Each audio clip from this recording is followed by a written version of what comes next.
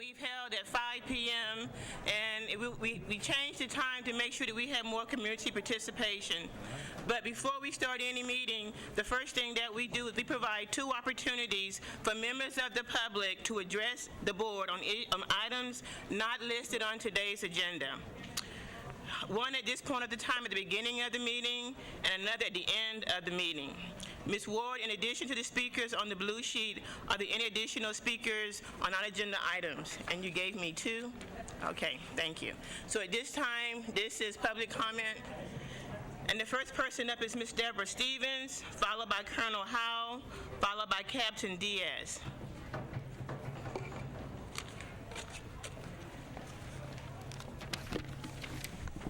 Good evening. My name is Deborah Stevens, and I'm an alumni of the Lincoln High class of 1973. On behalf of the Lincoln High School Naming Committee, we would like to extend our appreciation to you for your approval of naming our stadium after Coach Vic Player. This honor is so befitting of Coach Player. When Mr. Richard Miner, who is standing beside me, began the effort of honoring Coach Player in this manner, the support from the school, the community, and the alumni was overwhelming. Coach Player was an exceptional teacher and human being. His pursuit of excellence and his belief in our innate ability to succeed was well known. Although his expectations were high, his personal commitment and dedication were even higher. It is our hope that any athlete or individual who steps on that field will recognize the impact Coach Player had on so many. We hope it will inspire them to do and become their absolute best. In closing, we would like to thank Ms. Jackson for her leadership and willingness to support us in our efforts. And I would like to ask the other members of the naming committee that are here to please stand. Or wave your hands. Okay. Thank you very much. Thank you. Colonel Howell.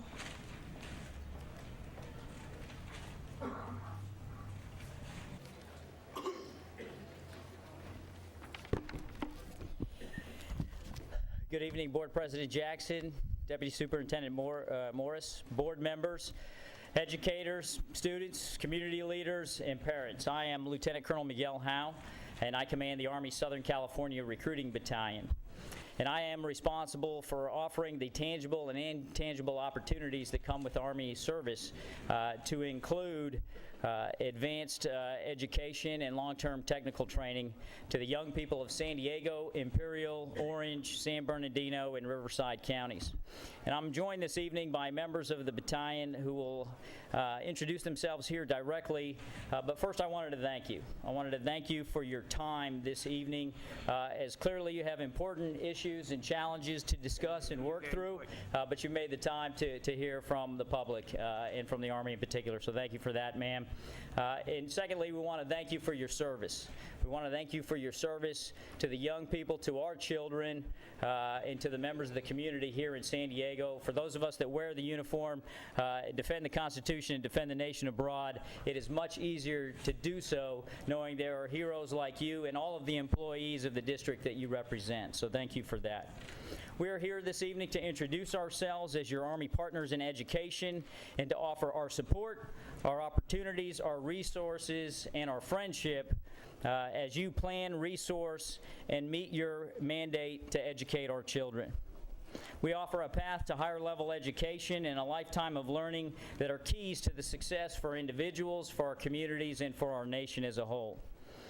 We also want to offer and lay out for you this evening some tools and programs, as well as ourselves, to support you and your mandate and your initiatives and your requirements to educate our kids. The key tenets of that program are in packets which have been provided to you and are there on the desk for you, and it will be briefly outlined by some of the members of my battalion here this evening. But really what we hope for is that this evening is the first opportunity to offer our friendship and open up that discussion and that dialogue and lay out for you some of the opportunities and the benefits and the programs, not just for your students, but also for your educators, and how we can support their initiatives in the classroom prior to the graduation of our kids from high school. So thank you for your time, and at this time I'd like to introduce Captain Eddie Diaz. Okay. Thank you, sir. Good afternoon, member of the board. I am Captain Diaz, U.S. Army Recruiting Company Commander within the San Diego area. I'm in charge of 6 recruiting stations within the San Diego area, which covers all our high schools and college within our area. My main responsibility is to reach the community, reach our students to ensure they understand different opportunities and goals and benefits that they can actually obtain through the Army. It is not our objective to go to the high schools and colleges and pull the students out of them. In fact, actually, I want to stay because one of the requirements is for them to have a high school diploma or actually upgrade education. And something else that I would like to highlight is that our students can actually benefit from different paths that we have to offer, to include the ROTC. That's actually, in fact, the way actually I reached to be a captain of the United States Army through the Reserve Officers Training Corps, the West Points, Army bands, and also the nursing corps as well too. In fact, we also have over 150 different careers that our students and friends can actually benefit from it. With no further ado, I would like to introduce my station commander, Sergeant Alexander, which is in charge of the Kearney Mesa station. Sergeant Alexander, please. Thank you, sir. Good evening. My name is Sergeant First Class Alexander. I am one of the station commanders, one of 6 of the station commanders within the San Diego Recruiting Company. I've been in the U.S. Army for 14 years, 7 of those years within this company. My level is the most important. I, as a professional soldier of over 10 years, I shoulder the responsibility to ensure my soldiers recruit with integrity and respect. I also ensure my soldiers provide guidance, mentorship, motivation, and leadership to your students in order for them to identify and pursue their future goals. To give you a couple of examples, I've talked with over 50 students, seniors and juniors within your high school, along with their parents about joining the U.S. Army. And of course, that is standard practice of talking with their parents. I've helped enlist over 10 students within your high schools. I've administered the ASVAB and helped the guidance counselors ensure that students graduate, not join the Army, but graduate high school. I've conducted numerous classroom presentations discussing how the U.S. Army can help them talking about these points right here, and also how the U.S. Army relates to history, science, and math, etc. I've spoken to many of your high school faculties. This Thursday, I have a meeting with the University City High School faculty discussing these same points. I'm here to help your students, whether it's to pursue further education, go right into the workforce, or serve their country. My main question is, what can I do for you and your students? Each of you, of course, have been given a packet, which is right over here, so directly afterwards you'll be given those packets discussing these points. If you have any questions, please let us know. We'll be happy to discuss with this later on at a different point. And right after, now I have Mr. Ibarra, which is our education specialist. Thank you. Good evening, board members. My name is Everett Ibarra. I'm the Education Services Specialist for the Army. In my capacity, I serve as a facilitator between the recruiting force and your educators. I've got 30 years of retired service in the Marine Corps, so I spent a lot of time with the Navy, and now I work for the Army. My son's in the Air Force, so I know the military pretty well. What I bring to you is some of the programs that the Army's got that well serve your students, whether they, as Sergeant Alexander so well pointed out, whether they consider civilian jobs or possibly the military, which we all have to admit is one of their options after they graduate from high school. The SASVAB, the Student ASVAB test, the Armed Forces test, basically that most of you are pretty well familiar with. It's a standardized test. It tests core curriculum. On top of that, it also offers one thing that other vocational or standardized tests do not. That's a vocational piece, which a lot of times we're pretty set on getting our students to graduate from high school and get their diploma, but sometimes we don't pay a lot of attention to what are you going to do afterward.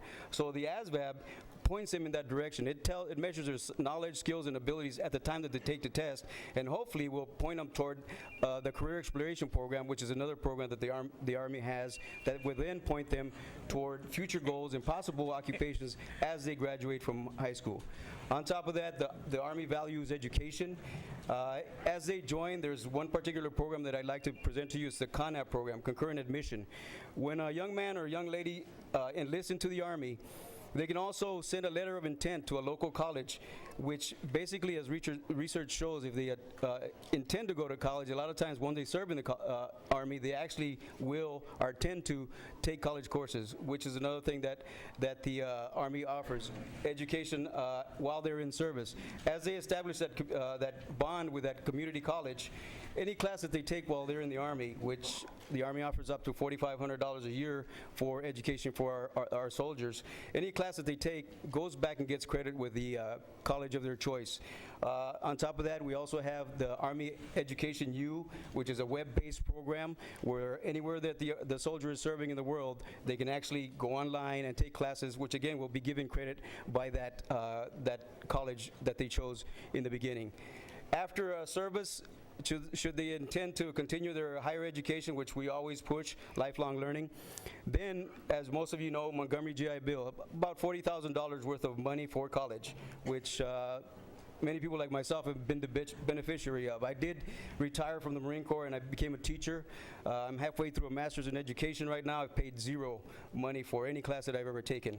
The Army values education so much that they also throw in the Army Kicker, which is another $41,000 for education. You do the math, as I call it, the Mexican math, up to $81,000 for education.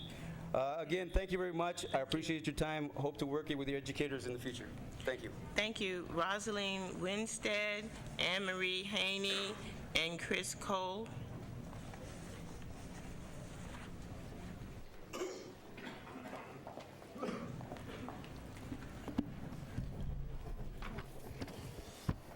Madam President, members of the board, my name is Rosalind Winstead. I'm the owner of a consultant firm and have for more than a decade advocated on behalf of minority and women-owned businesses seeking opportunities in the public sector.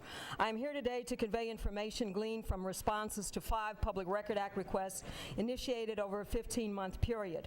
These requests have enabled interested stakeholders to assess the status and performance of the City of San Diego's Equal Opportunity Program in the absence of any statistical or other data in more than 4 fiscal years.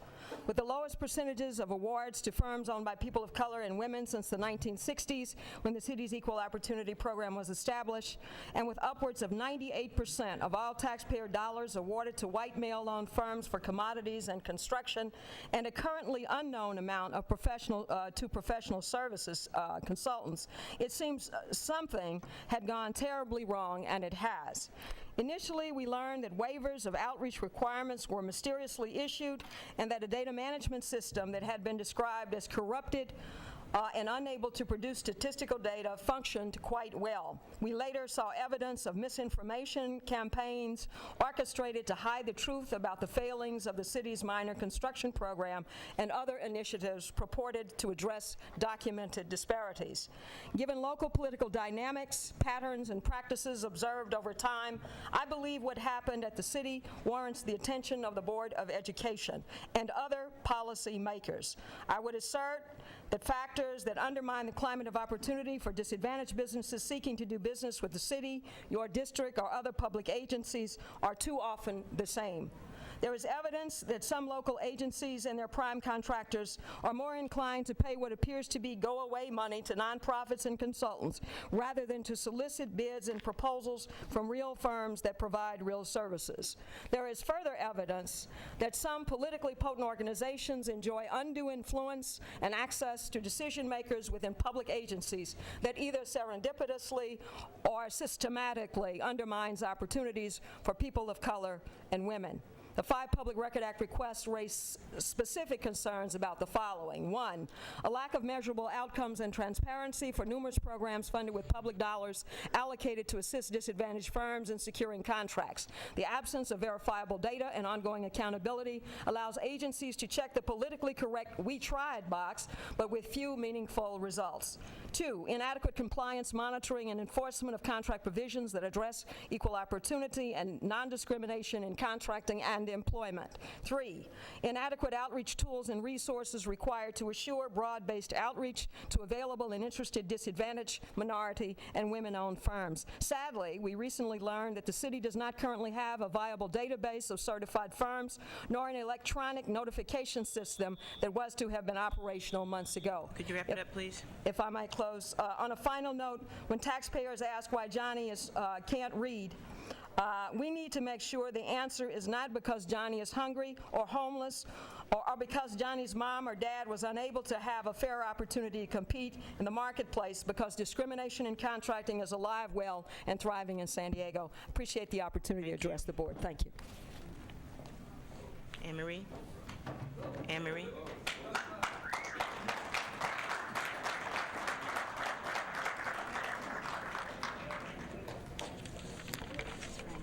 Good evening, Anne Marie Haney, 2511 Via Viesta. Last week at the budget meeting, there was a question about the ending balance in the Visual and Performing Arts and Music Grant Fund.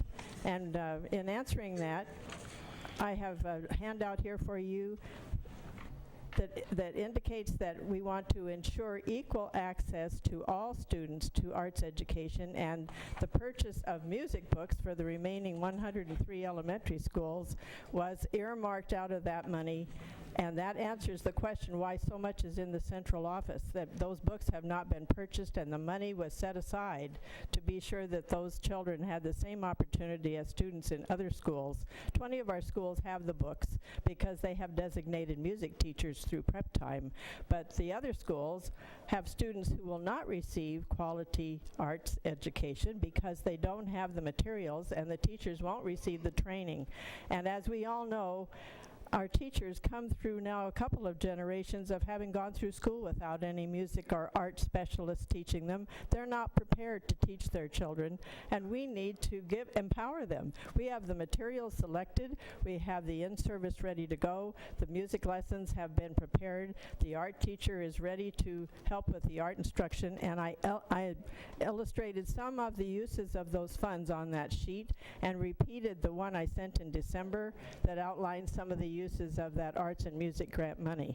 So if there's any question about why it was held aside, I hope that answers it, and of course you can get more information from the Visual and Performing Arts Department.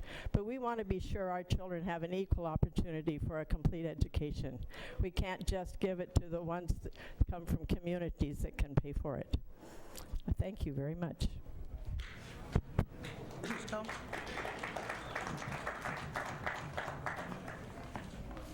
Good evening. My name is Chris Cate, and I'm here representing the San Diego County Taxpayers Association. And as a condition of our endorsement of Proposition S, the school board adopted as a resolution our association oversight committee best practices. And these best practices call for the oversight committee being given the opportunity to review and comment on all Proposition S matters. And since the oversight committee for the bond program has not yet been formed, we believe it is premature for this board to be taking action on any items. As for the appointment of the Oversight Committee, I think you would agree that the Prop MM Oversight Committee structure and process worked very well. We would strongly encourage this board to continue the Prop MM process of giving various expert groups, including the American Society of Civil Engineers and the Construction Managers Association of America, the opportunity to recommend members to the Oversight Committee for appointment. Individuals' expertise in construction, municipal and public finance, and real estate acquisition will be able to serve on the public most effectively in providing oversight for the bond program. While we encourage school districts to explore joint use opportunities with other public agencies, there are questions and concerns which deserve to be answered and considered by the public and Oversight Committee prior to the formal action by the governing board. We recommend you delay any decisions until the Oversight Committee has properly reviewed all issues relating to the Proposition S program. Thank you. Thank you. Okay, this concludes the public comment portion of our meeting. I'm now calling the televised portion of our meeting to order. The Marine Corps DROTC of Mission Bay High School will now present the colors.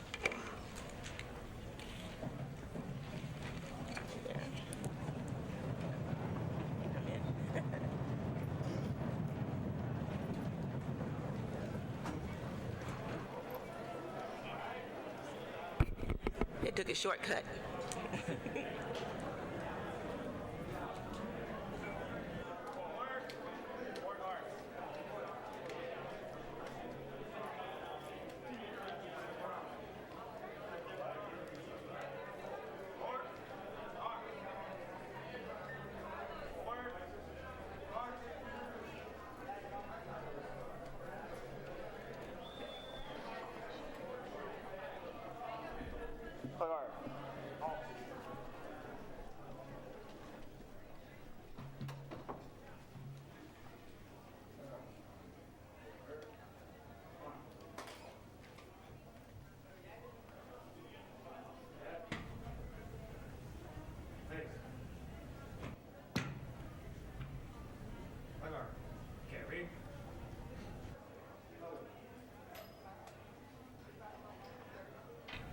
Seat.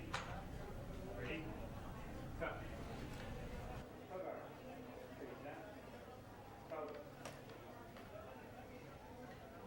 Please join the Pledge of Allegiance. I pledge allegiance to the flag of the United States of America and to the republic for which it stands, one nation, under God, indivisible, with liberty and justice for all.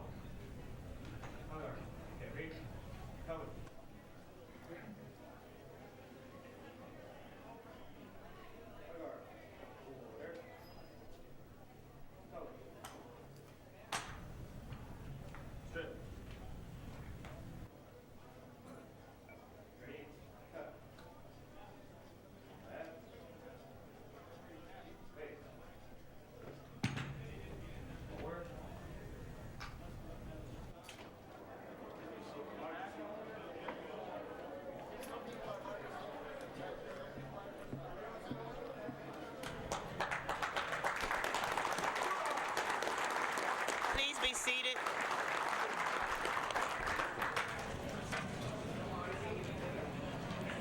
Good afternoon. I'm Sheila Jackson, President of the Board. I would like to welcome all present today and call the January 13, 2009 regular meeting to order with all board members present.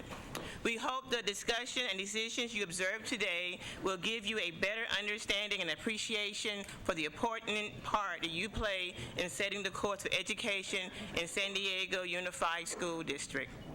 Agendas for today's meetings are available at both entryways of the auditorium, at the information desk located near the press table, and on the internet at www.sandy.net. In addition, the televised broadcast is on ITV and a live webcast. We are using Board Docs, the web-based program, to enhance governance, reduce the amount of paper we're generating, and to provide better communications to the public. I chuckle, my book is still here. Okay. The board requests that those individuals with pagers and cell phones please turn them off or put them on the silent mode while you're in the auditorium, and that during the meeting, please enter and exit the auditorium by using the door at the back or the door to my left in front of the press table. The board welcomes your comments in writing and during public testimony.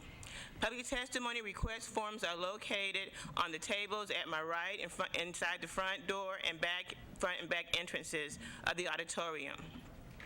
The board asks that speakers focus their comments on issues and not on individuals. Acceptance of public comment requests will be closed as each agenda item is called to as our discussion begins. If you wish to address the board today and your name is not on the blue sheet and you have not already submitted a request, please complete a form and submit it to Ms. Ward, our board action officer. Speakers on agenda items will be called to speak during discussion of the agenda item. Agenda item testimony is limited to a maximum of 20 minutes per consent and/or action item, for a maximum of 10 minutes per opposing viewpoint and a maximum of 3 minutes per speaker. No deferral time is allowed. Non-agenda items were heard at 5 p.m. and will be heard again at the end of the meeting. Testimony is limited to a maximum of 15 minutes per item or 3 minutes per speaker. No deferral time is allowed.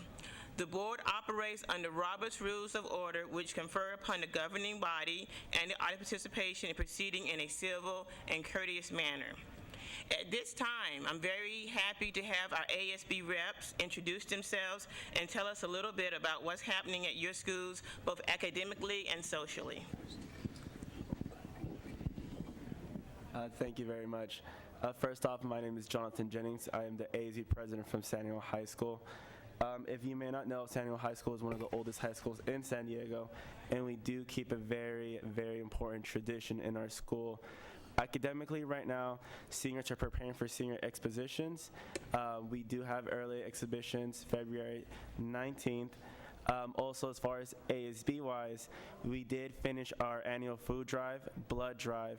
We did go to St. Vincent de Paul. And right now we are working on the MDA fundraiser, which is the Muscular Dystrophy Association. and we did host a breast cancer awareness fundraiser at our school. So we're very highly involved with our community, which is very important, trying to keep a united school. And that's pretty much it. Now over to Jose. Thank you. Thank you, Jonathan. Good evening, everybody. My name is Jose Bojorquez, ASB president at Kearney High School and also president of the Council of ASB Presidents. Academically, at my school, we're currently working on senior exhibitions. We will be presenting on January 23rd, so that's coming on pretty soon. In ASB, we're currently working on a blood drive, and we're also working on a Spirit Week and pep rally. For the council, we are going to have a meeting tomorrow here starting at 3. So that's it. Thank you. Thank you. Thank you very much. We'd like to move on. The first item up is C, and this is report from the closed session. Superintendent? Deputy Superintendent in this case. Thank you, President Jackson.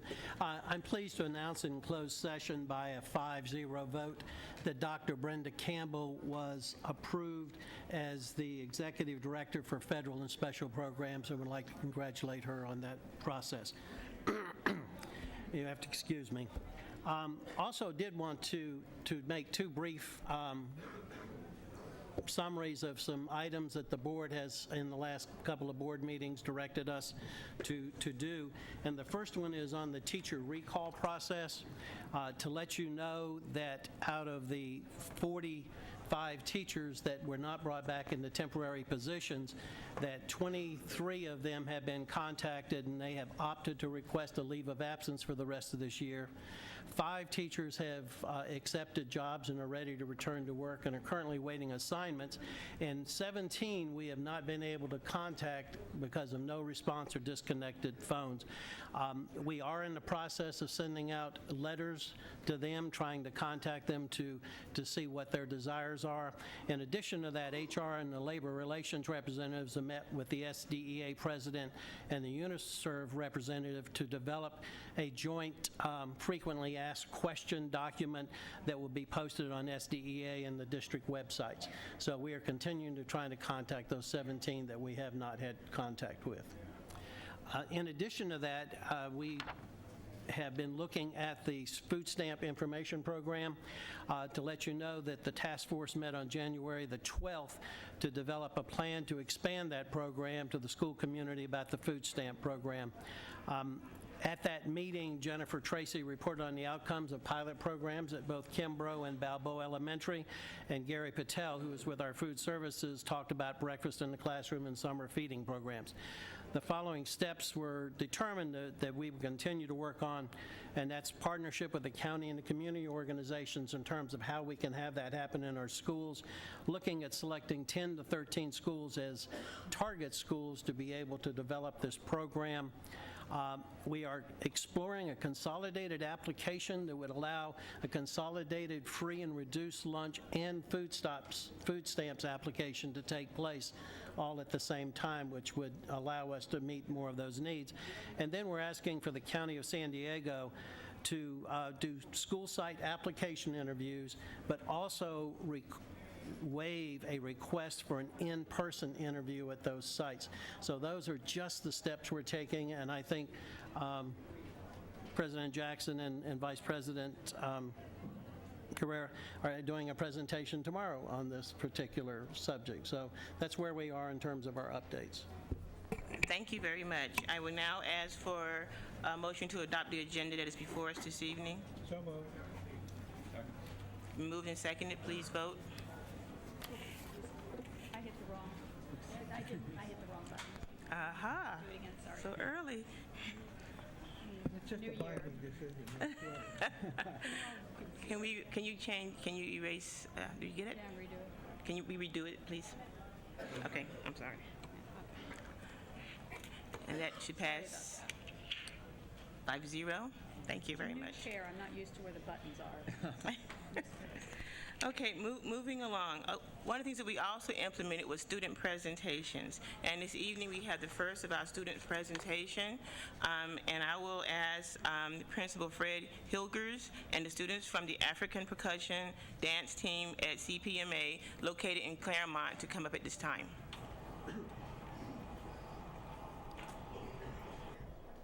Good evening, and thank you for allowing us to perform. I wanted to give you a quick, brief summary of where this has come from. This is a collaborative effort with the International House of Blues in San Diego State. Professor John Flood and Professor Kathy Zacharias have worked within Hawthorne and Madison clusters, along with CPMA, to bring world music interdisciplinary through our curriculum. So the International House of Blues provides curriculum for our social studies classes, and in the meanwhile, our dance and percussion teams have created this this experience that I hope you will enjoy. So I'll let them perform. Thank you.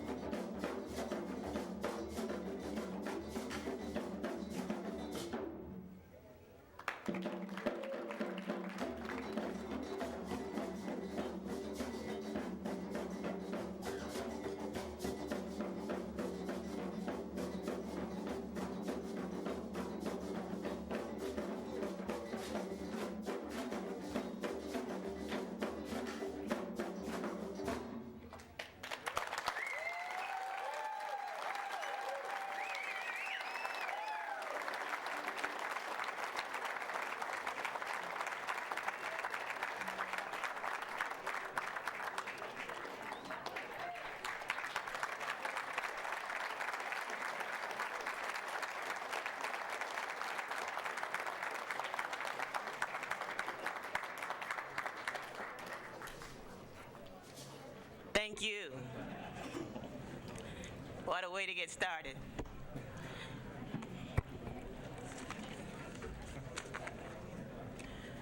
The next item on the agenda that we want to look at this evening, is the renewal of the charter school for the Harriet Tubman Village School.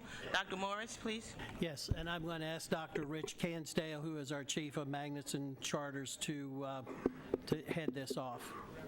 Thank you, Chuck. President Jackson, board members, Dr. Morris, the Tubman Village Charter School is an existing charter school requesting a renewal to their charter petition. The petition today before the board is for public hearing only.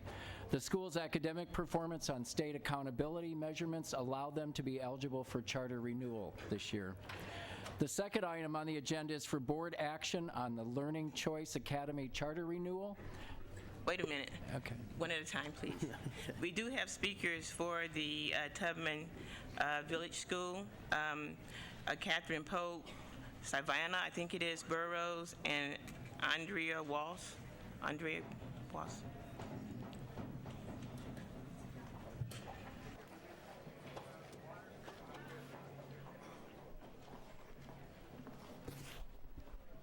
Good evening. My name is Catherine Pope, and I reside at 270 Terrell Court, San Diego. I feel privileged to stand before you as the principal of Harriet Tubman Village Charter School. I'd like to thank Sheila Jackson, current board president, other members of the board, Dr. Greer, our superintendent of San Diego Unified School District, and the Office of School Choice for all of your support and ongoing assistance. As you know, Harriet Tubman is a K-8 charter school located in the college area of San Diego. At the close of this year, we will complete our 15 years of operation. Tubman is ranked at 753. We are ranked 5 across the state and 7 for similar schools. The median API for the state of California is 726. School-wide, we continue to show growth.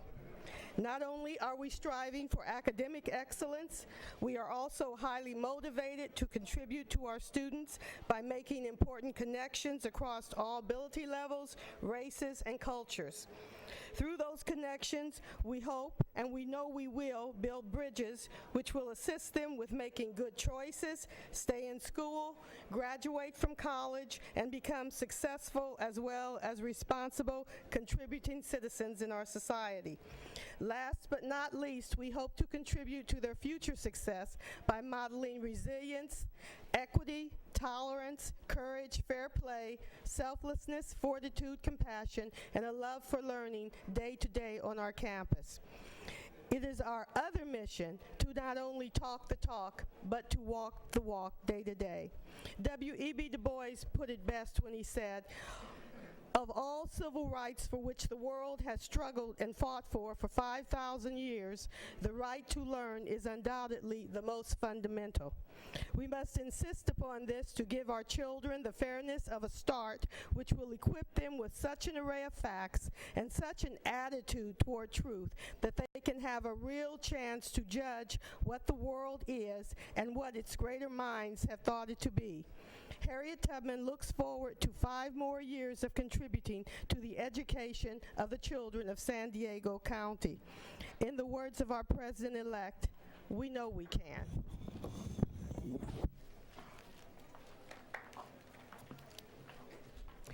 Good evening, Madam President and Deputy Superintendent Morris and all the board members and all the public and all my colleagues standing at the back there. My name is Shivani Burrows Goodwill. I have the privilege of having taught for just over 10 years at this very remarkable school. I am proud to be here to speak on behalf of the school because this is a school that has consistently reinvented itself in the face of every single challenge that all schools go through. How have we done this? In terms of increasing academic rigor through the standards, we have worked consistently with consultants. We have striven for incredible caliber of our staff, and our current faculty is the strongest that we have ever had. We're working very strongly in grade cluster collaboratives in order to look for best practices. We are a very diverse school, one of the most diverse that you'll find in San Diego Unified, and we embrace this diversity.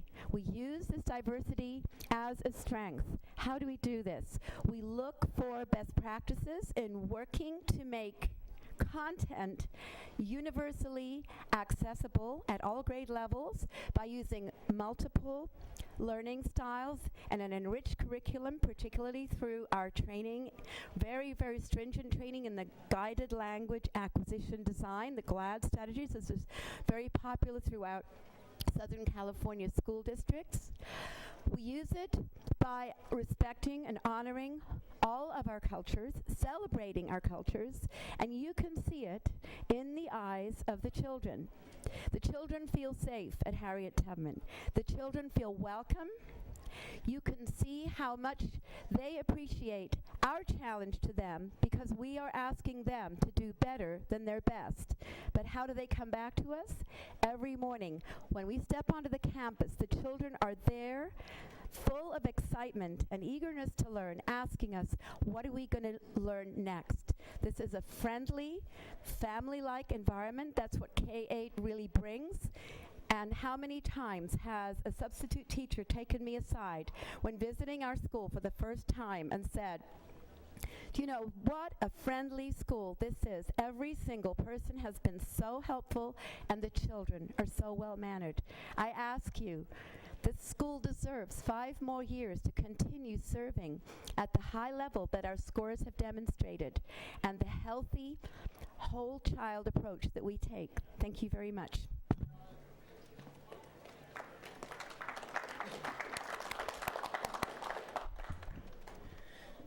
Good evening.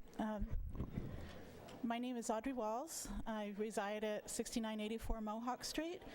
I am a parent and the chair of the board of the governance board for Harriet Tubman Village Charter School. And on behalf of the governance board and the parents, the teachers, the staff, the volunteers, and the students, I would like to thank the board for your longtime support of our school. Thank you for this opportunity to express our commitment and support of this new renewed charter and our excitement about carrying it on into the future. We are all very committed to carrying forward a sound program in keeping with the No Child Left Behind program and other state programs. We take very seriously our responsibility of practicing sound fiscal and program management while simultaneously encouraging the bright young minds of our students to reach for the stars. As you review this new charter petition, please know that this was a team project a lot of our team is here. I'd like to recognize them and those that are in the audience, if you could stand. Thank you. And every effort was made to include and to take into consideration all possible scenarios that are applicable. We welcome your input into this process. We look forward to working with you well into the future. And on a personal note, I have 3 children in this school. They are all doing excellent. My kindergartner loves school, and he always is pushing me aside when I'm trying to help him because he's got it. He's so excited about doing his homework and just learning. And this is the experiences we've had in this school on up to my 8th grader who's at the other end of the spectrum, and it's just been a wonderful experience, and I hope that this can carry on into the future. Thank you very much. Ramon Espinal.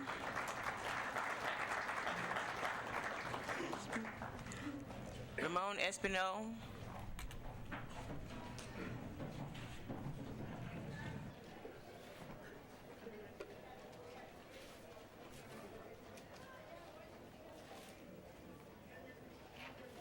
Is Ramon in? Okay.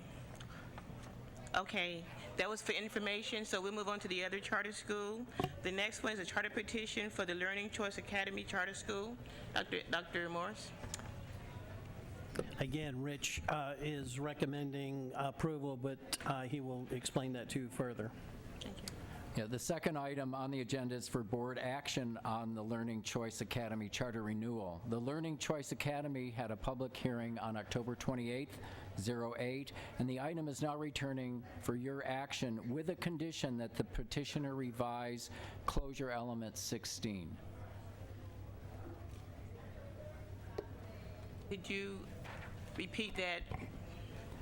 Explain to the board member, please. We're recommending for approval with the condition that the petitioner for the Learning Choice Academy revise closure element 16 in the petition. They're asking what page? And while they're asking that, That's Lisa page Berlanger 31. speak. And Attorney Mark Breezy will explain the closure element.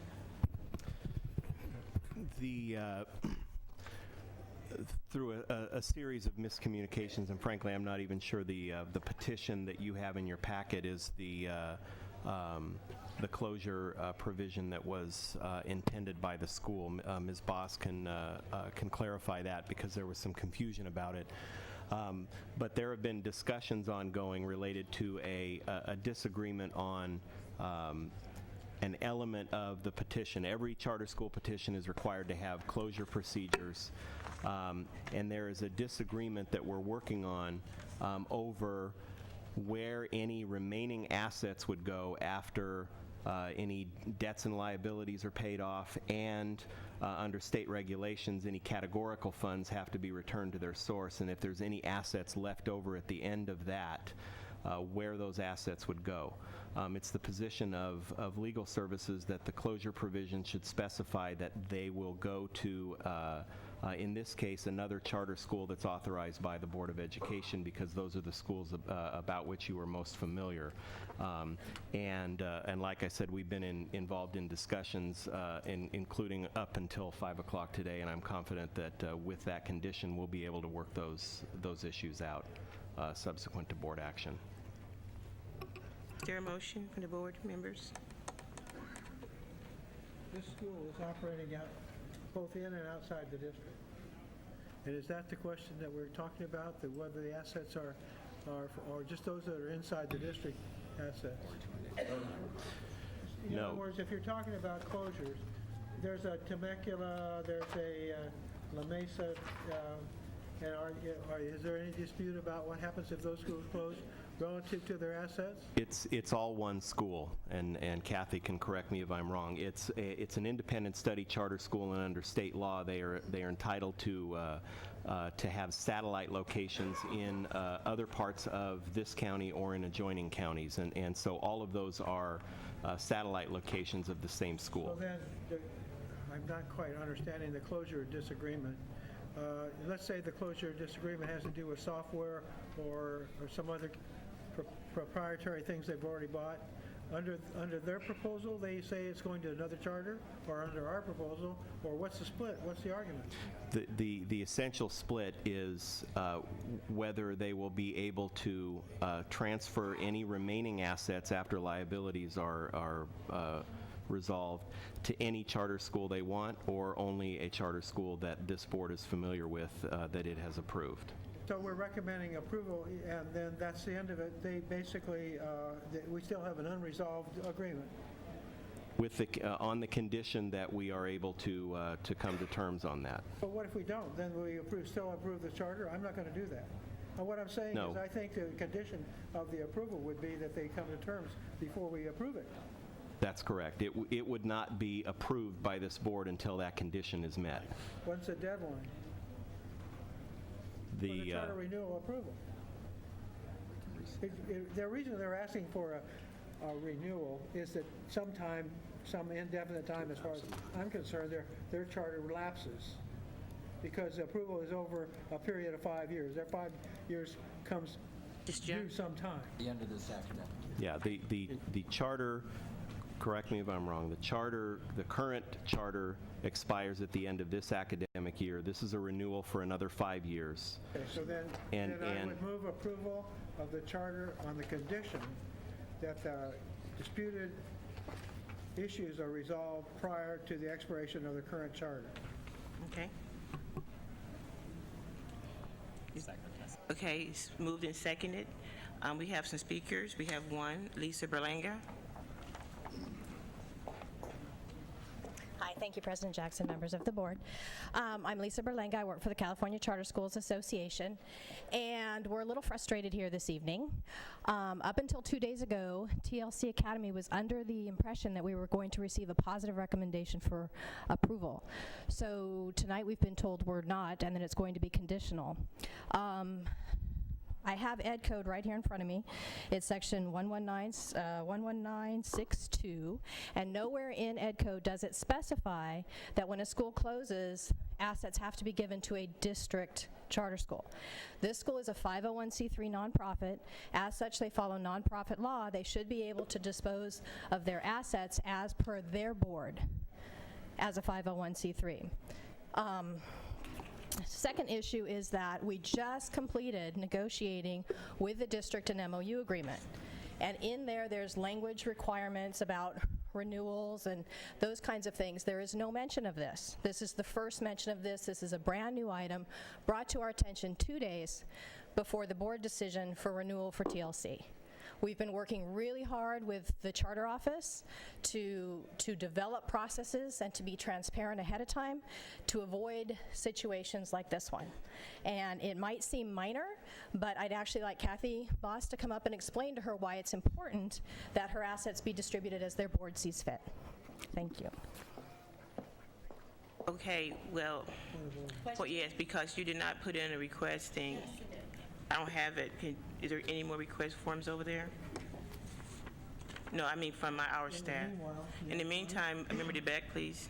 All right. The motion includes an opportunity to resolve those issues anyway. So that, it doesn't mean the renewal doesn't happen until the close of your current charter. You could settle those probably tomorrow afternoon if you get to an agreement. The point is, I place a condition on the renewal based on that you settle the disputed items. I didn't say when, I just said by the time your charter expires. You'd have to anyway. I'm basically saying, if it's resolved tomorrow afternoon, you got your charter because the motion passes, that's the way it would be. If you continue to argue about it, then it's going to have to be resolved before your charter is renewed. That can be handled through a whole series of processes, including legal ones, hearings, other stuff with the state. I'm not going to go into how you settle it. I'm just saying it's my feeling as a board member that I want it settled before your charter is renewed. Now, that argument can be had. The board has to decide. I think we ought to just vote. Well, we did have one that was received that was misplaced, but the other one we will not. I mean, and that was for Ms. Bass, so you may speak. But and the other person that just brought theirs up, you may not speak because once discussion has started, you cannot speak. Thank you. I call for the question because it's already been moved and seconded. Okay, well, I think we should at least allow public to have their say. Thank you. Okay, good evening. We've been a charter school for 5 years, and in this time, we have served students and parents who have worked very hard to get this school to start, to remain, to grow. We've worked hard to bring our scores up. Our parents have been diligent. They have had fundraising. They've served on book committees. They've worked very hard for their school. Now, I'm not planning on ever having to close this school. But if at any time within these 5 years of this charter school, we should have to close our doors, I think it is only fair that they should have a say of where those net assets go. We have in our charter exactly what the law says. And the law says that if it's grant money, we give it back to the grantor. If it is money given to us or materials purchased by the district, we give it immediately back to the district.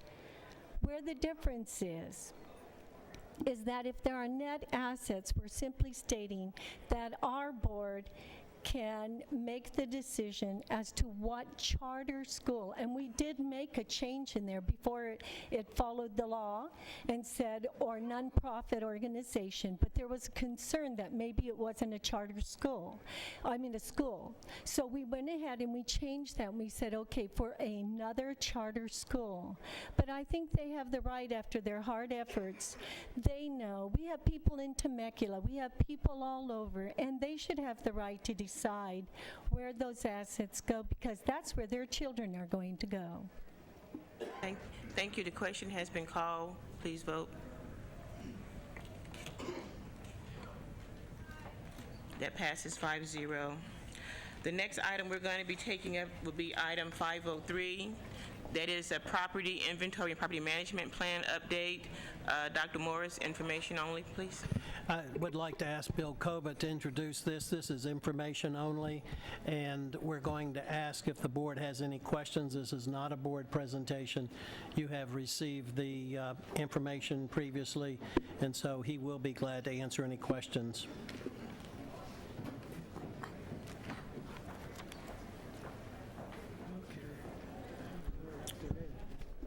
Good evening, Board. Dr. Morris. F03 is simply the fulfillment of an annual requirement that we report to the Board the analysis and proposal for change or otherwise, as would be designated by our, as we call it by a brief name, the Surplus Property Committee, and otherwise designated as your advisory committee on the utilization of excess school property. This is simply an annual requirement. We review all of the different excess or surplus properties of the district. In your agenda, they're just simply broken down in accordance with various categories, including by area, by type, by location. The committee had no recommendations for change, so I'm here just simply to respond to any queries you have or follow up. Otherwise, it's information only. I stand corrected. This is an action item. Mine says information, but it is an action item that we need to approve. So I'll ask for a motion. So moved. It's been moved and seconded. Any more discussion? Yep. Okay, Mr. DeBeck. Okay, this doesn't reflect the current situation, is my opinion, and I want to at least be able to discuss it. Hale Junior High School is a long-term lease currently, is not a short-term lease. Sure. That's what this shows it as a short-term lease. Am I right or wrong? I will have to verify that with the committee. I thought we agreed with Horizon Schools would have it for what we would call a long-term lease. Right. And that's not what this says.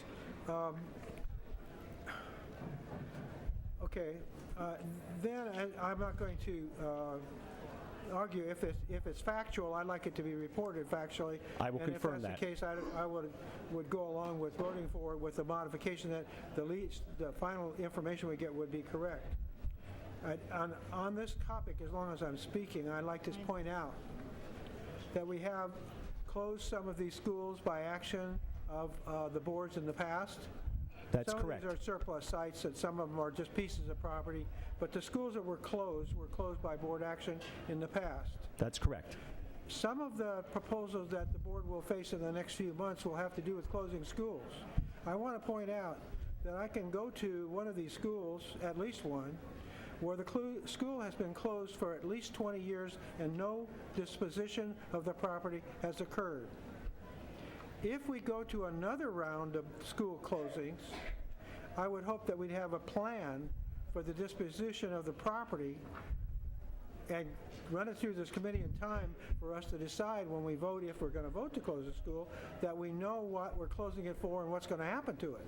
Because, I have been talking to, I don't know, as many as 4 superintendents about the disposition of Mission Beach Elementary School, and it shows as a long-term lease, and yet it's never been a long-term lease. Never. So then this list is, what is it? Is it an exercise in futility, or is it a real recommendation that we dispose of the property? What do we do?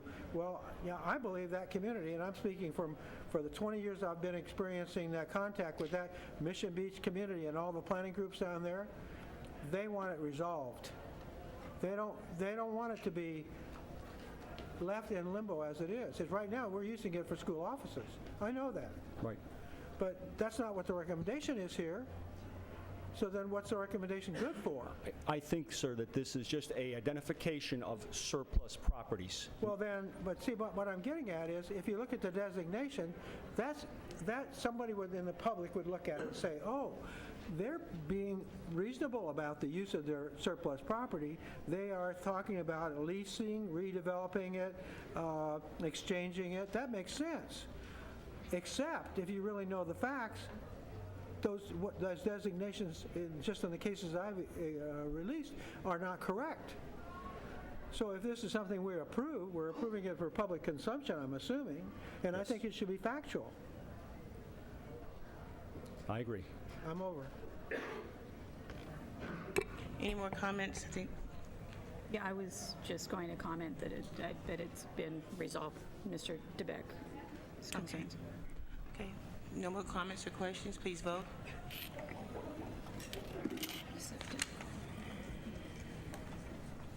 That passes 5-0. The next item are G items. I would like to ask the board to excuse the presence of former board members Louise Ackley from special board meeting held on November 19th and 25th.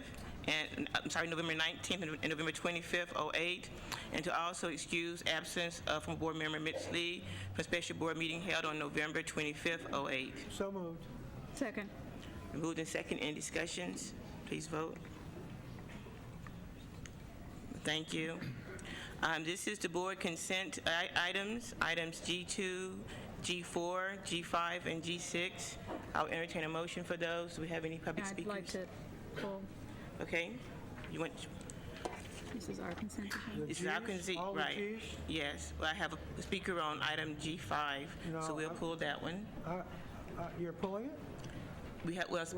Well, it's already been. We already moved it, and it failed. I think it should be reconsidered and therefore put on the agenda as a reconsideration, because it had been on and had been.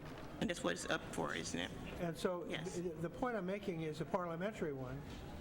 That is, if the board has an item that they've acted on, then if you come back, then if you didn't like the way the vote was, you just bring it back and put it on the consent, and then it becomes an item that's voted automatically, and nobody talks about why the previous board might have thought it different.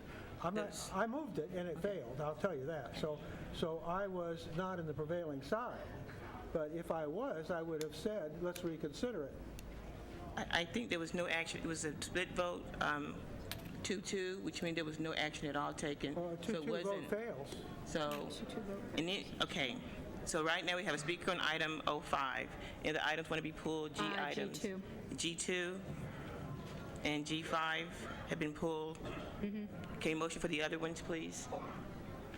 Items 4 and 6. Well, I guess I'd like the parliamentary ruling on G5.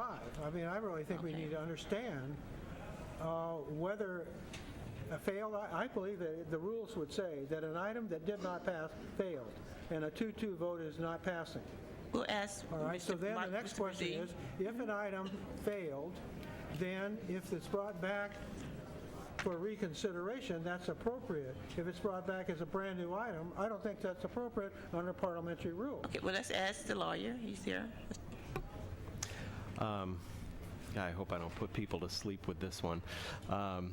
Make it I looked into this because this issue came up before, and I think this is an area where Robert's Rules, it's an example of how Robert's Rules were designed for larger bodies with sessions that go on for a number of days or months, like a congressional session. Robert's Rules of Order says that a motion for reconsideration is a motion to reconsider an item that failed in the same session. Under Robert's Rules of Order, a body like a school board that has regular agendized meeting, each meeting is considered a separate session. So under a strict reading of Robert's Rules of Order, it's only when something is reconsidered during the same board meeting that provision of Robert's Rules would apply. A lot of districts have bylaw provisions to address this, and we can address that at a later time. But I think under Robert's Rules of Order, this is technically a renewal of a prior motion that failed, which can be brought by anybody, as opposed to a reconsideration that's brought during the same session. Okay, so again, I'll ask for a motion for the other items, items 4 and 6. I move to I've got to at least point out something.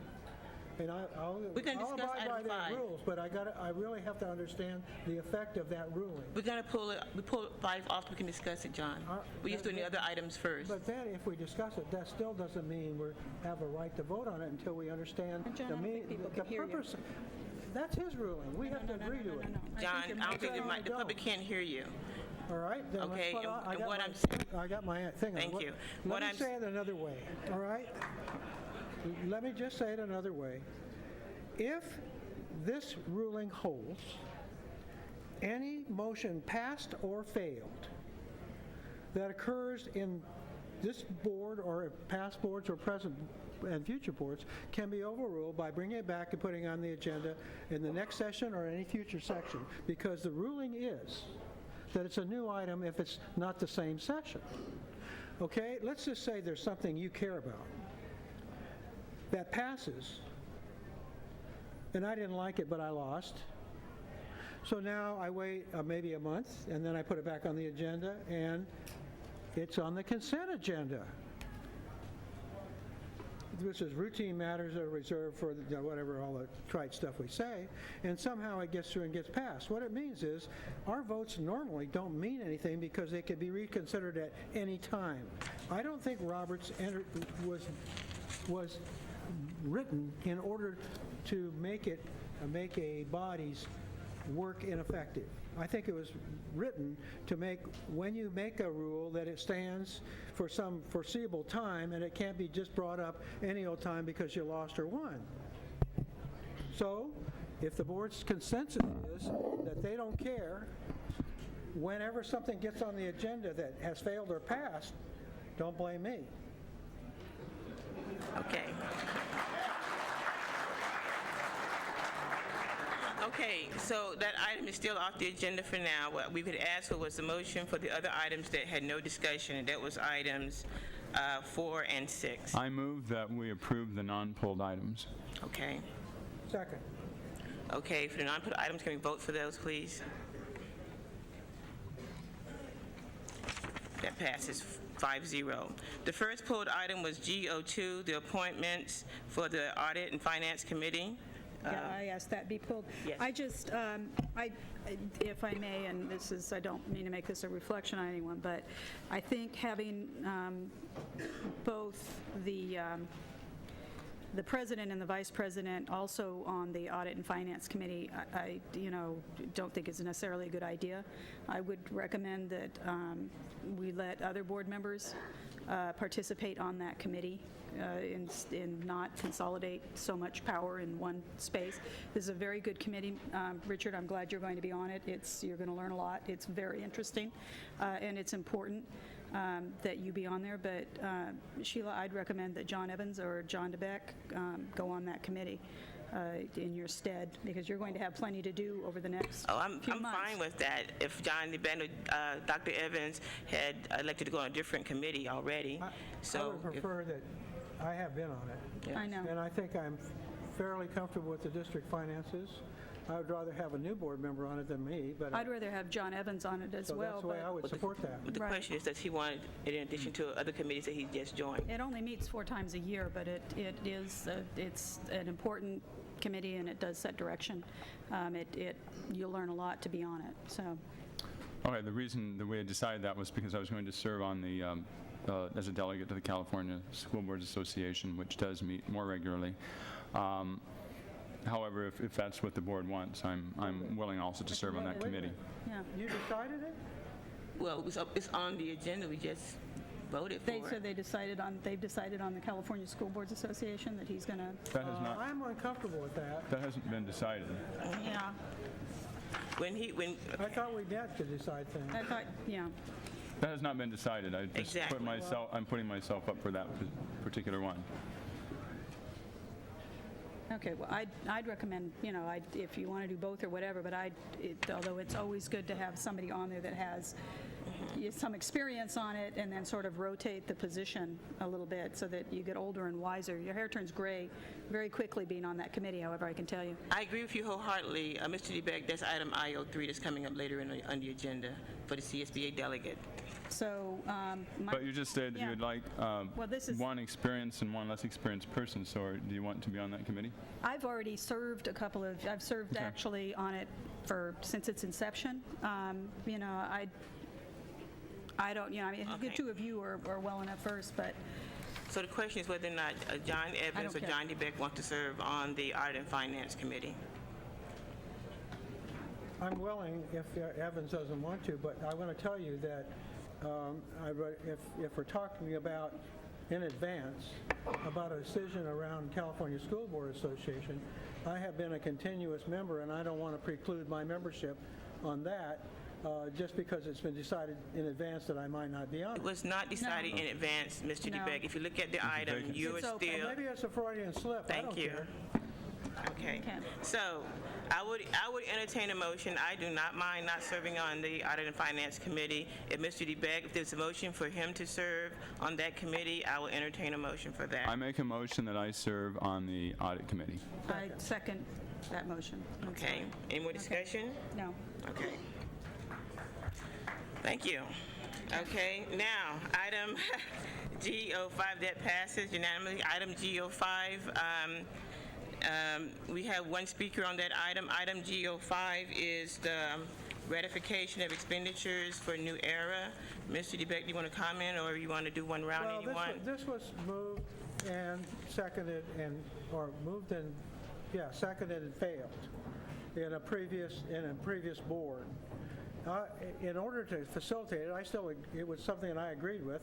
I'll make the motion again. I still think it's a principle of bringing things back over and over is a bad idea. So I make the motion to ratify the expenses. I second. Okay, it's been moved and seconded. We have one speaker, Ms. Jones.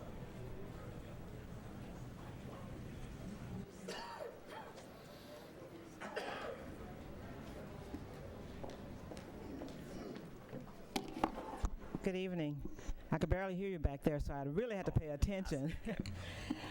Thank you so much for this opportunity to speak before the board. My name is Zonice Jones, and I'm co-founder and president of Pizzazz Incorporated. Pizzazz Incorporated and the Center for Parent Involvement in Education co-founded the New Era Back to School Conference. And ERA is an acronym for Everybody Recommitting to Academic Achievement. On behalf of the New Era Planning Committee, I would like to thank the school board for considering ratifying the New Era 2008 expenses. New Era was founded for the sole purpose of educating parents and motivating students toward academic engagement and success. Our commitment remains to make education a priority in our schools, in our children's homes, in our community, and in our city. Therefore, New Era was not formed for personal or business gain. All monies raised for New Era are used to further the goals of New Era. For 11 years, New Era has enjoyed partnering with the San Diego Unified School District, local nonprofits, and businesses in creating an educational event geared to meeting the needs of our parents and students. Regardless of the challenges of 2008, the negative publicity, the unwarranted innuendos, the misquotes, and the missed opportunities to set the record straight and to take the moral high road, we are eager to join again with the school district to offer this informative, motivating, and inspiring event for our parents and students. Last year, nearly 2,500 parents and students attended New Era. More than 3,000 students received backpacks filled with educational supplies. The education of our children is a priority. All the statistical information that I receive indicate that every 29 seconds, a young person drops out of school. Nationwide, that equals to 1 million students a year. 1 million students a year. The goal of New Era is to form a partnership with all stakeholders in ensuring that parents understand the role that they play in the education of their children, and that children understand what is expected of them in order to receive a quality education. We decided not to do this alone because we don't believe that the education of our children is an individual responsibility, that we all have to join hands to send a message to our community and to our families that education is a priority and that we as adults can work together to help our children to achieve. In reference to the invoice, I have a copy which was posted on the internet. There are some incorrect amounts on there. One of the things I want to mention is that had we known that these expenses would be incurred as a result of New Era, had we known early on, we would have budgeted for these expenses. Some expenses we were told about early on, and those expenses were the Continental breakfast, we were told about the Office Depot purchases, and we paid those expenses. Okay, please wrap up. So I just want to say that as you go through and look at the invoice, the total amount that should be due to the district is $8,991.26. We learned about these expenses in September following New Era, and we hope that the school district the board will make a decision to ratify because it's the right thing to do. Thank you. Ms. Nakamura? Yeah, I thank you for your comments. This was really a rough patch, I think, in board history, but it was just process. You know, it really did not have anything to do as much with what you provide and what you do as much as it did how the process was not followed and concerns over the use of district money. So it is, you know, we got the cart before the horse on that one, and I hope the district staff will pay more attention because there was a very clear direction from the board that we were not authorizing these funds to purchase these materials, and then it went ahead and happened. So that was, you know, unfortunate, but I think we've got a better footing now at this point in time.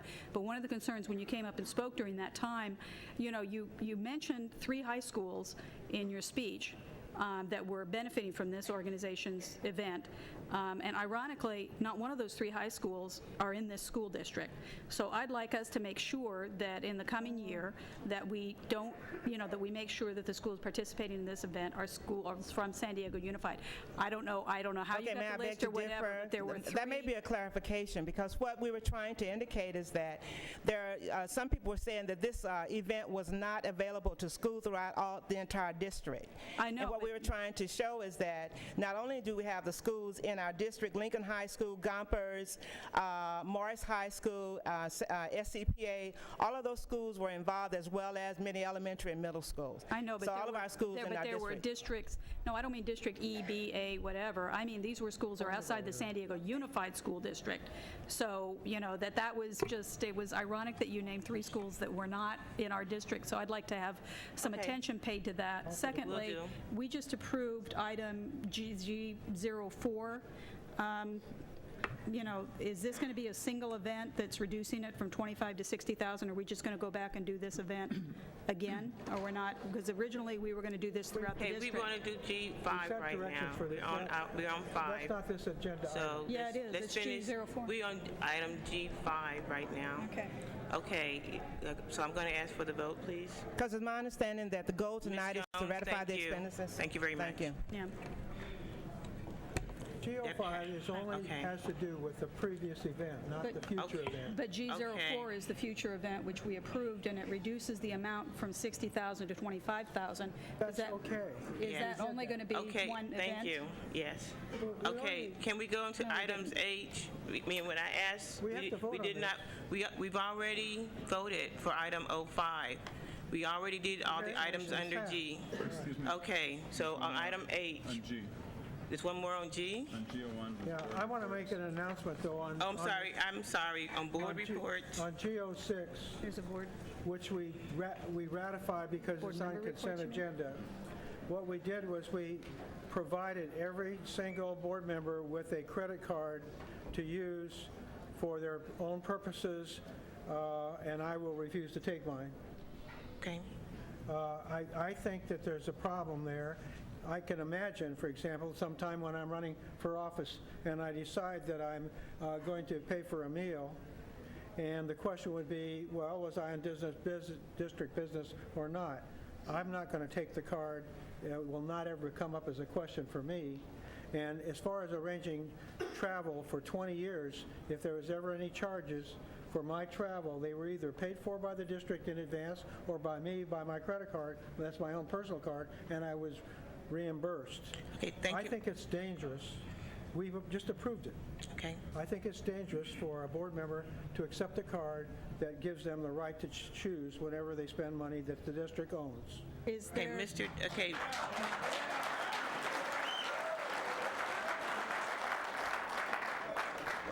Okay, we did miss item GO1, which was information reports from board members. And I will start with Mr. Evans and come around this way for board member reports. If you don't have a report, you can just pass. Thank you. Okay, I want to comment very briefly on community meetings that I held after first being sworn in the board in the three communities of Claremont, University City, and Mira Mesa. I wanted to go out and let people know that they needed to get involved. Some of the things I heard, including in Mira Mesa, whereas we have been involved and the Central District Office has not been listening to us. We've heard a lot of times about monies going north of 8 and on south of 8, and yet people in Mira Mesa are very concerned that there's not enough money going north of 8 either. Meeting with people in the community groups in Claremont, they're very concerned about school closures, particularly at this time when it is being discussed. Schools that have been in the community for a long time, they're concerned about a lot of musical chairs, students being shuffled from one neighborhood to the other and therefore deteriorating the neighborhood schools. Even so egregious as in one case in front of Cadman Elementary, where a school bus pulls up in front of the school to take kids to another school when they have a low enrollment.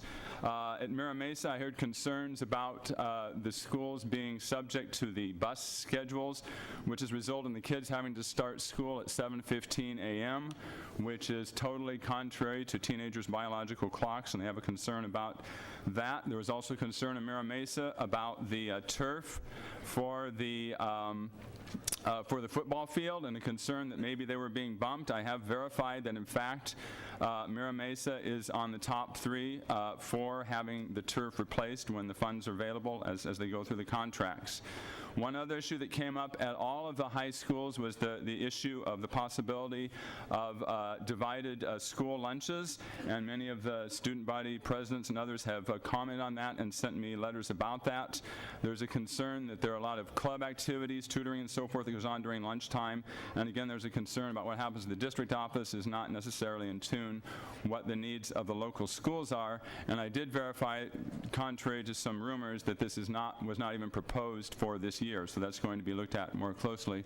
We do have a very large district, and that's why we would encourage people to go to local community meetings to discuss about their schools, just as you're showing up today. I hope people would show up not only when they have a particular item on the agenda, but all of the time. Thank you. Okay. Yeah, as I've been working on the marching band JROTC PE question, where, as for 50 years, we've been able to substitute in California marching band and JROTC for PE. It's been an accepted standard, one that's shared with Illinois and Texas and a number of states. I just want the board to know that I've been working very hard on this and have found a number of materials, but then we're working diligently on this, but we just got a report that I have to share with board members. Now, I want you to vote here.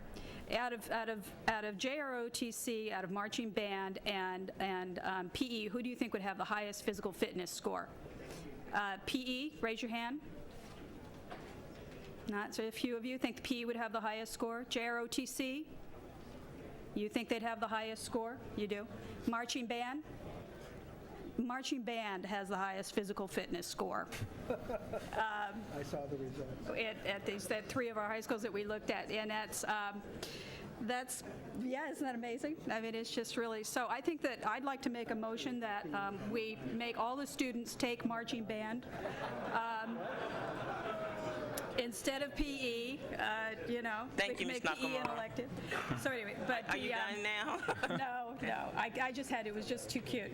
But anyway, we're seriously moving forward on that. I had a very good meeting last night at the GATE Gifted and Talented program. They think they're all going to invite all of you to come and speak. Please make sure you take some time. My message to them was that they need to get to know you and talk with you, and they're really a great group of parents. So a lot of good things going on out in our schools. Thank you. Yeah, I'd just like to mention we had a couple of weeks ago about 38 people turn out on a rainy night. It was pouring rain to be trained to facilitate house meetings, to engage neighbors, parents of people at schools, friends, people who are interested in the future of our school district in a meaningful conversation about how we get through this current time of financial crisis and how we move forward in a way that that creates great schools for our kids. So those 38 people went through a training session. They're now in the process of organizing friends and neighbors to come out to house meetings. We had a great conversation last night at McKinley Elementary where the PTA went through this process of really talking about what is it that we know is working really well right now in our schools, what is it that we need to do more of, and what is it that we can afford to do less of. And it was a very honest conversation, and several of those parents signed up to host house meetings. So I think people here are familiar with the fact that the house meeting process is something that the Obama campaign used to engage citizens in really participating in a meaningful way. The process goes back to Cesar Chavez and before. And so, yeah, I just want to, thank and commend people who are really stepping up and agreeing to participate in this process with us. So it's, we're going through needing to make difficult, decisions right now, but they're going through the same process and want to engage with us. Okay. Mr. DeBeck? Oh, yeah. Well, I have a little, I'm going to take advantage of the fact that I have the microphone to, since I voted on the affirmative, which means I have the right to reconsider, I'd like to move we reconsider G06, the credit cards.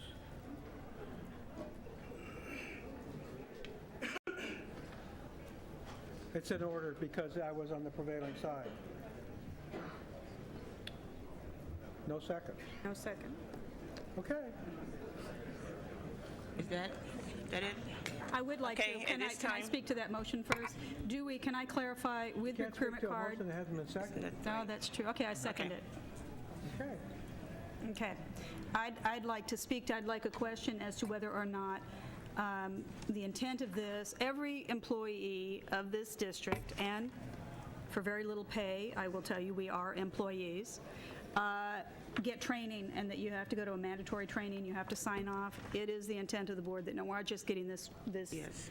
procurement card, but like every other employee, we have to attend a 2-hour session talking about our rights and responsibilities, mostly responsibilities, with regard to this card. We intend to do that, correct? Yes. Okay. Then we're going to vote. Is that right? Or is there Richard more wants talk? to. Okay. Go ahead. Yeah, I mean, my personal decision is the same as Mr. DeBeck's, that I don't intend to ever use a procurement card. However, I think we've got to understand that when board members are in a situation that it's, that there's something important to go to, and it's difficult, financially, to front the money. I think we've got to be respectful of that, and not just people on this current board, but in the future. So I support the motion, but yeah, my personal decision is the same as Mr. DeBeck's. My personal decision also is that I would not need or use that type of a card, but I do feel it is appropriate. There was a situation where I was looking for an airplane ticket for going to Washington, D.C. I wanted to get the very cheapest rate for the district, took an overnight flight, and as a result, use my own credit card and will get reimbursed for that. So I don't particularly need it, but I do not feel that in the future now or in the future any board member should have to rely on using the secretary's district credit card in order to pay for items. Okay, one more time if I may. I'd actually like to point out this was something when I became president that this is already in place. I don't know why we're voting on this, because it's already in place that we can get our procurement cards. I put this in place when I became president. It doesn't have to be a board motion. As employees with significant financial responsibilities, we have a right to have this card. So we've had this right for the last year.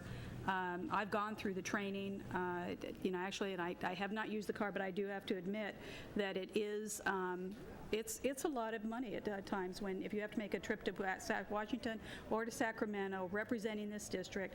By the time you put those fees, sometimes I'm waiting when American Express has to be paid back right away for a month. So, and district processes, which are going to be improving, the business processes the wheels do move slowly. So I do front money for the district a lot. Okay, let me speak, and I haven't spoken on this issue. This was placed on the agenda because of exactly that. When board members have to travel currently, and as we found out recently, our secretary has to place the charges on their card or on our personal card. As an employee of the district and having to travel to meet the district's need, I think it is only fair and proper that a board member would be able to have a procurement card that they can put their travel expenses on. And I know that as we have people come on board, yes, we will have the training. Yes, this was done specifically mostly for travel to ensure that while a board member is traveling, they're able to take care of their incidentals while they're traveling. It was not put on here to host things for political gain. It was put on here because as a board member, and I'm not ashamed to say it, we get paid $1,500 a month.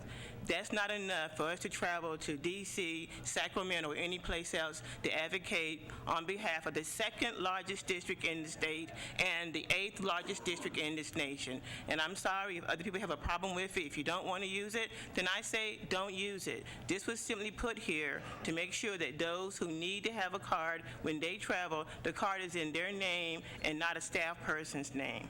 Okay, I guess I made the motion, so I at least speak to it. For 36 years, I worked for the school district, and I went on many district events, and I fronted the money and got reimbursed. I don't know if you have teachers that you know that are going off on conferences for the district, but the way it works is they pay and get reimbursed. What you're saying is that you reserve for yourselves a right you don't even give to your employees. I won't accept that, and that's why I asked for a reconsideration. Except, okay.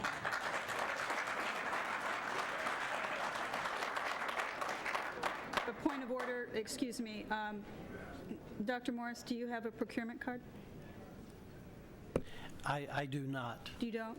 Okay. But I would say to you that a number of our employees do for the very reasons that have been given here, in the fact that in many instances it does go on your credit card. And I personally, in the past, in other places in travel, have actually ended up having to pay interest on those expenses because the reimbursements did not come through. So I would say that any procurement cards with the board would be treated the same way as there are all employees that receive those procurement cards, and that shouldn't be a problem. You know of any teachers that have procurement cards? I'm not aware of that. I'm not sure all of the people have. Okay, Ms. Ward, please restate the motion and then we'll call for the vote. I made the motion, I'll state it. Okay. I move that we reconsider the vote on providing individual procurement cards for each board member. And it was seconded by Catherine. Yes, it was. For purposes of discussion. Okay, very good. Good. I think, are we voting? Yes, please vote. to reconsider? It's Right, it's a vote to no, it's- reconsider. Oh, to vote to reconsider it? Then, okay, excuse me, Ms. Ward, I misunderstood. You. Thank you. So now we're going to vote again because it Yeah. didn't count? Vote to Okay. reconsider. I think we really Fair enough. reconsidered it, but at any rate. No, we did reconsider. Okay, thank you. It fails 4-1. I would like to move on to our H items, please. Action by the Board of Education on Section 8 of the Superintendent Consent Agenda at this point of the agenda means that all items pertaining to Section 8 are adopted by one single motion unless a member of the board or the superintendent requests that such items be removed from the consent agenda and voted on upon separately. Generally, consent items are items which members of the board superintendent concur are routine in nature and should be acted upon in one motion to conserve time and permit focus on other than routine matters on this agenda. In addition to item H10, which has been withdrawn by the staff, Ms. Ward, are there any other changes to the consent agenda? Okay. We have requests to provide public testimony on the following consent items. When I call your name, please come up to the podium to prepare to speak. That is Lance Wren for item H05, Sarah Talrenada, if I pronounced it wrong, I'm sorry, and that's item H06, Bernie Agrarian, and that's item H57. And on the blue sheet, we have Ms. Ethel Larkin, item H51. Will you please come forward to speak? And again, maybe not.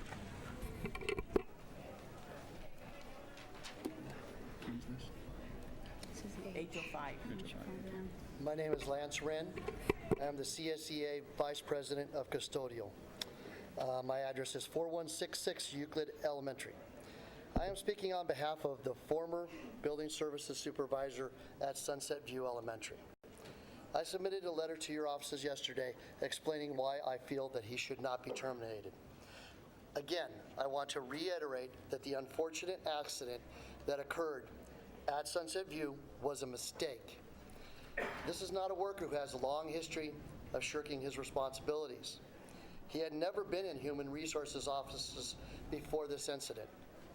Our unit member is remorseful and takes full responsibility for the events that occurred. I am stating that this worker will never be a problem for this district again if you decide to let him remain employed until he can retire at age 55. Please, I implore you, take into account this employee's more than 30-year commitment to this district. Thank you very much. Thank you. Ethel Larkins, Bernie Agrarian, I'm sorry. Ethel and Bernie cannot be here right now. Okay, all right. Sarah Talarita, is that correct? Sarah? Sorry.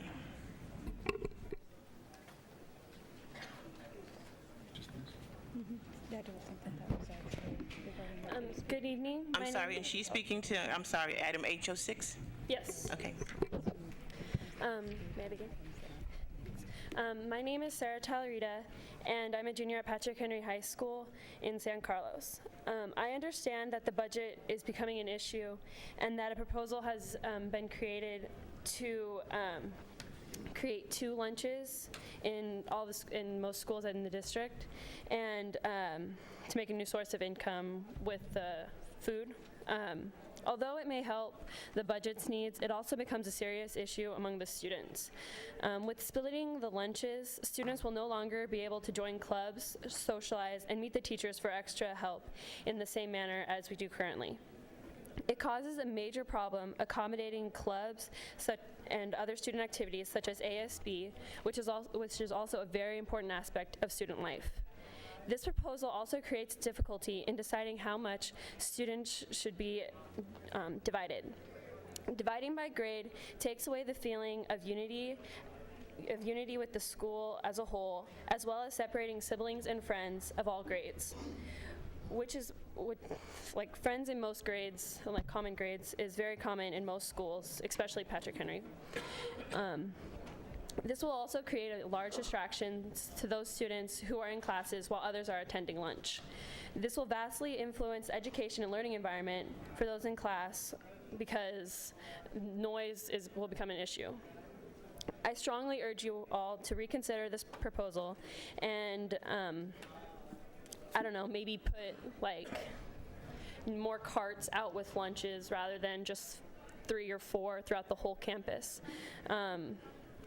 Because then the lunch lines will be shorter and more people will be able to buy the food rather than splitting us up, because then it won't seem as like a big family, since school is like our second home because we're there more than we are at our houses. Thank you. Thank you.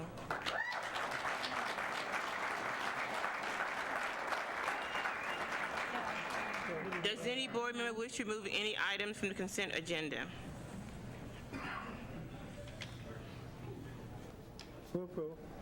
I think someone is moving some items. Number H51 and H57. 51, 57. Any other items? H16. H16.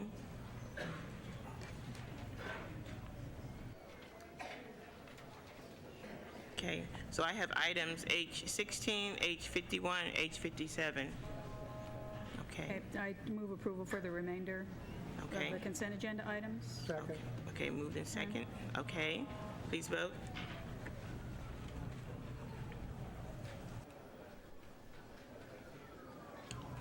John, There you go.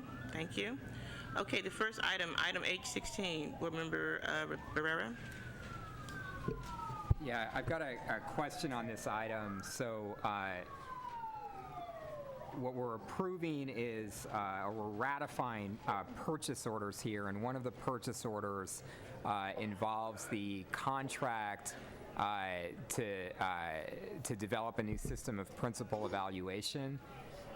So my question is, I understand that the prior board approved that contract for $250,000.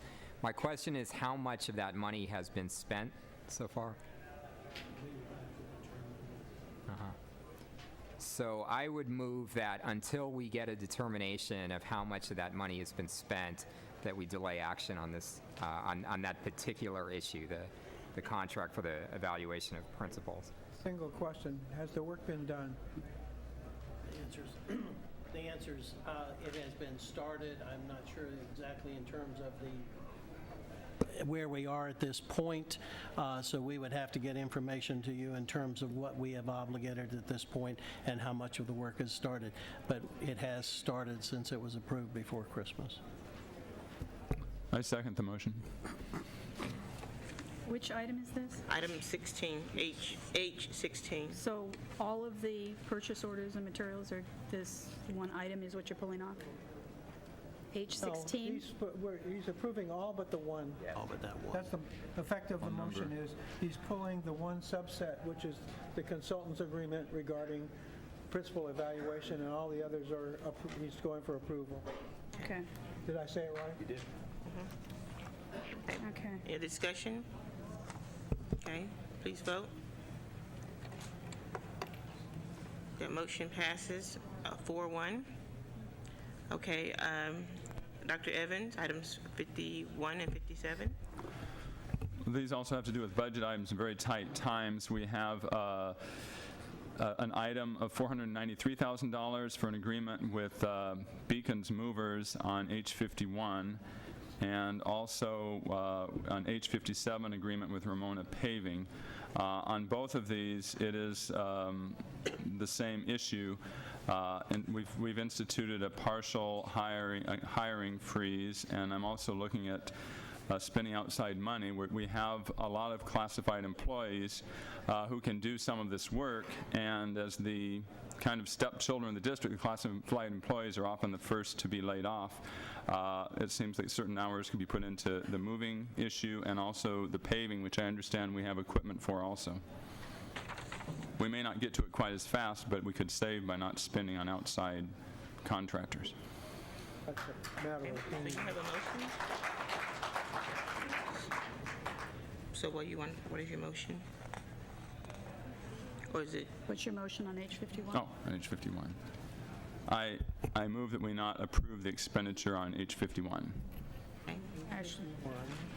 Actually, we can just, you don't have to, do we need a separate motion? I mean, it's just voted up or down, but can we have someone speak to it, or staff explain why? We have to talk about that. Okay, so H51 is a moving service contract. We inadvertently left out a sentence in the board agenda. We have an agreement with business services, support services, to give them right of first refusal on moving services. That's been in place since a prior contract was approved by the board. We're willing to table this and come back with a corrected agenda, or whatever your pleasure is, sir. So the effect of this would be that an agreement you've made with vendors would be voided by our action. We have not reached it yet. If this particular agreement is, until you vote for it, is just tabled. So. But I think I heard what you said, is you have an agreement with the providers, I mean, our own individuals. Let me correct that. We have FPC has an agreement with business support services to give them the right of first refusal to perform this work before we go with a work order with the moving firm. And those are our employees in our district. Yes, sir. But it wasn't in the item that we received as a board. And so what you're saying is you left something out of that? Yes, ma'am. And you want to table this item until you can bring it back appropriately? We could do that. Could you explain right of first refusal? If we have district employees and we have a job that needs to be done, how they have the right to refuse it and have it contracted? Well, many of these services that will be provided are late Friday night or Sunday afternoon. We're pulling furniture out of a classroom so that we can start work on the following Monday. BSS, Mr. Gabriel Delgado is the gentleman that I've been dealing with.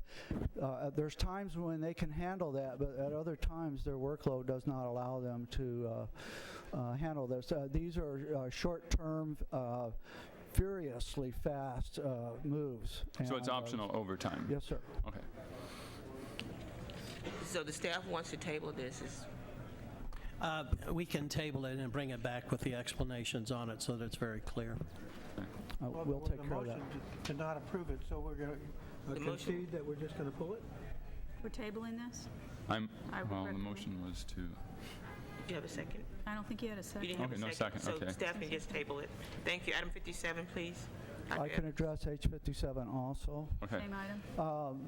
That is an IDIQ contract for paving. We only use that in those circumstances where force account limits require that we contract it out. There are dollar and work hour limitations to what in-house workforces can do, and that these services would be provided when we exceed those limits. So it's only due to force account limits? Yes, sir. That we are not legally allowed to do in-house? That's correct. Right. The state law basically prohibits us from doing our own work. Right. I still have a problem with this because this is $2 million. We are not building any more new schools right now. I can understand, I think I asked for how we spent this money last time, and I can understand when we're building schools, they have that amount of paving. But if you're going to tell us that on a year, just in a given year, this district has to contract out, or we have to spend $2 million just on paving, I want to know who's doing it. I want to know how we're evaluating their work, because somebody's not doing good work and we're getting hosed. That's just this board member.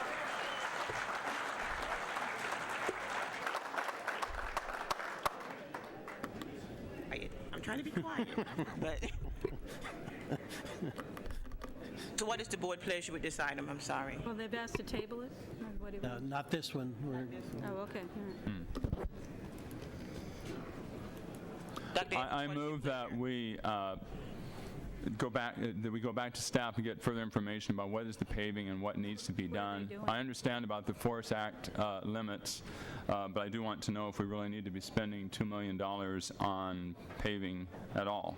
Well, I'd like to. That's in addition yeah. to our regular paving. Well, I would like to point out that we do have 180 schools and over 200 buildings in San Diego Unified, and that there's a lot of wear and tear. There's a lot of playground. It's not just a driveway.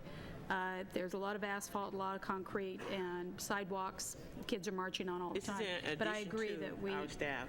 I agree that we should get an accounting for how this is being done, but don't be surprised if the numbers come back when we already have prevailing wage, labor compliance agreements. We've got, the Field Act. We have all of these things that we have to comply with, including the Green Book. I imagine could get folded into this. Just don't be surprised. But an accounting is a fair objective.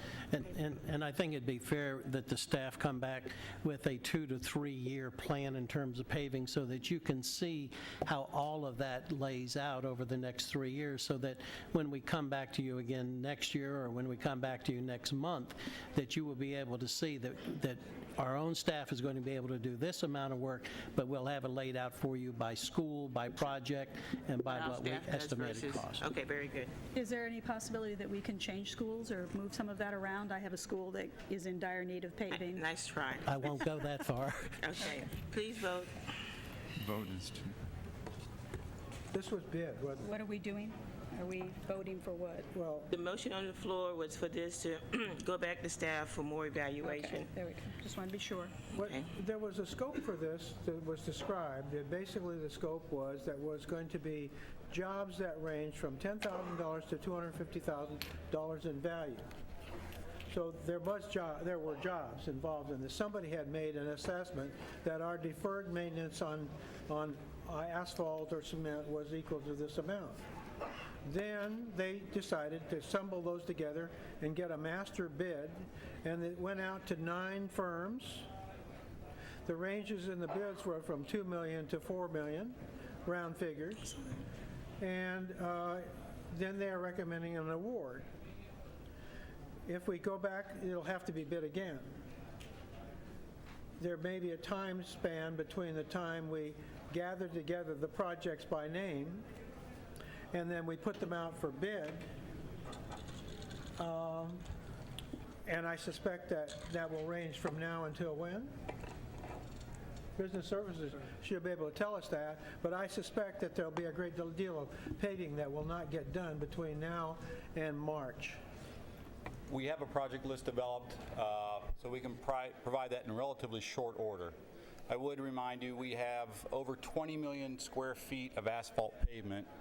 Part of my job is to maintain that and extend the life of that asphalt, and that's where a lot of this work is in the preventive maintenance side of it, sealing it before the asphalt deteriorates and we get into a bigger project where we have to replace the asphalt. So that's a lot of the work. It is an IDIQ contract on an as-needed basis, so we are watching our dollars, and if the money is not available, obviously the work would not be performed.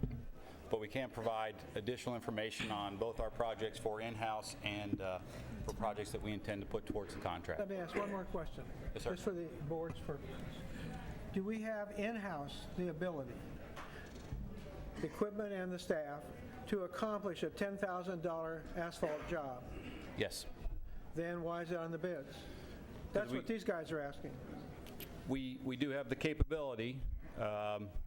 We all, as Steve Bovee mentioned, sometimes you don't have the timing right, or we have the capability. So we give up everything else that we do, like patching, in order to do a $10,000 job. Yes, or we have 2 $10,000 jobs going at the same time. So you're saying that probably that these 10,000 jobs would stretch our capability of accomplishing them in a reasonable amount of time. Yes, sir. And if you look at this, this type of work is often very intrusive. Whether you're sealing a parking lot or a playground, it's a timing issue very often, and we have to perform the work on the weekend or on the holiday breaks, and very often we do have an overlap. So we are utilizing both in-house and contracted services.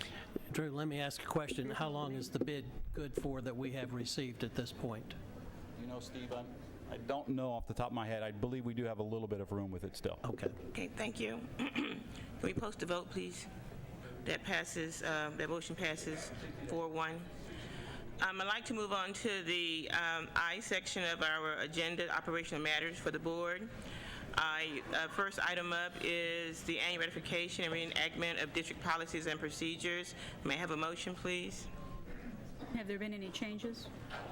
The changes were noted in our, yes, okay.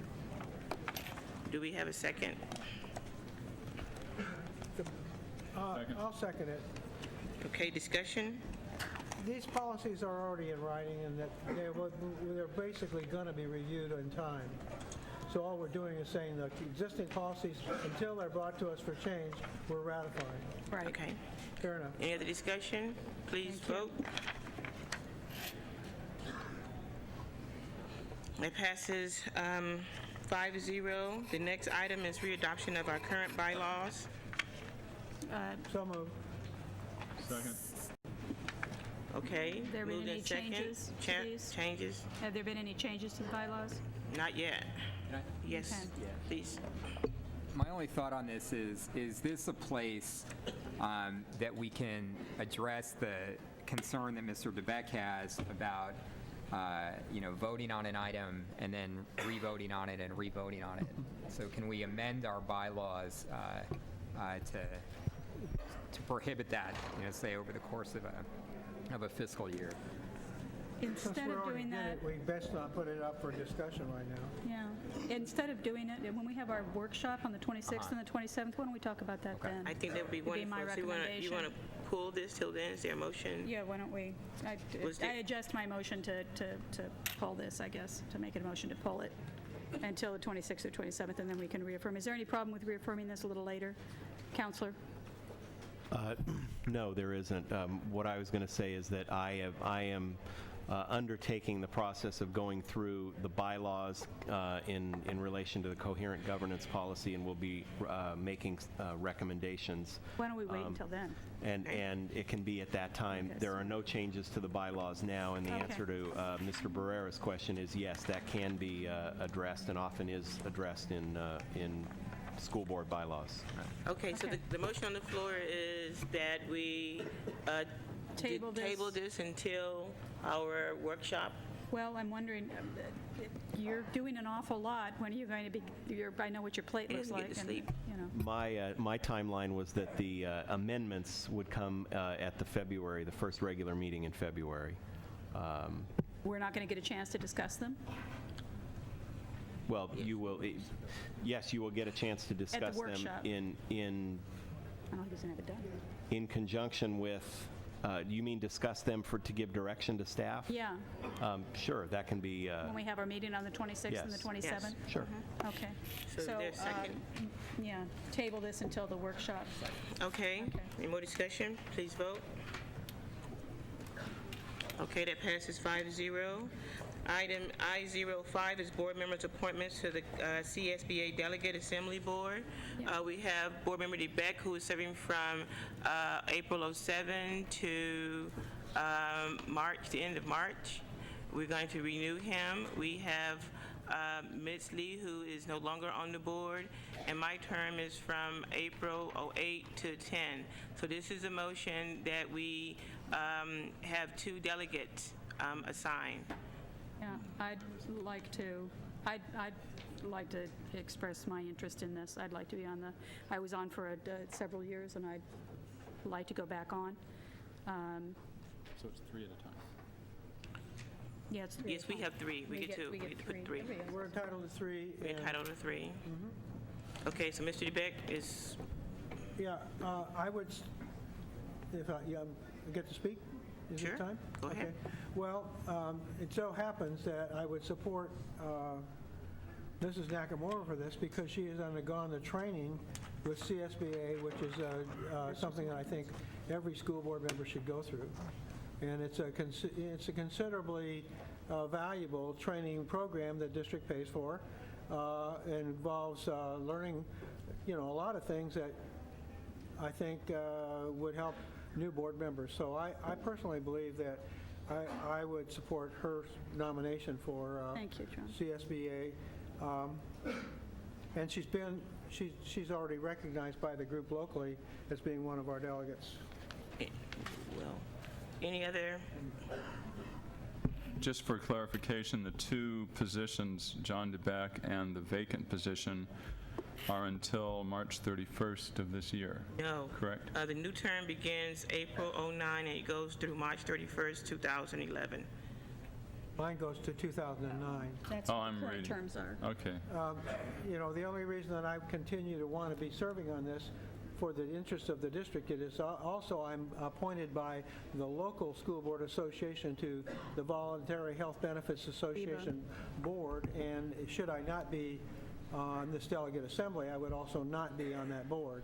And I think it's in our interest to have another person sitting on the board that decides health insurance availability for the district. Okay. So just so I understand, we are looking at the appointments for 3 appointments starting on April 1st. Is that correct? No. No. My term is from April 1st, '08 to 2010, so I'm up next year. Both Mr. DeBeck and Ms. Lee's term was from '07 to '09. Since Ms. Lee is no longer here, we have to replace that seat.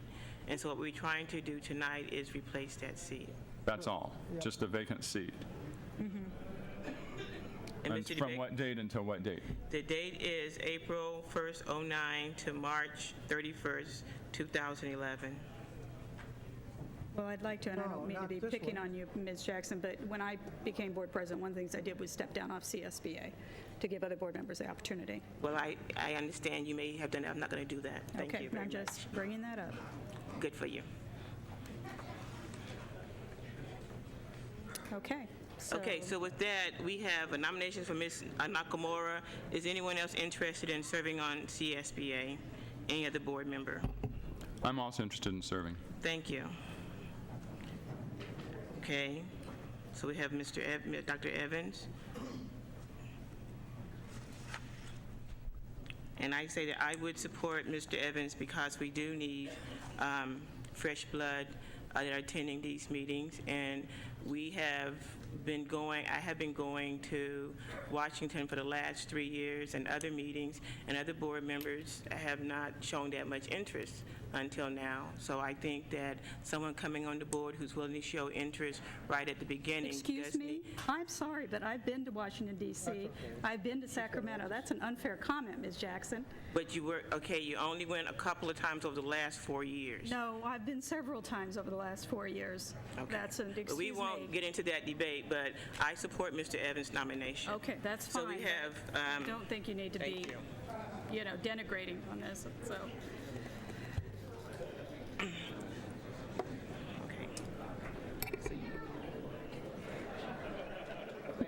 Thank you. We've got, I'm sorry. We've got a motion on the floor with a second for Catherine. I volunteered. And I seconded it. And she seconded it. That's the vote for, so. Okay. There's 2 separate motions. All right, so first of all, I move to consider Ms. Nakamura's appointment to Thank you. CSBA. Thank you. Thank you. Okay. So, we vote? Thank you.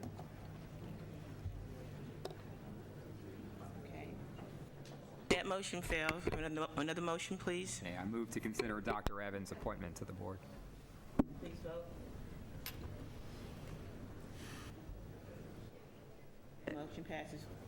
That motion passes 4-1.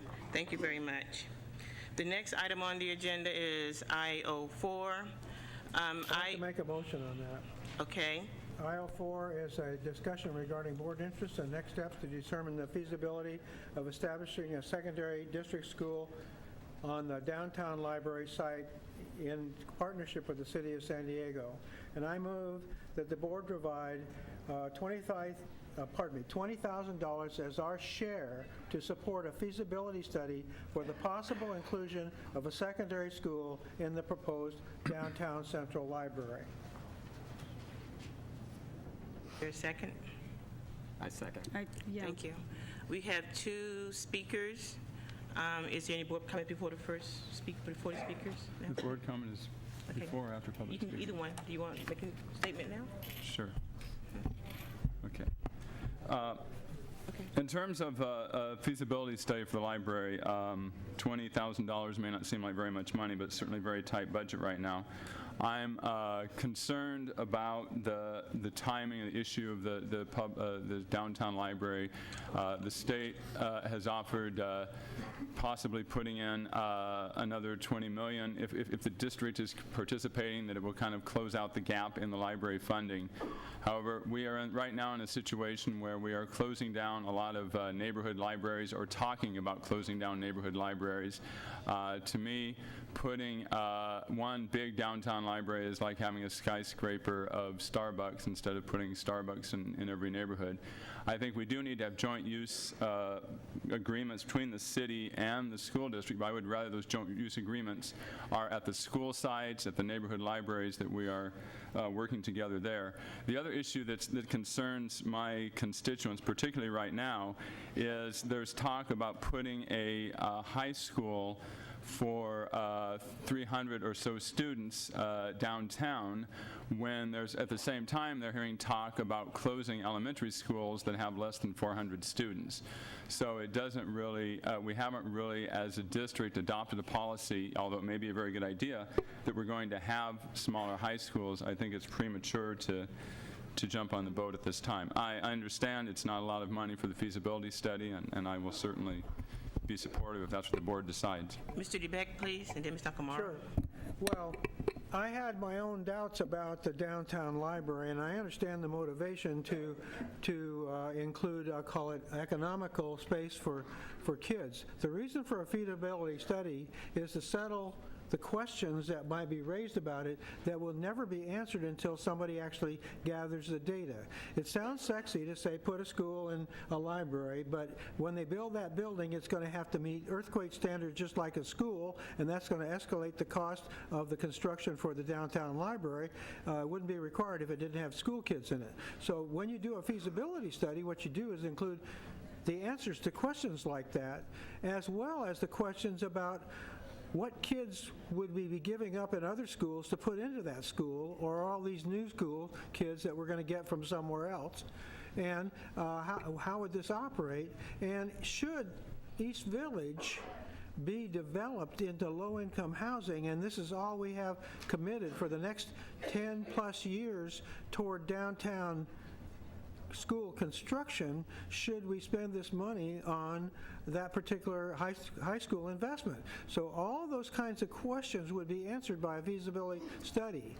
If we don't have the study, then we're saying our opinion is we don't want our downtown library, or we do, or we have no basis for making a decision whether we want one or not. So I'm comfortable with the concept that you do a little bit of investment in understanding the problem before you jump in to say, well, we're going to veto it, or we're going to support it, or we're not. So that's why I made the motion, and I believe that people that are advocates for the downtown library that I've spoken to understand the feasibility study is a better way to go than to just blindly jump in and do it.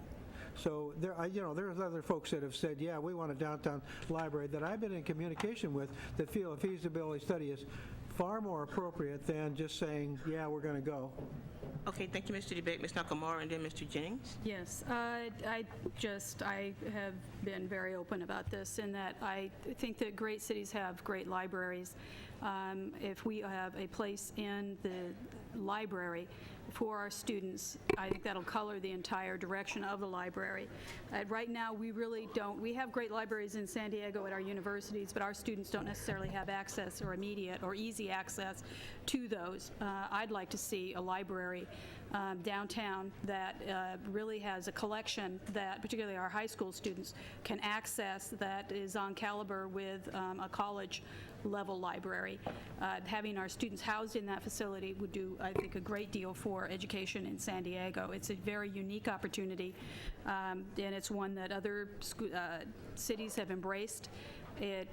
From Chicago, San Francisco, great cities just have great libraries. We need one downtown. If you've ever been in our current library, it's a mess. But the first priority of this Board of Education has to be the education of our students, and there's certainly plenty of opportunity. It's just very unique. I think it's one of those great moments. But that being said, a feasibility study is prudent. It's a good idea, to go ahead and look before you leap, and make sure that this is something that we can do on behalf of our students and their education. And it's a vision for San Diego, which is just makes it sweeter. So our next speaker is one of our student reps, Mr. Jennings, followed by two public speakers, Marilyn Maggs and Vicki Church. Please come forward. Just to clarify, we're talking about reinventing another high school in the downtown area from the library. When we are in a library. In a library. When we already have a school by the library, which is San Diego High School, you guys would basically just be taking away students from our high school. And we have a good program. We have a good academic program. Why not, instead of reinventing a new high school in the library, renovate that library, or even give money to our school? Because we do have crisis. We don't have enough books for our students, and there's many people who would like to come to our school, but they can't. Maybe due to like public transportation. Maybe they don't have enough buses. I mean, that's just my opinion. We have a school there already. It is in the downtown area. It's very economic. It's very local. It's right close to the mall. And it's a couple of blocks away from the downtown library. Yeah, I'd just like to follow up John's point really quickly. One of the, I think, key questions that we need to ask in this feasibility study is the catchment area, the area in which students, would be attending San Diego High School. Our understanding is that there's upwards of 5,000 students, and San Diego High School currently has a capacity for less than 3,000 students. So the question that we need to ask is the investment that we would make in a downtown library, does it allow for students to attend school in their community rather than to have to find an alternative outside of the community? Or, are there things that we could do, with San Diego High School to, expand, the capacity so that more students could enroll? But I agree with Ms. Nakamura's statements about the possibilities for the downtown library with the school in it. But certainly part of the question that we need to look at is, does this allow students who live within San Diego High's boundaries that can't attend San Diego High right now because the school is closed off, to be able to attend? Public comments, please. Thank you. Good evening. My name is Vicki Church. I'm the current president of the Friends of the San Diego Public Library. I represent over 4,000 members and volunteers within our library system across the whole city here. I want to applaud the San Diego Unified School District for considering this proposal and to look at the options that they have for it. Libraries mean a lot, and for all these construction people here tonight, we could have some jobs for them down the line, which I think would be a great idea. That particular site would be accessible by the trolley for those schools that can't get there. It's very difficult to get a bus to go from your local school over to a library if you want to do a field trip. And I was a beneficiary of being in an elementary school that went to the library and had the opportunities of doing the research and other things that are there. And I recognize the importance of, what do we offset from it, but it is a very good idea to look at the ups and downs, the pluses, the minuses, the whole feasibility of what this project is. And thank you very much for considering that.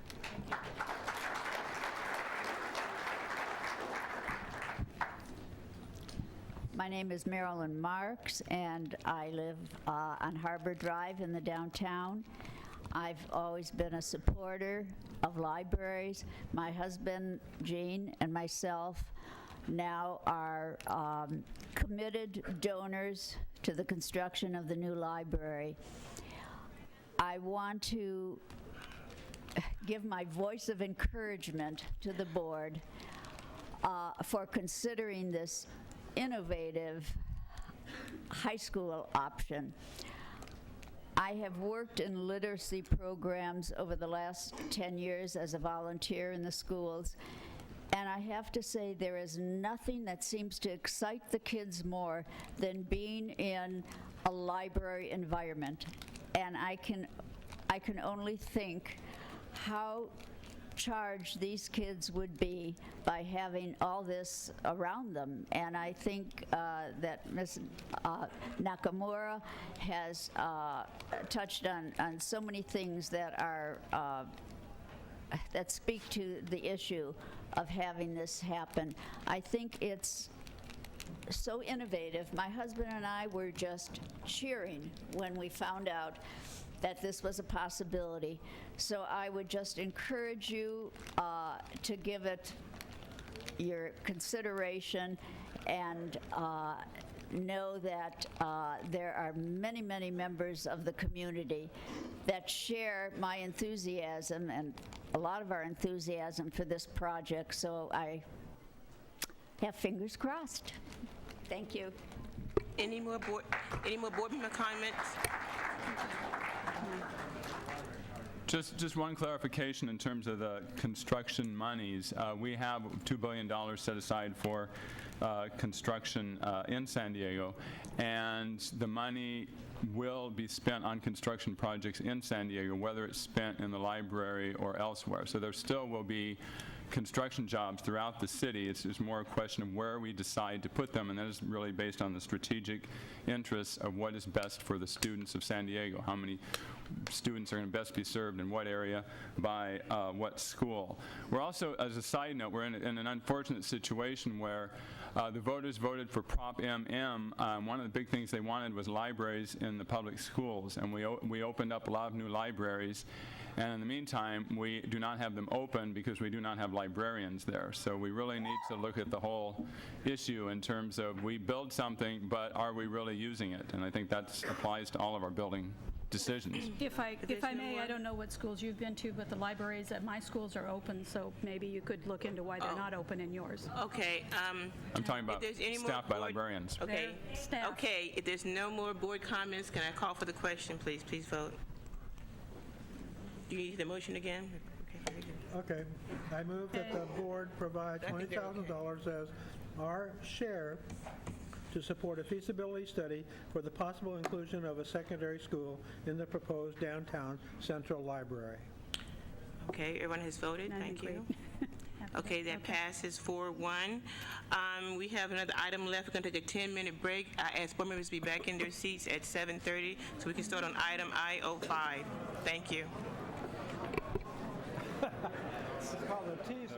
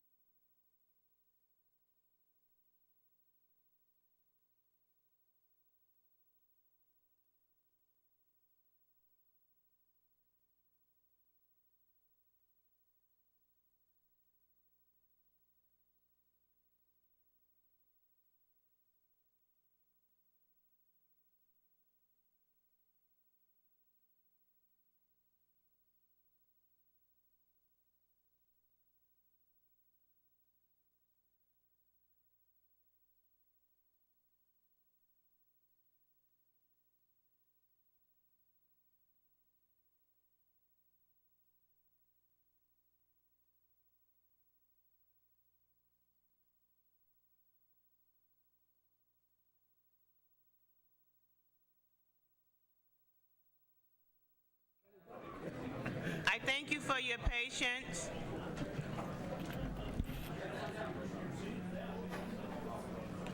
At this time, we'd like to take up item I-05, which is a resolution for a public work agreement. And I am going to let Vice President Barrera read the agreement. Okay, I'm going to ask him to read it, not tell him. Okay, I'd like to make a motion, but I'm suggesting the following changes to the resolution that it was put before us.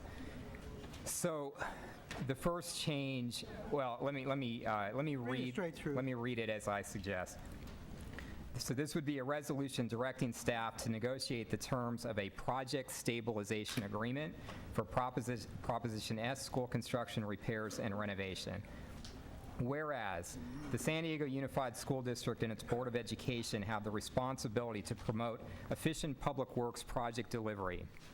And whereas the district believes that the existence of a project stabilization agreement, or PSA, that also effectively addresses certain interests will benefit the district and the San Diego community, interests which include but are not necessarily limited to: 1, encouraging participation of all interested parties in Proposition S funded construction, and at the same time promoting opportunities for local workers and small businesses; and 2, providing for the involvement of state-approved joint labor management apprenticeship programs for the training and development of future generations of workers, and to promote the development of skills and career opportunities for disadvantaged individuals; and 3, achieving the district's goal that the Proposition S funded projects be completed on time and within budget to maximize the efficiency of the district's participation in the construction marketplace.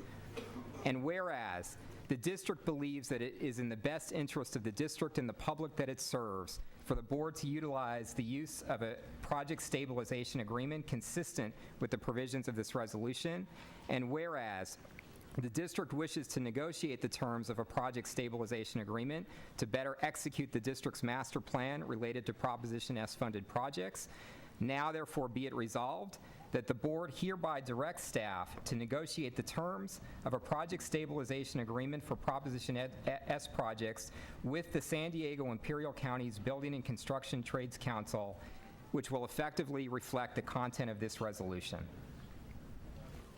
Is there a second?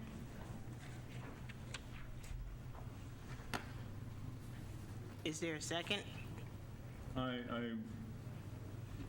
I will second the motion, but I want to reserve the right to make some amendments. Okay. Okay. Since this item has over 200 speakers, the first thing that I need to do is I need 3 people to come up and see Ms. Ward to clarify where they are. That's Jack, I think it's Gavette, Jed Karat, I think, and I think this is Marshall. I can't read your last name, so I'm sorry. Kemp, maybe. I'm Kemp. Okay, please. Okay. Board members, this is your first round. We'll do a round of board members, and then we'll go to public comment. Any board member comments at this time? Just a simple one, yeah. Okay. As I listen to the newly designed motion, there were things in it that I would have to say I support. But I also think that the parties that you're talking about to do the negotiations are not all the parties in interest.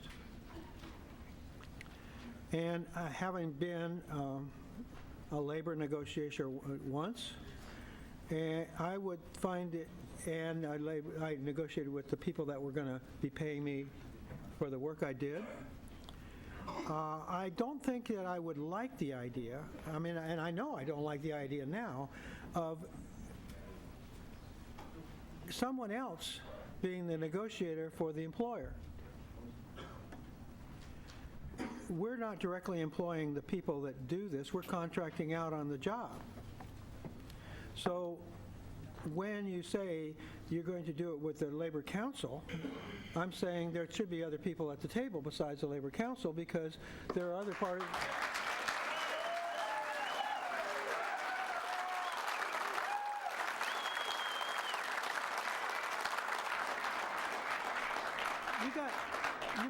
You may not know this, but I was elected by union people, and I'm probably committing political suicide, but I got to believe what I believe, and it doesn't matter.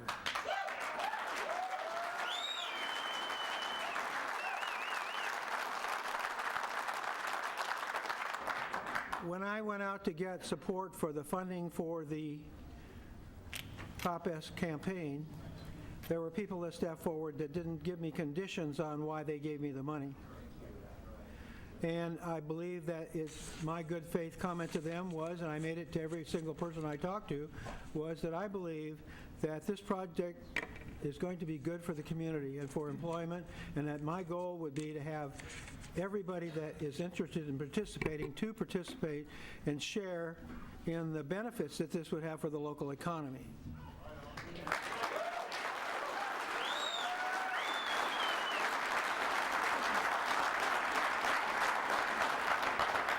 I happened to have built something myself once and had use of both private non-union workers as well as union workers, and I got to say that people worked hard and they did a good job. You know, I designed and built my own home, and I'm proud of it.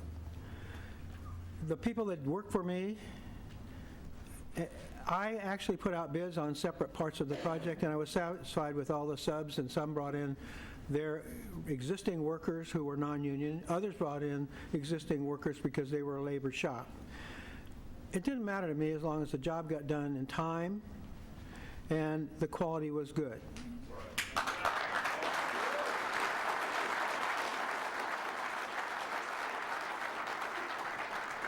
So while I still have this gut support for unions, and there'll be people in the audience that disagree with that. They don't think it's in your culture to believe in due process, and that also is fairness for everybody in the community, not just a union member. That, I have to go with what I believe, and that's that there should be a negotiation time where people have a right to represent themselves and their own interests in the negotiation, and I shouldn't take their role for either the union side or the management side. It's not my job to be that person. That's something that they have to settle between themselves. And so,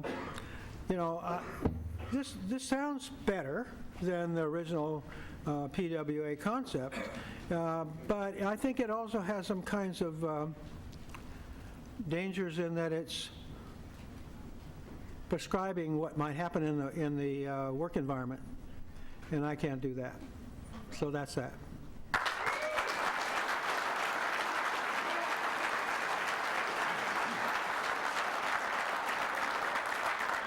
Ms. Nakamura. Yeah, I don't know why we are rushing to this. It is, and it's had, part of the indication of this is this thing has had, before the board's even considered it, has had 6 different names. Okay? We've called it... We've had, sounds like my prostate. We've had one meeting upstairs to talk about this a little bit. We've talking about it down here. Our inboxes, I think, I've never actually, in all the time I've been on the board, received so many emails as I have on this. I don't understand why we don't even have an independent citizens oversight committee formed yet. Those people, give them a chance to sit down and talk about this, which was done under Prop MM. It was done through ICOC. The labor compliance agreement, all the pieces of that. We're rushing just to get this accomplished. It feels wrong. It feels invasive. It feels like, we've got pirates on our super tanker climbing over the decks,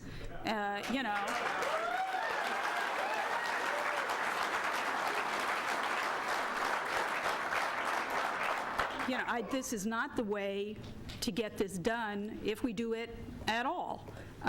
We already have prevailing wage within this district, which is something I have supported and will continue to support.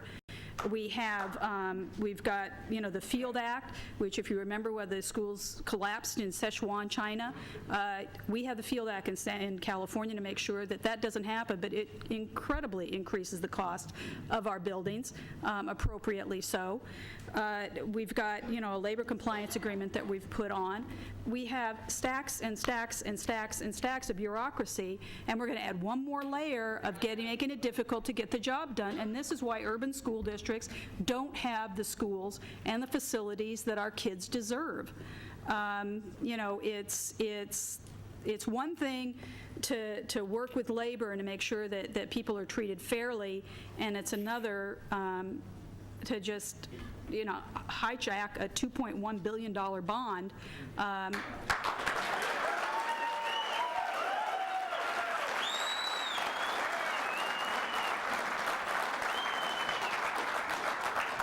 I just don't understand why we're rushing. It is, it's unnecessary. We're not even going to, the bond isn't even going to go out to bid until March.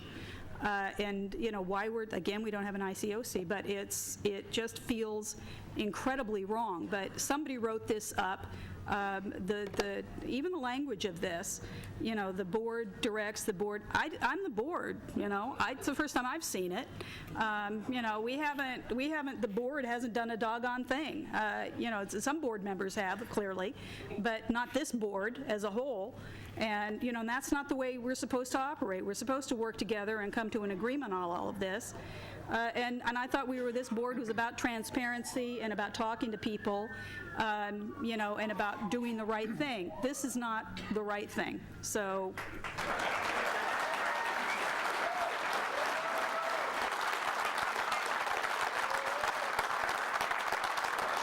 Mr. Barrera. Yeah, I'd actually like to use a little bit of my time now to call Ellen Moskowitz up. I've got a few questions for Ms. Moskowitz. Who is she? So if Ellen can come up and introduce herself.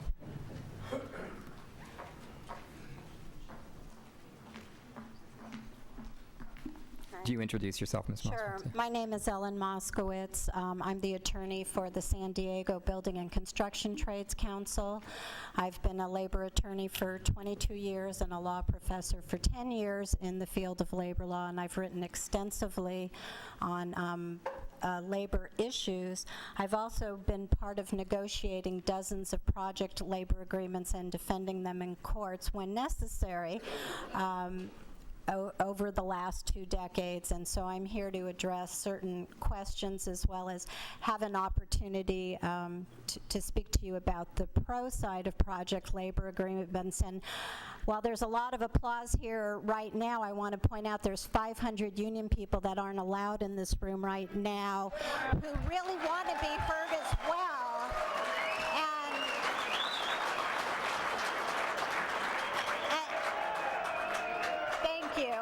And I think it's unfortunate that the room was packed without allowing equal voices to be heard outside. So Ms. Moskowitz. So. Let me say this will be an orderly meeting. Okay? Please continue. So Ms. Moskowitz, a couple of just very simple questions right now, because the board has received a lot of communication from different sides, but one of the things that that certain board communications have focused on is, frankly, a threat of litigation against this school district should we proceed with the motion that I just made.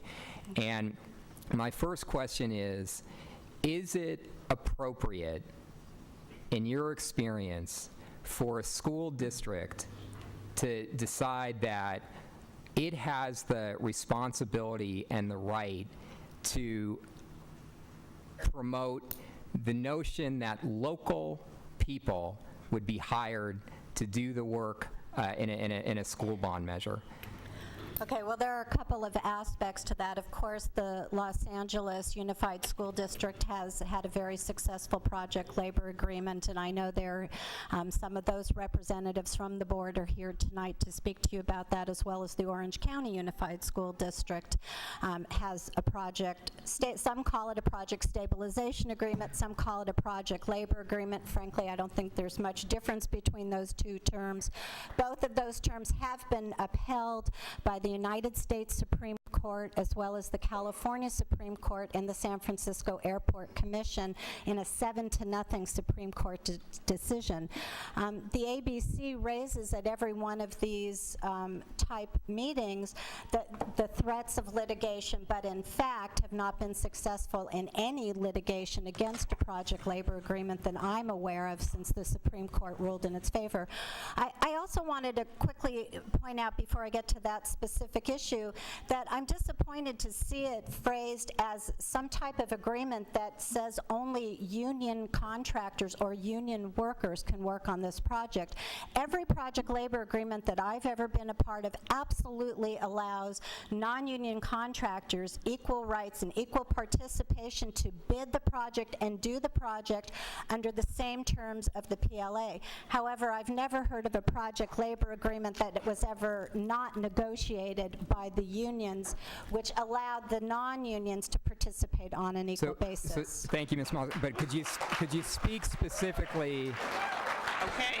Could you speak specifically to the question about the appropriateness of the district to desire that local workers be hired to work on a school bond project? Well, clearly, first of all, the local hire, and in particular encouraging youth that graduates from the programs here in San Diego County, that seems to me what could be more in your jurisdiction as school board members is wanting to see that your future youth, when they graduate, get into skilled careers, and wanting to see local people get good jobs and jobs that are going to continue. I think there's no question. I think specifically the point, though, that you're getting to is that the ABC likes to bring up this difference between what they call regulating the marketplace and participating in the marketplace.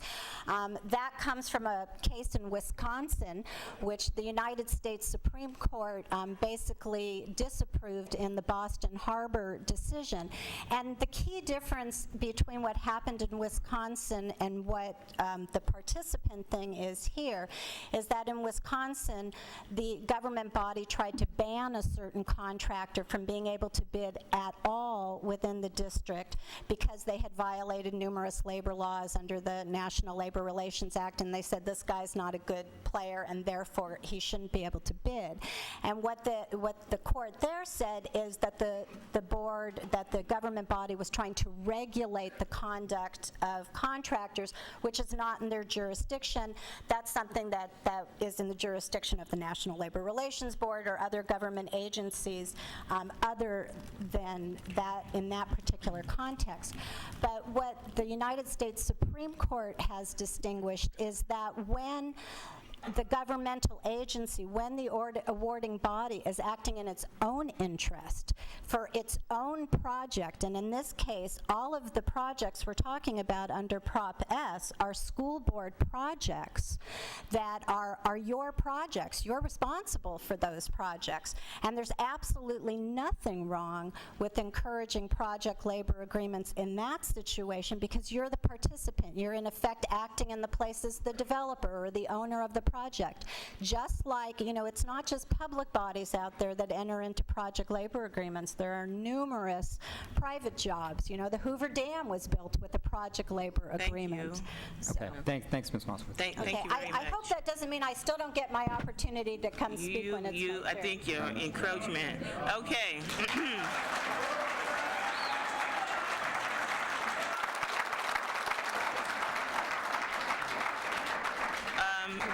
Board members, we have over 200. Hold on. We had one round, and let me just ask a couple of questions because normally we do. never spoke. You didn't. Okay, go ahead and speak. Yes, I'm sorry. You're right. Thank you, President Jackson. I just want to make some comments about, general comments about Proposition S and also the basis on which we're making this decision. Ms. Nakamura has brought up that this needs to be done in an open and a transparent manner, and I couldn't agree more. One thing everybody needs to understand in terms of the legal functioning of the board is the board is not able, or a majority of the board is not able to get together ahead of time and make decisions and votes and so forth. So, for example, when the agenda was sent out with this resolution, I had not seen this wording before. I've made my own marks on it and comments in terms of different ways that I think that it should be amended. But first of all, just in terms of, we need to look at the Proposition S. The voters of San Diego voted for $2 billion to tax all of us, to tax ourselves, so that we could have 21st century schools, so that schools would be a bright spot in our neighborhoods, they would have green technology, they would be up to date, and that we could provide everything we need both for college prep and career technical programs. An added bonus is that, not knowing at the time that this proposition was originally proposed and organized, was that we would certainly be in need of a jobs program at this particular point in time because of the changes in our economy. So a San Diego jobs program is definitely an added benefit. But I take very seriously that we are the stewards of public money in this situation. $2 billion is beyond my personal comprehension in terms of the amount of money. We need to do this very carefully. I think the most important thing we need to look at is that we have projects that are done on time, on budget, that we do not have labor problems, and we can go into a lot of other details which can certainly be negotiated. I have talked to people on all sides about this issue, and I've listened very carefully, and I'm going to wait to make more comments because I know many people have come here today and have points that they want to make, and I also want to take their points seriously. I don't like going to public bodies where everyone's just kind of sitting there and nodding. We've already decided what we're doing, and we're not going to listen to what you have to say. So I just want to give those preliminary remarks, but say that I really am interested in hearing what the public has to say. Thank you. We have over 200 speakers. So I'm going to ask the board, in their indulgence, that we allow the people that have come to speak, which means we'll go over our traditional 20 minutes of speaking. I'm also going to ask that we limit the amount of time that people speak. I know some of you have prepared lengthy presentations, but I'm going to ask you to shorten them. At a minimum, 200 minutes is going to put us here to almost 10:30. And so, which is fine with me. However, I think that we need to make sure that we give everyone an opportunity to speak. So having said that, what I would like to do is we're going to call 10 people in support of, 10 people in opposition of, and we'll seesaw back and forth. They divide them up for me. We'll seesaw back and forth until everyone has had an opportunity to speak. So in that case, we're going to ask that we allow only 1 minute. If it's 10 of you, then share your presentation. Have one person pick up wherever you stopped at. Okay. With that, let me call the first 10 people up. Camille Zamro, Phil Sketcher, Tom Lemon, David Tukowski, Roy Grimes, Lester Osterbera, Michelle Penny, Evelyn Muskowit, I think it is, and Chris Lawrence, and Reverend Richard Lawrence. Reverend Richard Lawrence. Good evening. I'm Camille Zombro, president of the San Diego Education Association, and today I'm speaking to you as a teacher, as an active member of our community, and as a proud union leader. I speak in favor of the resolution because it embodies the kind of responsible governance we expect from our elected leaders. The Public Works Agreement, or however it's called right now, sends a message to our community that San Diego Unified is taking responsibility, not only for improving our schools, but for ensuring that the jobs produced by Proposition S benefit our communities. It's not enough to repair our schools if we are simultaneously creating or reinforcing poverty. At the core of poverty is the absence of career opportunities that lead to sustainable middle-class lifestyle. This resolution ensures Prop S will look to the future and create opportunities for our students and their families. The work being done under Proposition S will take place in our classrooms and on our school grounds. These workers will be sharing our learning space, working around us and our students, and ensuring a safe and quality environment in our schools. They will be part of our community during their time in our schools, and just as we stand up for ourselves and our students, we must stand up to ensure quality working conditions for all who work with and for our students. Thank you.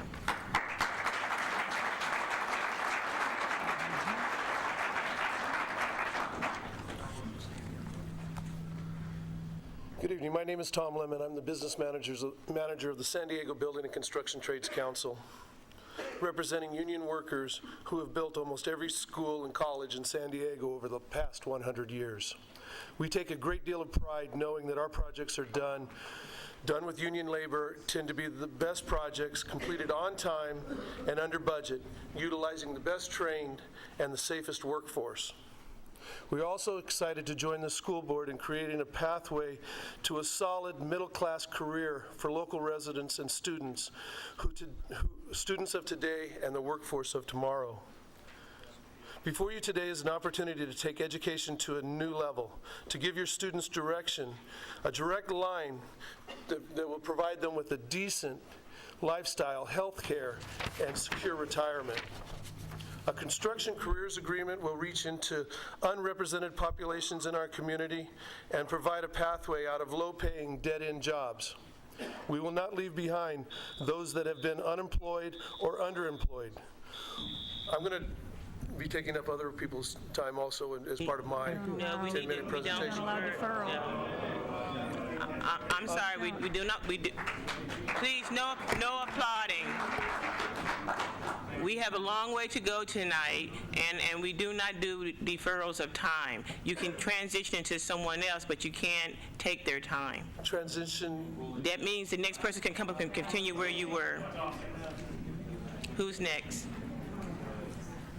I'm ceding my time to Manny Perez. But you can't, we do not defer time. I'm confused now. We do not defer time, so you have 10 minutes, and each of you can speak and transition to the next person, but you can't give your time to someone else. Okay. That's been an existing policy for years. For a very long time. We're not making it up. Okay, so we need to move on because we have a long way to go, please. Right. Well, I'd just like to say I gave neutral proposals that have come from Senator John Burton's office on project labor agreements, and I know that Manny Perez from the Los Angeles Unified School District also has presentations for you. I just want to say on the local hire issue, I think if you want to assure that your students are going to have careers in the future, that the union apprenticeship programs are without a doubt the way to go. 90% of the graduates for apprentices in the state of California come from union apprenticeship programs, and the ABC and non-union unilateral programs have less than 10% graduation rate of apprentices. Thank you.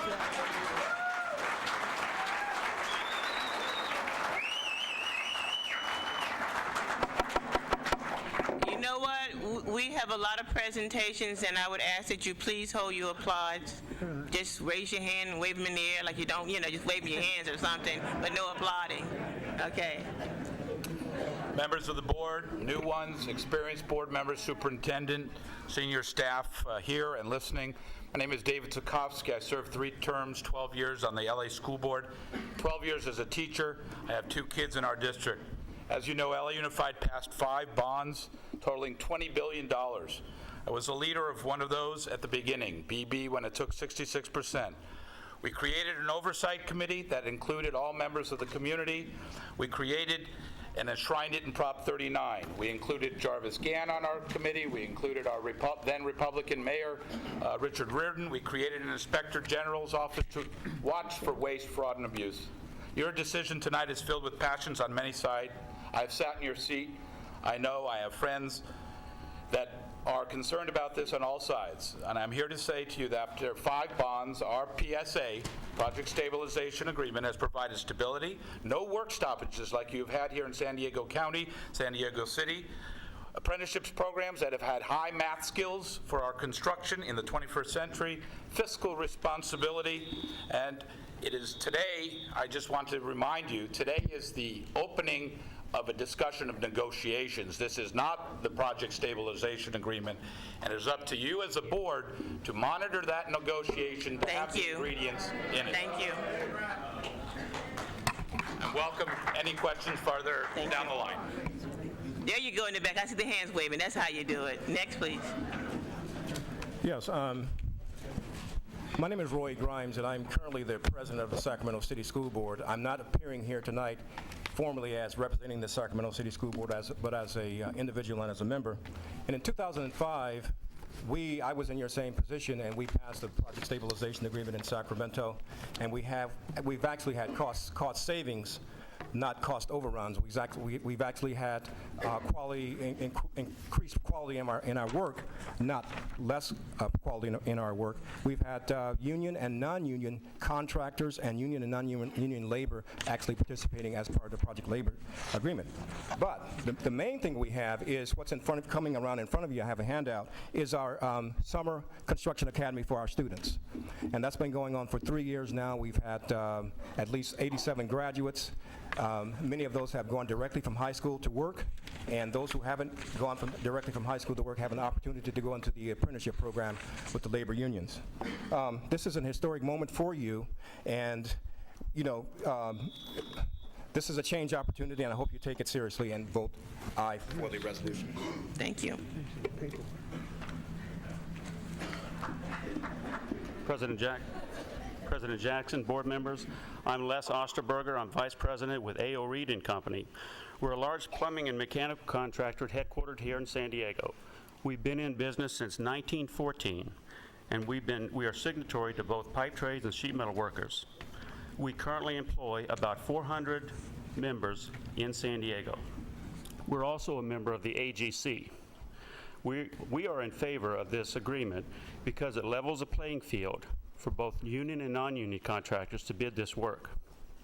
This agreement, requiring contractors to utilize apprentices from union-sponsored programs. These programs are 5 years in length, offer both classroom and on-the-job training, provide extensive trade-related training, require apprentices to maintain their CPR and fall protection certificates with a high emphasis on safety. They also have pre-employment and periodic drug testing. And upon completion of these... Okay. Thank you. Thank you. Good evening, one and all. Supposed to do this? Yeah, we got a party going on. Yeah. Okay. Good evening, one and all. My name is Chris Lawrence. As most of you know, I teach AP Physics, Advanced Placement Physics at Mira Mesa High School. I come before you tonight as a teacher of this district. Long before this measure ever came before the board, the National Electrical Contractors Association and the International Brotherhood of Electrical Workers helped us start a program at Mira Mesa High School for the very apprenticeships you're speaking about tonight. Our students have been engaged in this program this year. They've been trained at no cost to this district. They're going to be entering the apprenticeship program at NECA in the following year. We already have one student on tap. The money that they gave us to perform this program, if I were to add it up, is approaching $1 million in equipment and instructors. The instructors that I brought before me have done this at no charge to this district, none whatsoever. Our students have received training in photovoltaics and monitoring systems and lighting control at no cost to this district. Many of our students are going to be starting out at high-paying jobs. I think that as you enter into your deliberations to decide on this measure, you should be aware of these things. These are going to affect our students. Thank you very much. Thank you. And your crew. Michelle? Good evening, board members. My name is Michelle Penny. I'm here representing Local 569. Good evening, brothers and sisters, to all union. My proposition is for Proposition S. I'm in favor of that. I would like you to know that I'm a local San Diegan. I'm 27 years old. I have two beautiful children, ages 7 and 2, in the local school here. I've been able to work at a labor agreement at Petco. I have no problem working with union, non-union, union. I am the prevailing wage. I have no problem telling them about the good benefits I'm receiving, paying into my pension, and I'm continuing my education at Cuyamaca College, furthering my career goals and teaching my 2 daughters that hard work and, achievement goes a long way. And I'm in support of this favor. I know everybody else is who likes to better themselves in life, and I would humbly ask you guys to pass this. Thank you. Thank you. My name is Richard Lawrence. There are some who would like you to think that this is a battle for life or death between contractors and unions. But I'm here to tell you that this is a battle for life and death for the community. The reason it is because San Diego has created altogether too many low-paying jobs that do not pay health benefits and that do not pay enough for families to support their needs. And as long as that trend continues, we are going to have communities that will not live up to their potential. They will not deliver the quality you want to see in the schools. They will not deliver the quality you want to see in your neighborhoods. This is a community issue. Barrio Station, MAC Project, San Diego Organizing Project, the Center on Policy Initiative, Cesar Chavez Service Club, Parent Institute for Quality Education, and on and on and on are organizations who want you to do the right thing and see to it that jobs that we create, money for which we are trustees, go to assure that this community's needs are taken care of, that we pay our employees well. The next 10 speakers.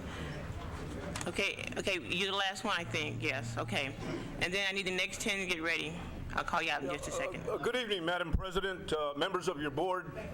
Manny Perez, Labor Relations Officer for the City of Los Angeles. 11 years ago, I was instrumental in research that we were able to incorporate our first major project labor agreement with a local hire component. The success of the program clearly showed and demonstrated that apprenticeship utilization through indentured joint apprenticeship committee programs can provide careers, opportunity, and economic growth within our community. Today, I'm proud to say that our project labor agreements have generated well over $42 million back into our communities, as well as 2,500 jobs for local constituents. I am an advocate of project labor agreements. I see the benefits collectively in partnership with your communities, with your school district. I think this is a win-win for the two agencies to merge together collectively and exercise your heart in providing opportunities and jobs for those that deserve those opportunities. Thank you very much. Thank you. Okay, the next 10 people will be Eric Christensen, Steve Thompson, Ken Bertolan, Alex Barone, John Meehan, Arthur Jimenez, Kevin Elliott, Mark Bennett, and Jerry Summers. Would the 10 of you please come up, and you are against this motion? And please remember, you cannot defer your time, but you can continue on a conversation to the next person that comes up. And please keep the door to my right closed. Oh, okay, I'm sorry.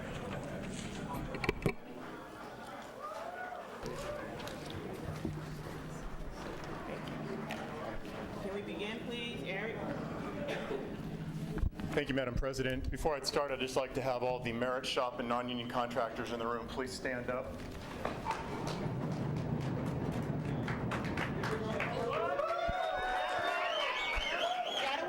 Ladies and gentlemen, I didn't ask him to speak, I'm sorry. Ladies and gentlemen, this is the face of the merit of the construction industry in this town, in this state, and in this country. I know it is frustrating for some to believe that others get up and choose to work in a union-free environment. Some are ignorant of the fact that they do so in a safe and in a productive and well-paying environment. This is something that's been rushed to you in 4 days. We've been given 1 minute to speak on it. It's dealing with $2.5 billion. Please do not rush through such an important decision. And my God, please allow everybody at the table These people deserve a right to provide for their families as much as our union brothers and sisters. Thank you for your time.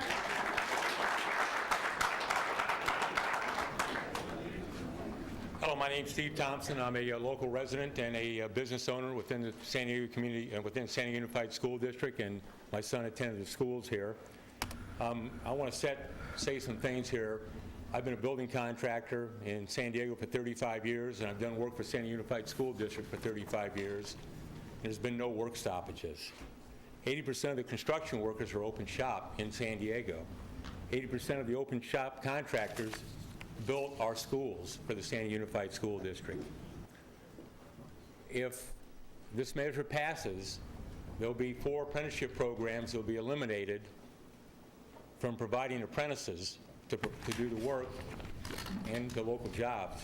Furthermore, if you pass this measure, you reduce competition, and in all probability, you'll raise the costs, and it'll be the detriment of the students. Thank you for your time.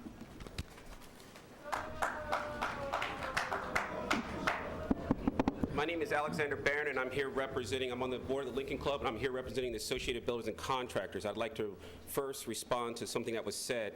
The Associated Builders and Contractors, which many of these people behind me graduated from, graduation rates are nearly 50% depending upon trade. We just got this 10%. None of them are 10%. We would like to say that it's a valid and a patriotic duty objective to actually try to hire local workers. But the best way to achieve this is to limit competition. I personally, and most people here, are not anti-union. We are anti-discrimination. We're if the unions feel so strongly about their work, why can't they compete with merit shops on an equal footing? How can apprenticeship programs, by the way, I just showed you that 8% of the apprentices that are now in Associated Builders and Contractors programs have come from areas in your habitually underutilized business zones. For example, there are currently over 87 apprentices who are waiting to get into our program, who are looking for work, who are come from Crawford High School. Thank you very much. Good evening, board. My name is Ken Bertal, and I come to you as a contractor, Berg Electric. Our company is 60 years old. We have done over $100 million worth of electrical on schools. We utilize apprentice programs that are recognized by the state of California. We pay prevailing wages. We do all the things that we're supposed to do as a contractor. Our electricians are certified. Our apprentices are in programs. This is about wanting to take work away from one to put to one group and not allow another group. And these people pay taxes in your city. They pay for your schools, and they deserve to work. It is not fair to have exclusions that say only union can do the work. And they made it sound easy, but that is the way it's going to happen. We will not work under those conditions because we will be paying double the benefits to keep our employees employed and keeping the program in place, because the union takes their benefits and puts it into their programs because they will not be vested. Thank you.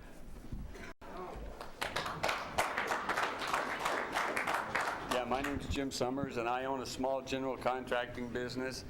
And the union folks here talk about careers. I worked for a general contractor for 25 years, from a laborer, sweeping floors, and I now own my own company. And that was all an open shop contractor. So open shop contractors build careers just as much as union contractors. I employ 20 people right now. I'm building my company. All my employees have health care. My employees have pension benefits. My employees are taken care of. The only thing they don't do is pay dues to somebody that doesn't do much for them and have any direct impact on the job. They get that in their pocket. I don't see any reason why this board would try to get in the middle of construction labor agreements. It doesn't make any sense to me.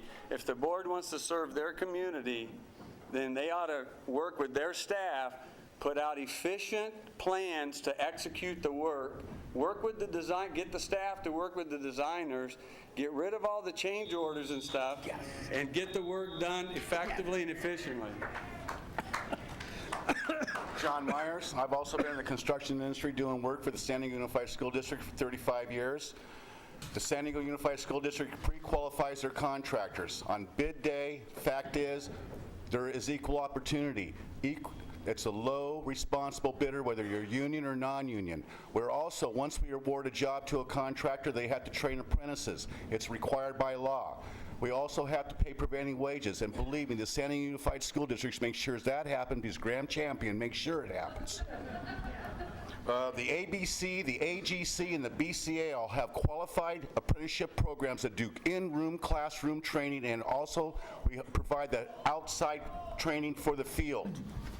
This thing about a job and a career, believe me, there's been careers made from open shop contractors with their apprentices that raise up to be foremen, superintendents, quality control managers, project engineers, and on and on and on. And owners. You just heard from one.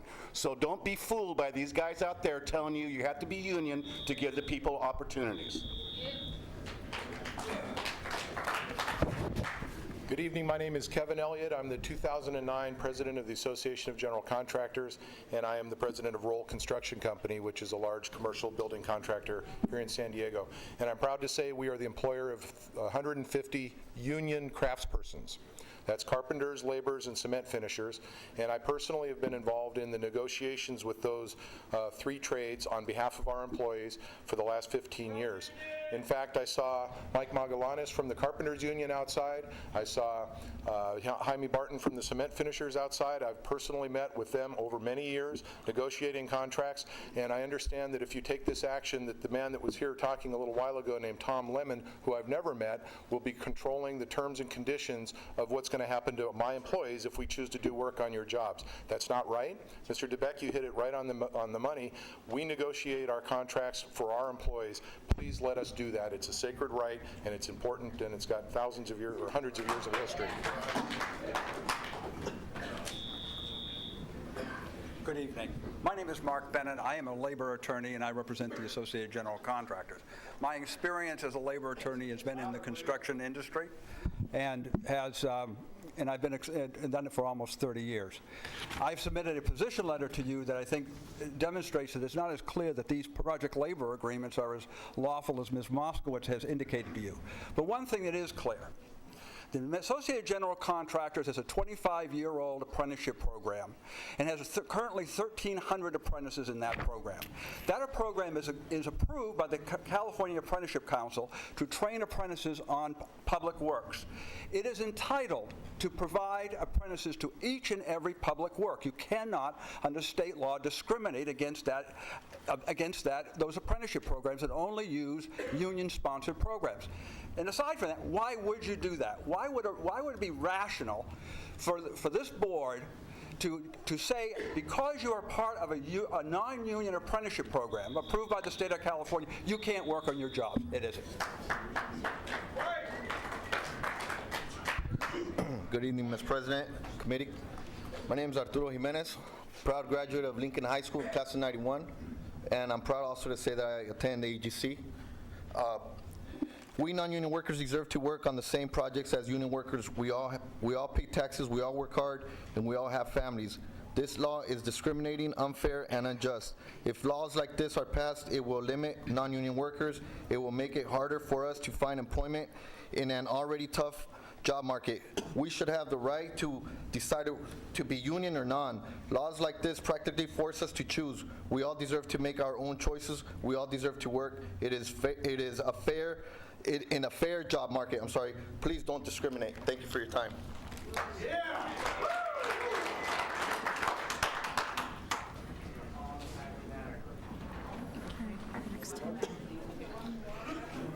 The next 10 that are up, I missed one. Steve Stepp, Kevin Griffin, Lorena Gonzalez, John Modeski, Dane Alster, Chip Olson, Eric Redstein Jr., Andy Berg, Daniel Lozano, and Linda Jennings.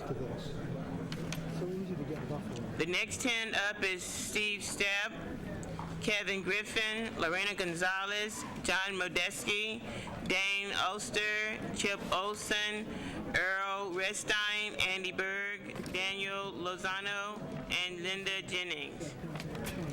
Okay. You can start whenever you want. Hi, my name is Steve Stepp. I was born and raised in San Diego, California.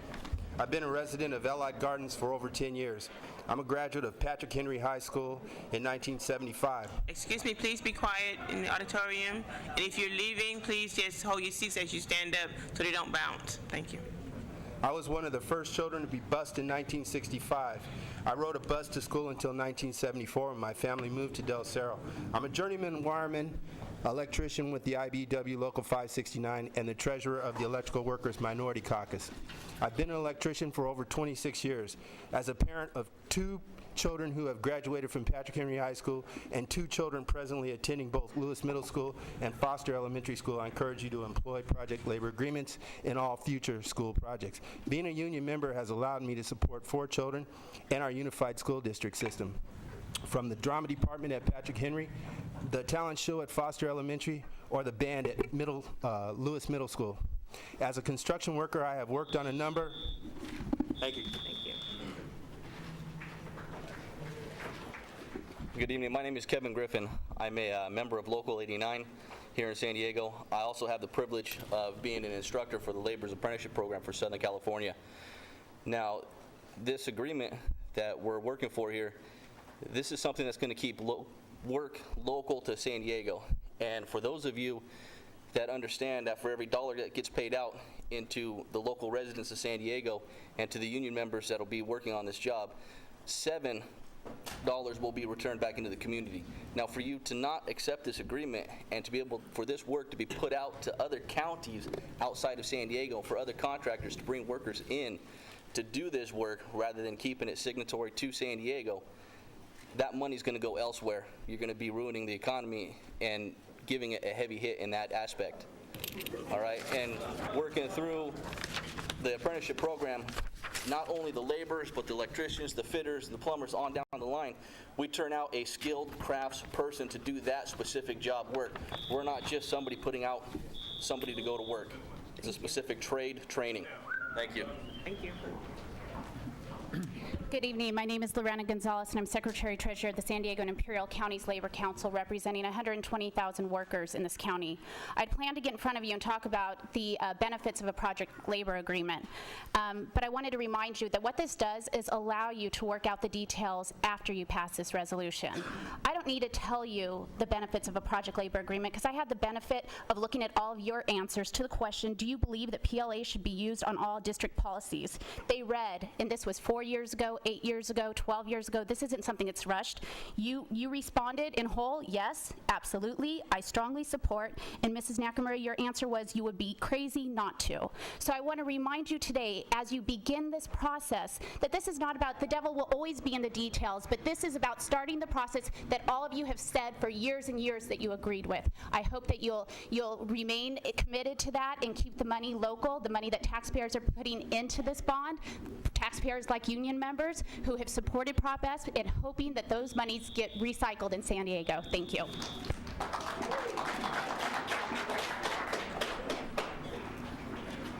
My name is Chip Olson. I'm Vice President, San Diego Regional Manager for Webcor Builders.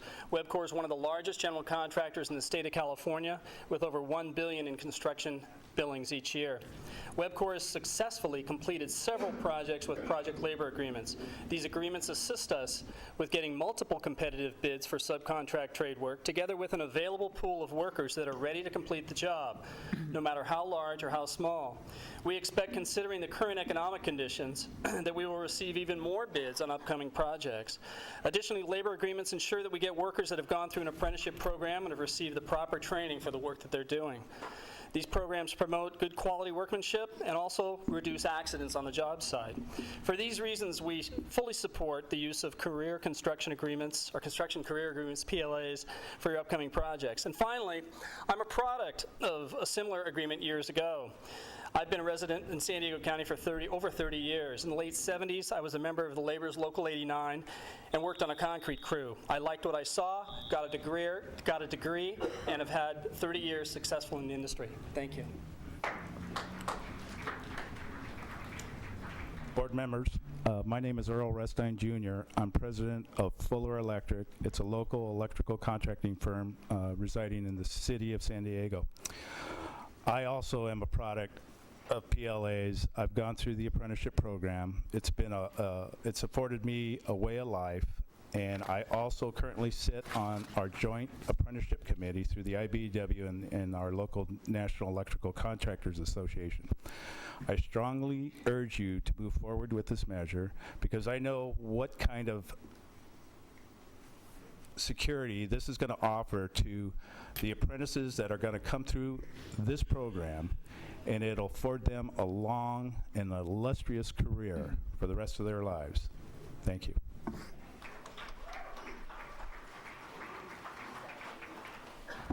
My name is Andy Berg with the National Electrical Contractors Association. I was also co-chair of the Finance Committee that helped get this bond passed.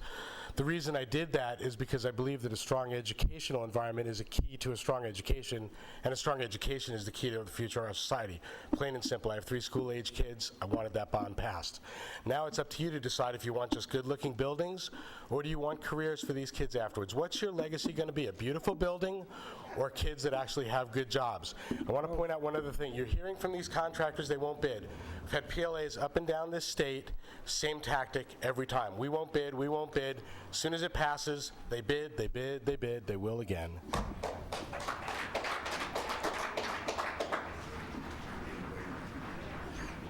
Good evening. My name is Dan Lozano. I'm the National Field Director for the congressionally funded not-for-profit program Helmets to Hard Hats.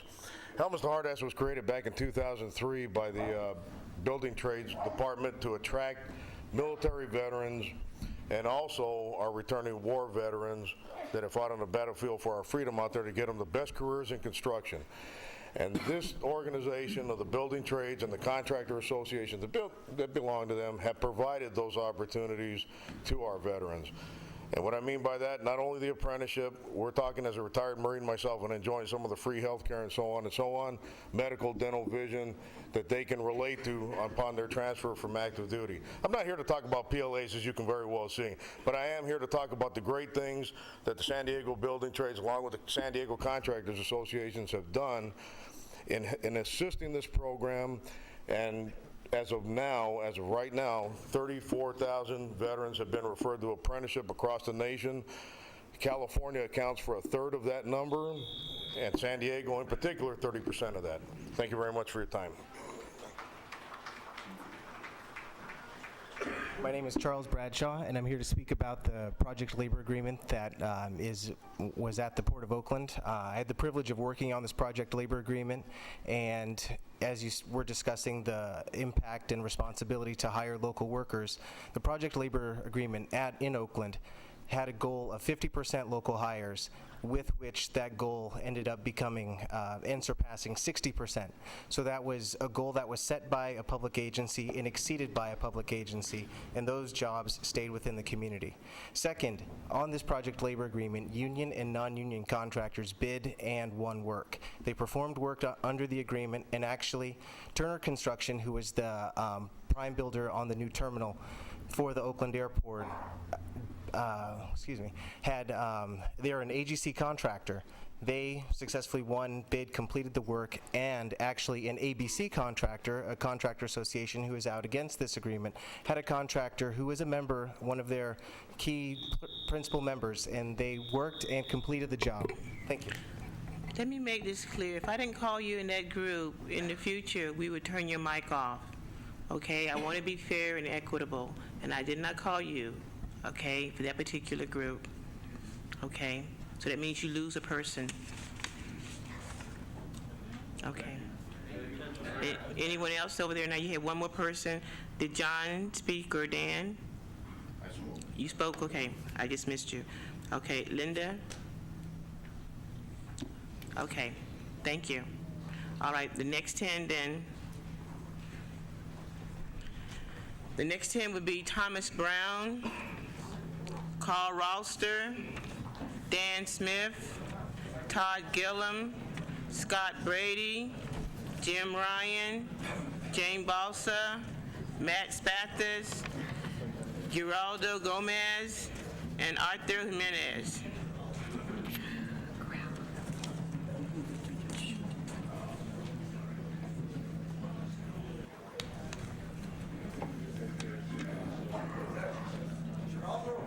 I think that Arthur, see, this is the same person here. Oh, okay, some of you put in things twice, so I'm gonna pull that name, and Eliza Barragan. Okay.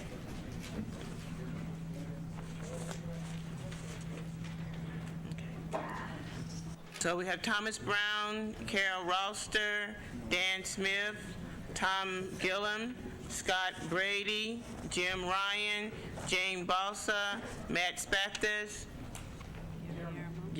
okay, go ahead, okay, and Eliza Barragan. Okay, you may begin. Thank you.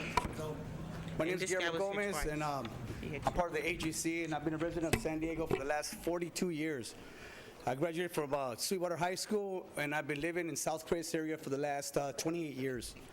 And I just want to see balance.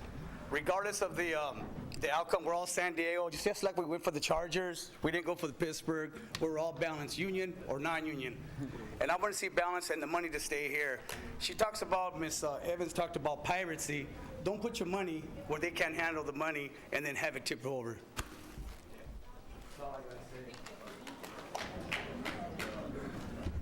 Thank you. My name is Carol Rauscher. I'm president of the Augustine Company, local general contractor here in San Diego. We performed over 23 projects for Prop MM. They were successful, no assessment of delays. They were complete on time, within budget. That work was done without any kind of PLA. Or if you want to say you have that already in place, my question is, what didn't work with Prop MM? Your crown jewel of Prop MM, Lincoln High School, you had a union electrical contractor, you had a union plumber, and you had a non-union general contractor, Barnhart. I talked with Doug Barnhart today. No work stoppages, no labor conflicts. The job was very successful. You guys have enough on your plate. You don't need this. What you have in place now works. All I ask is open it up to everybody, keep it fair. We all worked for this prop, we all deserve a part of it. Thank you.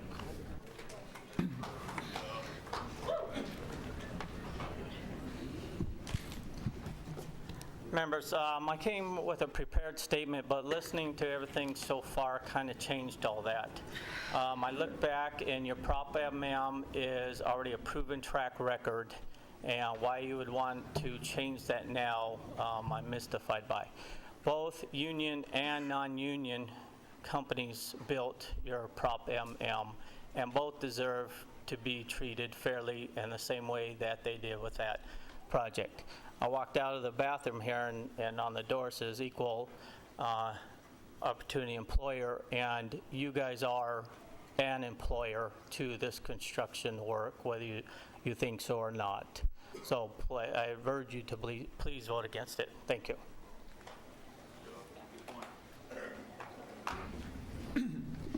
Hi, my name is Todd Gillum. I work for Cox Construction. We're a local general contractor, small business. We've been in business for 30 years, have done your work for 20 years, have never had any problems labor-wise, have worked with both union, non-union contractors the entire time. Never any issues. What we've seen with Sandy Unified, or always have liked about Sandy Unified, is the fair business practices, open bidding. Everybody has a shot. If you put a PLA in business, we will no longer be able to do business with you, as well as about, I don't know percentage-wise, but a lot of subcontractors we do business with. So I urge you to say no on a PLA and keep it open for everybody. Thank you.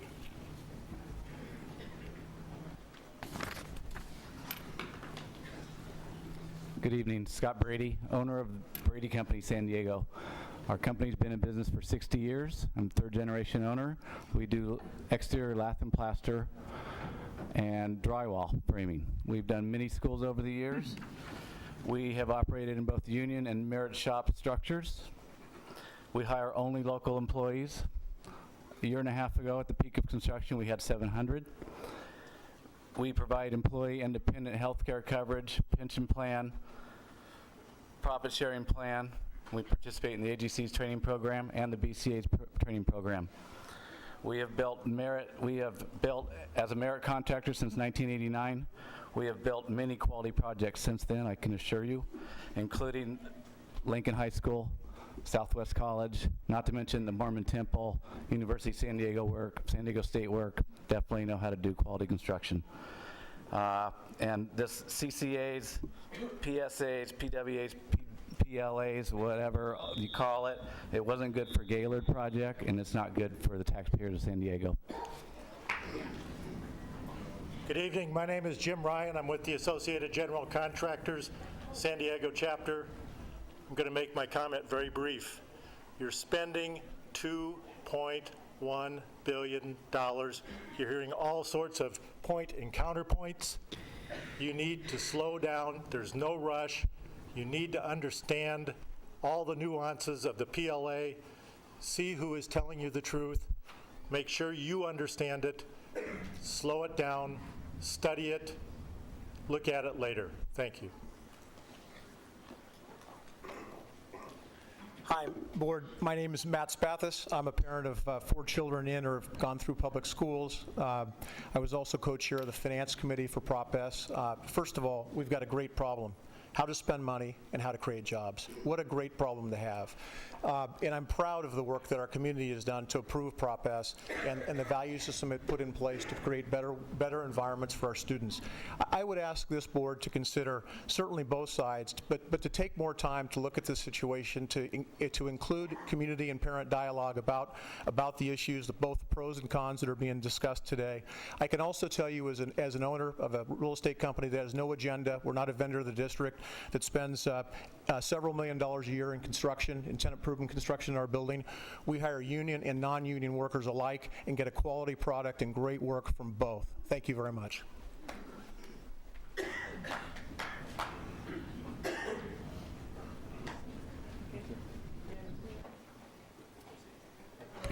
All right, moving on to the next 10.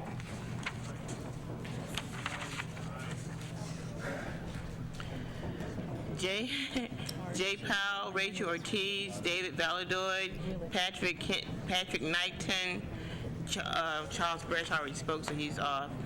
Paul Hernandez, Ray King, Linda Legretti, Humberto Peralta, and Chris Rapp.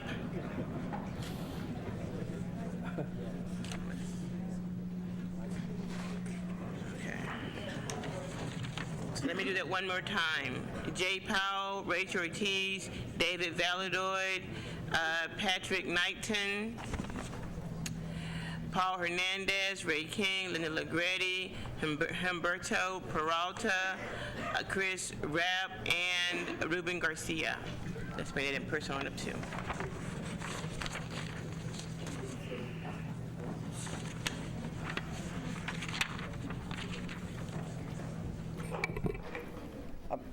I'm Patrick Knighton, and I'm here in support of your motion here, and I want to encourage you to vote yes on this, of course, and I want you to say yes to this and say yes to the people of San Diego paying those taxes that are going into this bond and making sure local labor is being taken in account with this, and make sure it's local labor. We don't want to send our money out of state. That helps our community. And I want to encourage you to be leaders in San Diego and show everybody else that this does work. And it's worked all up and down the state and across this country. And I support the measure, and I hope all of you support the measure.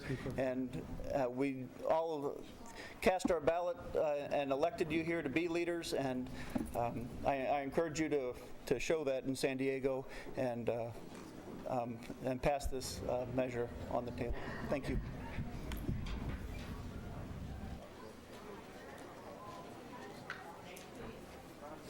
Next, please. Good evening, ladies and gentlemen of the board. I'm George Hetherington, Apprenticeship Coordinator for San Diego County for the Southern California Operating Engineers Training Trust. And since you are educators, and we are too, I hope that I can make you understand that the apprenticeship programs produce craftsmen. In the past year, we've graduated 166 in Southern California, 24 of them here in San Diego. We have several more coming out we will graduate true craftsmen who've been trained in the proper operation, maintenance, and repair of heavy equipment, as well as many other skills related to it. Inspection certifications. We offer every crane certification. We have what is a real apprenticeship program. This is, there are too many certifications to even list. The ones that the state of California requires, like the forklift, we cover every type. We have equipment, millions of dollars of equipment right here in San Diego County to train these apprentices with.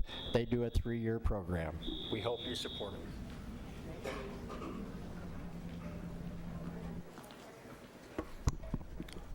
Hello, my name is Humberto Peraza. I'm the Chief of Staff to Congressman Bob Filner, and I'm going to read a statement from him, shortened statement.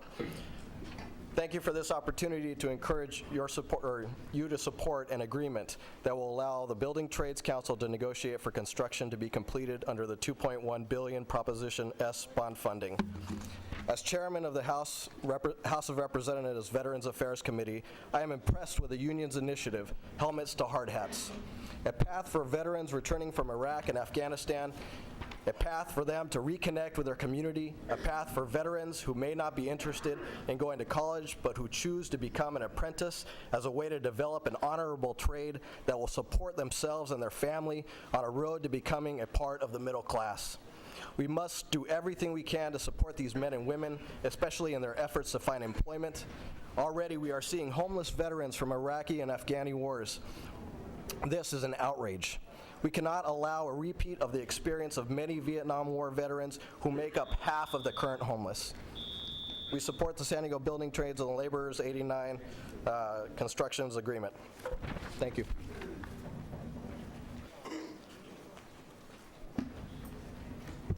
Good evening. My name is Linda Legretti. I'm the state coordinator of the Cesar Chavez Service Clubs. The Chavez Service Clubs is a K-12 leadership development organization dedicated to inspiring youth to believe in themselves and that they can make a difference. Our clubs have been operational in many of the elementary, middle, and high schools since 2001. We're very proud of the accomplishments that we have witnessed with our participants, better known as Chavistas. One of our proudest and most recent example is a Chavista who, after graduating from high school, went on to Stanford, graduated from Stanford, and immediately joined the presidential campaign of President Barack Obama. After having won the election, Jonathan was summoned with a one-way ticket back to Washington, D.C., where he now serves as a member of the President-elect's transition team. It didn't come easy, though. A huge investment of time, learning, and on-the-job training throughout this journey has paid handsome dividends, which we will all benefit from. And that is why we support the proposed Project Stabilization Agreement. We know what it's like to make a long-term commitment and to stick to it. The construction careers and the union apprenticeship programs can provide an avenue for many working families to earn their way into the middle class. Thank you. My name is Ruben Garcia, and I'm a Local 89 member, and I'm one of their basic apprentices that came out of the apprenticeship program when nobody else would give me a chance to start my career. The apprenticeship took me into their wings and taught me to do the correct work that I need to do in the field. And now I'm also I became a laborer, not only a laborer but a foreman, and I'm currently working and working hard. It took a long time to get to where I'm at, but at the same time, if it wasn't for the Local 89 and for the apprenticeship program and the learning that I had from there, when nobody else gave me a chance, they took me in and went ahead and gave me what I needed to know and the tools that I needed to be successful. Now I am currently owning a home with 5 children to support, only income, and it's only able to do that by the hard work and direct. I believe that everything I got to be thankful for is for the union. So.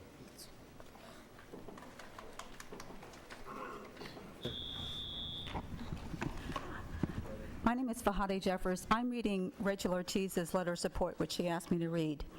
Since 1970, Barrio Station has successfully sought out and partnered with apprenticeship adults with apprenticeship opportunities for young men and women of San Diego neighborhoods.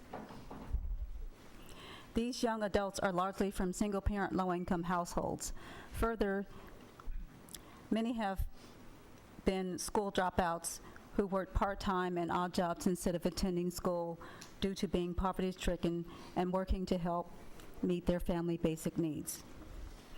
Let's set an extraordinary example for the nation during these current difficult times by putting our concerted efforts forward to help fill the need for health benefits and job opportunities for low-income families and for needy and worthy adults.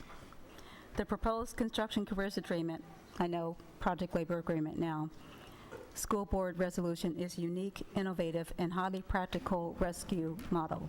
It lends enhanced honor and respect to your school board members for demonstrating leadership and encouraging during this important school year time. Also, Councilman Todd Gloria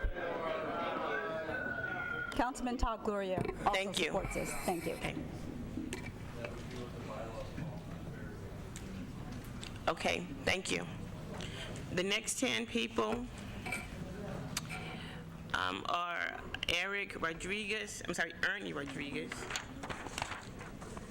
Mike Harper, Larry McClure, Hector Garcia, John Geiser, I think it is, Joseph Hines, Sherry Yarborough,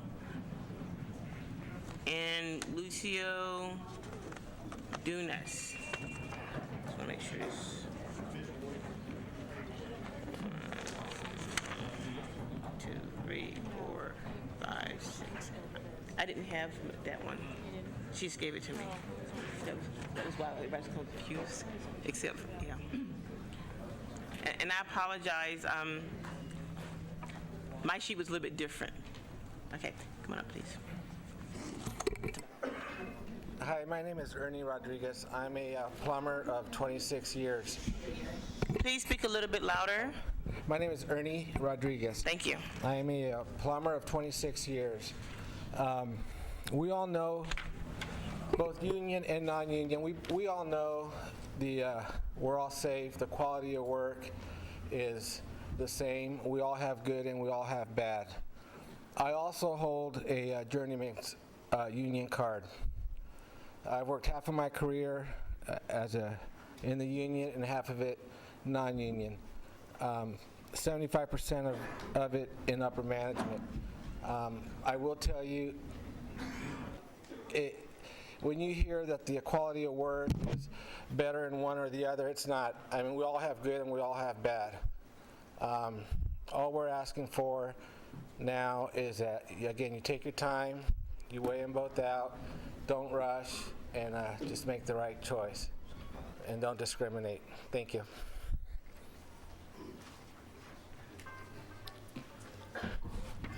Hello, my name is Mike Harper. I was born and raised here in San Diego.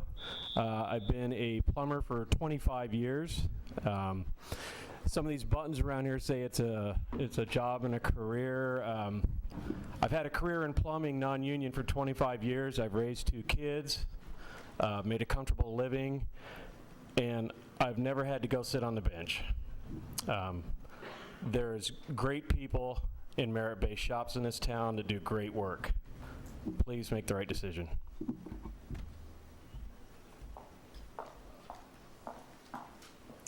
Good evening. My name is Sherry Yarborough. I'm the Executive Director for the Associated Builders and Contractors Apprenticeship Program.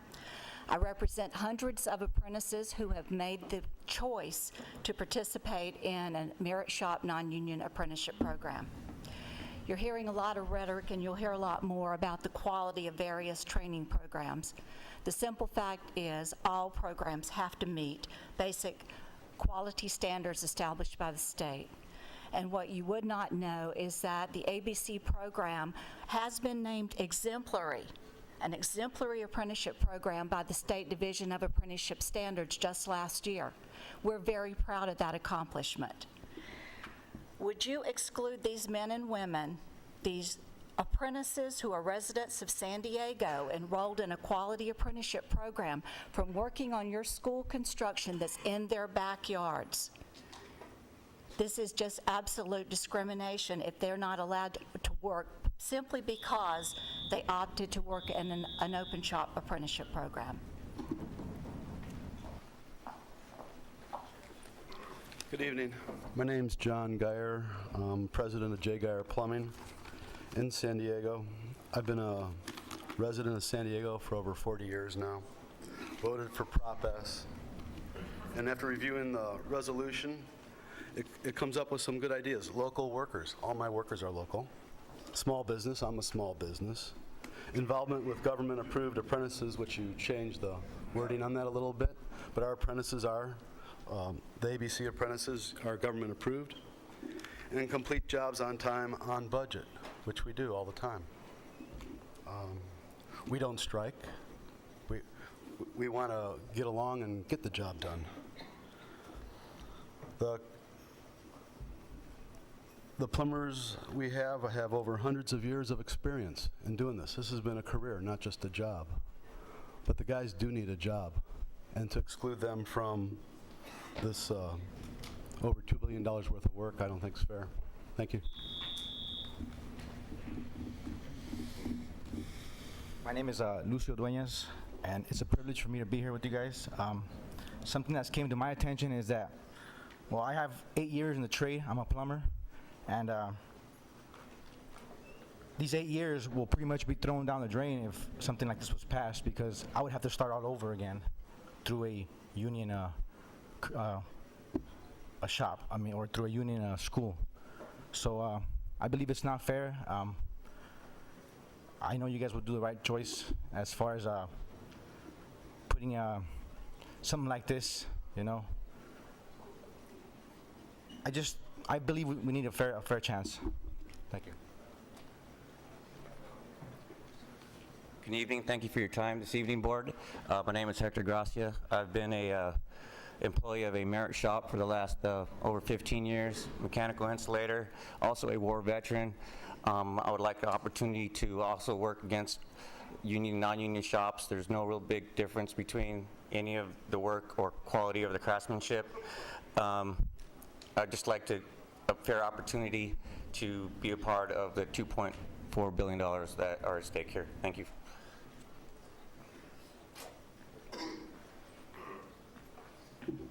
Hi, my name's Joe Hines, Pac Rim Insulation Foreman. Basically, I'm up here just saying what we're in search of is basically equal opportunity. That, you know, that's basically, it's been deceived, and it's, you know, what this proposition has done is implemented, you know, what it's implemented is, you know, basically, geez, I'm stuck, but I'm done, sorry.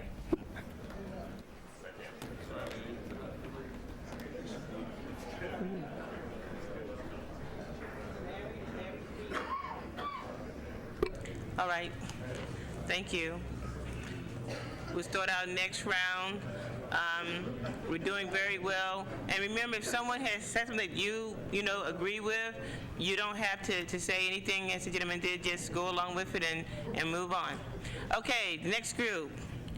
Henry Montano, Larry Wynn, Brian Scoffner, Rick Mahon, Aaron Keeler, Kenneth Cox, Roger Fuhes, maybe, got you right in here. Okay.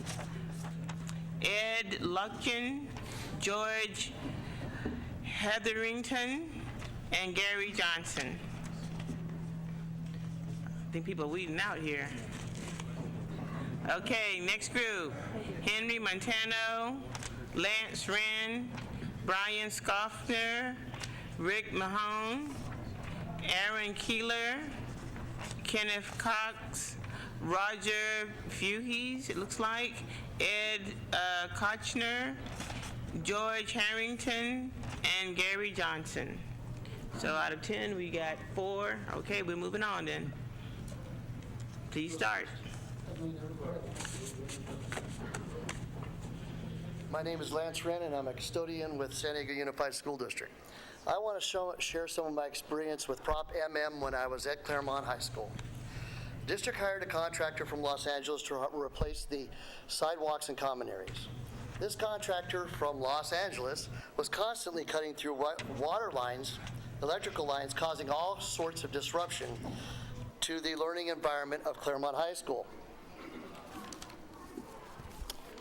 The same contractor who admitted to me that he had no experience with installing sewer lines was to install badly needed sewer lines at Claremont. Well, because of this contracting experience, we soon had problems with our plumbing. There were newspaper articles, Turco came out causing huge embarrassment for the district. If they had just listened to me when I told them that he was installing the improper water lines, this would have never happened. Most of the contractors I met with started out wanting to do the right thing, but they were too inexperienced. Thank you. Next. Good evening and thank you. My name is Ed Locker. I'm a sheet metal worker with Local 206. These gentlemen out here all deserve a right to work. They deserve a right to have their rights just like we do. However, what they don't tell you is what their contractors can do that they can't do to us. They can decide that they need to go spend on the vacation rather than give it in their 401k if they're matching. They can decide to take anything away because they have no signed contract that says we will have health insurance. Our health insurance is guaranteed for 9 months if we lose our job. Is theirs? And that's part of the problem, or part of the money that we pay into that fund.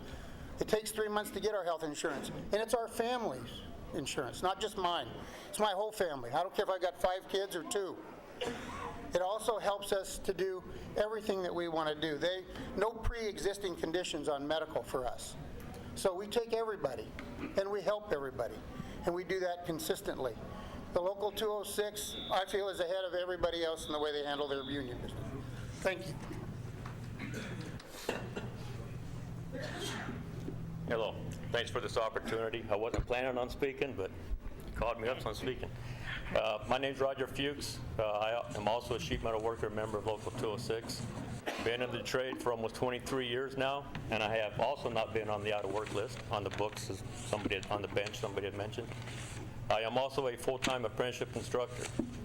I currently, for our daytime training, instruct 94 apprentices. And then we're bringing in 23 new ones for this new semester for first period apprenticeship. What I have been told from some of our apprentices that have gone through the ABC apprenticeship program is that once they are done on that job that requires them to be an apprentice, their employer yanks them out of the apprenticeship program. They're no longer an indentured apprentice. To me, that is not a legitimate program. And I am in favor of the PLA. It is a benefit. It does keep local work here, and it is a benefit to the community. Thank you.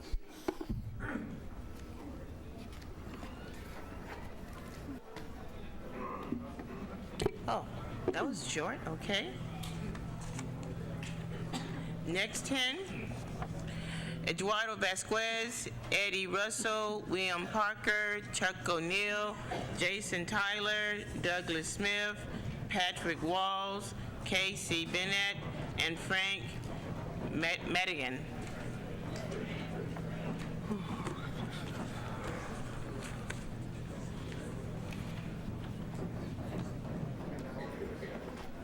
Okay, you may begin. Good evening, members of the board. Thank you for this chance. My name is Eduardo Vasquez. I work for Pacific Rim Mechanical. And I've heard words from board members such as piracy, hijacking. We have to do what feels right. The fact is, I don't want to be limited to what I can and can't work. I have certifications through my company on certain things I need to be certified for me to do the job. I've gone through ABC. They will provide whatever it needs to be provided for me to get the job done. I don't feel I need to give anybody my money to fight my fights. I am a grown adult, and I should choose my own fights. My superintendent supports me in any way possible. It has to do with family or anything. And if I want to go through wherever I want to go through, they will support me in it to do the job that needs to be done. Please, I ask to not limit me from my capabilities to do what I need to do.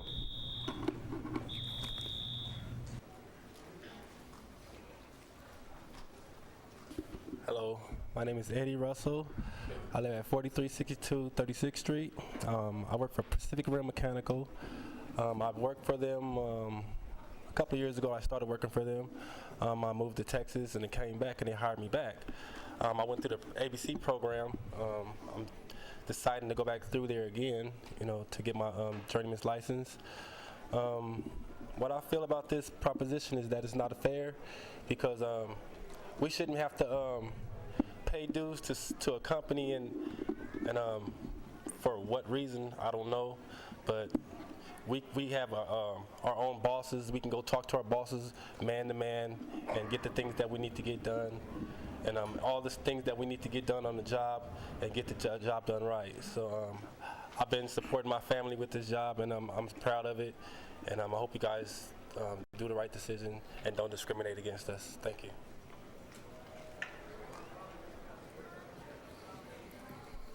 Thank you for this chance to speak to you. My name is William Parker. I work for Pacific Rim Mechanical as a plumbing foreman. I've been working there coming up on 9 years now, and they've given me all I could ask for out of a company. They've sent me through the ABC program where I graduated. That program helped me to become a foreman very shortly after I graduated. The one question I do have is if 85 to 90% of our workers in San Diego are non-union, and we are going to employ 10 to 15% of the union workers, if they don't have enough people to man it, they're going to be getting then the union from other cities to come down, and they're not going to be San Diego workers working here. And that's all I have to say. Thank you.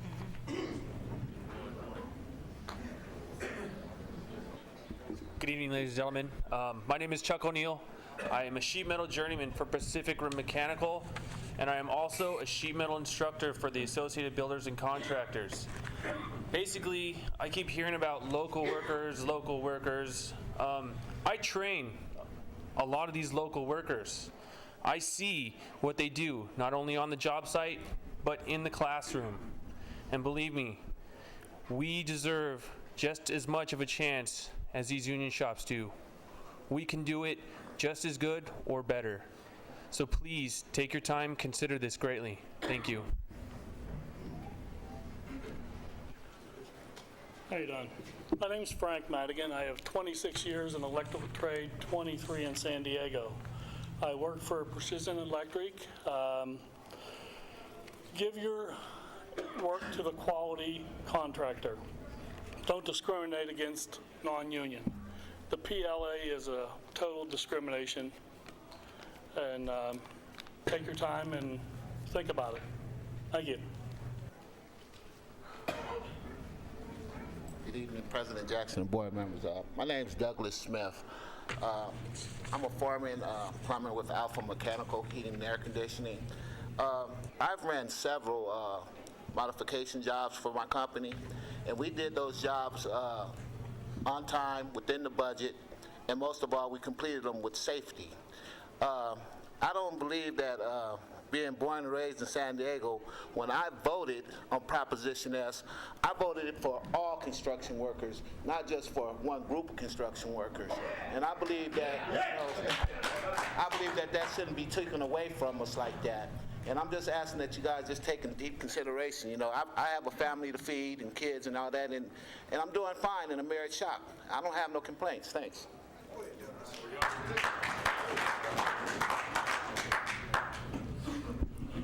Hello, my name is Jason Tyre. I work with Precision Electric. I've been an electrician in San Diego for over 12 years now, and the only job I've ever left, not on my own recognizance, was with the union.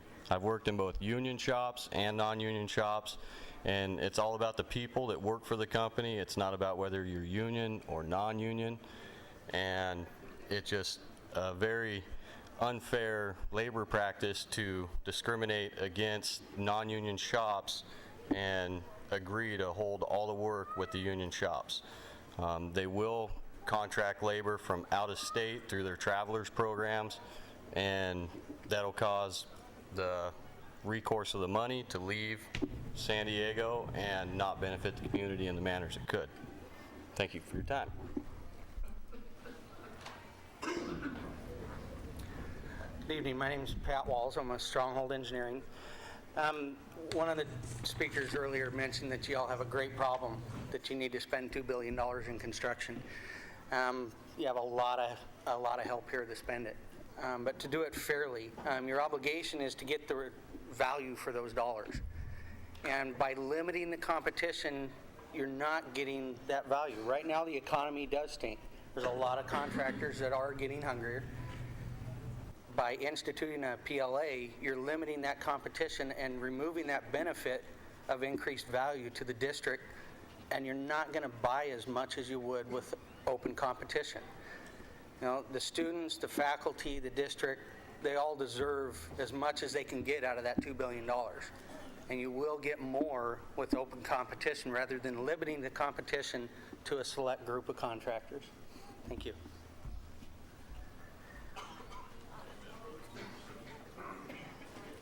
Okay. All right. We still have a ways to go yet. Okay. The next 10. Sean Combs, Bahari Jeffers, Daniel McGahan, Larry Rivers, Zach Squire, and Kevin Martinez.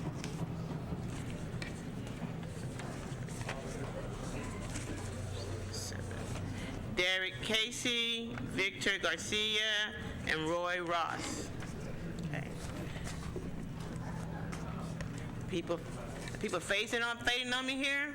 The party's just getting started. Let's do this again.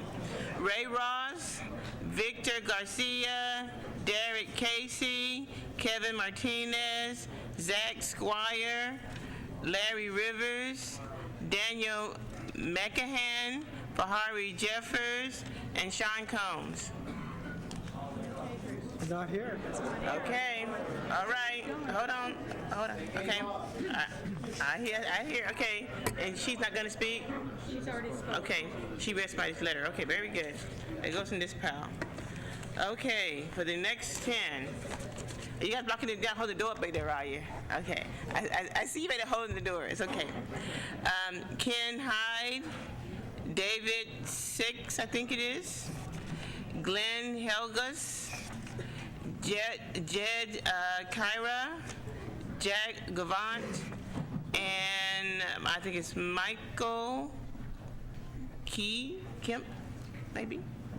Glenn, I didn't see Glenn. Okay. Oh, there he is. Here comes Glenn.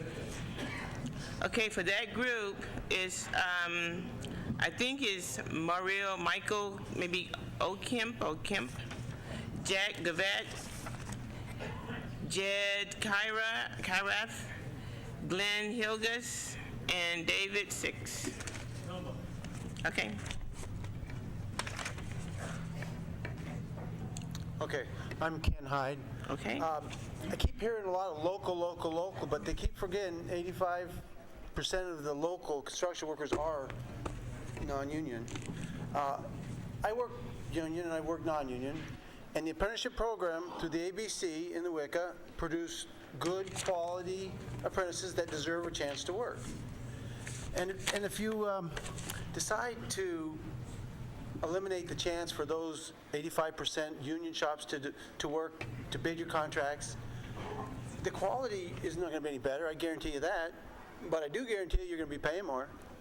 And in these tough economic times, you as a board, it's incumbent upon you to get the best value for your money. And the only way you can do like the other guy said is to keep an open competition. If you only have a few people bidding, you're not going to get the same results. You're not going to get the same bang for your buck. It's really important. Everybody gets a good, even chance.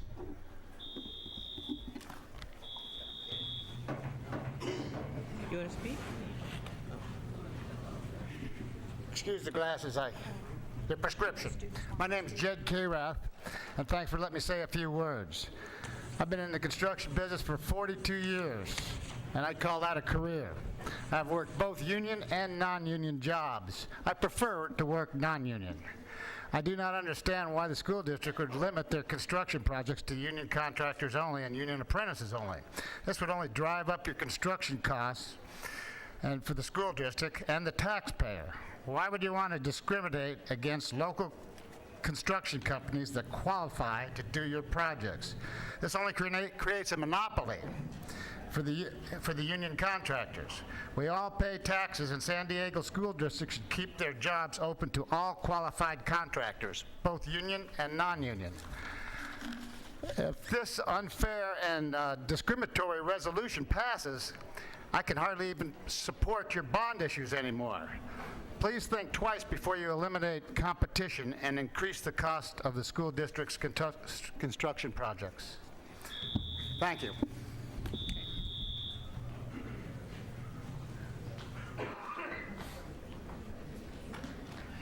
Good evening, I'm Glenn Hillegas. I had a career of 29 years in the school district, every year paying dues to a union. 6 years as a principal. I helped build the Construction Tech Academy with millions of dollars from the AGC, but more importantly, partnership with all the union programs, all the non-union programs. We work together collaboratively to build that. Jose Bajorquez, right here. I am very proud of this young man. He is a senior that's going to graduate from Construction Tech Academy. The AGC is even paying for scholarships for him to go to college if he wants to. But if he wants to go into a trade, would it be fair, Jose, to say that you may not be able to work if you decide to go to a non-union?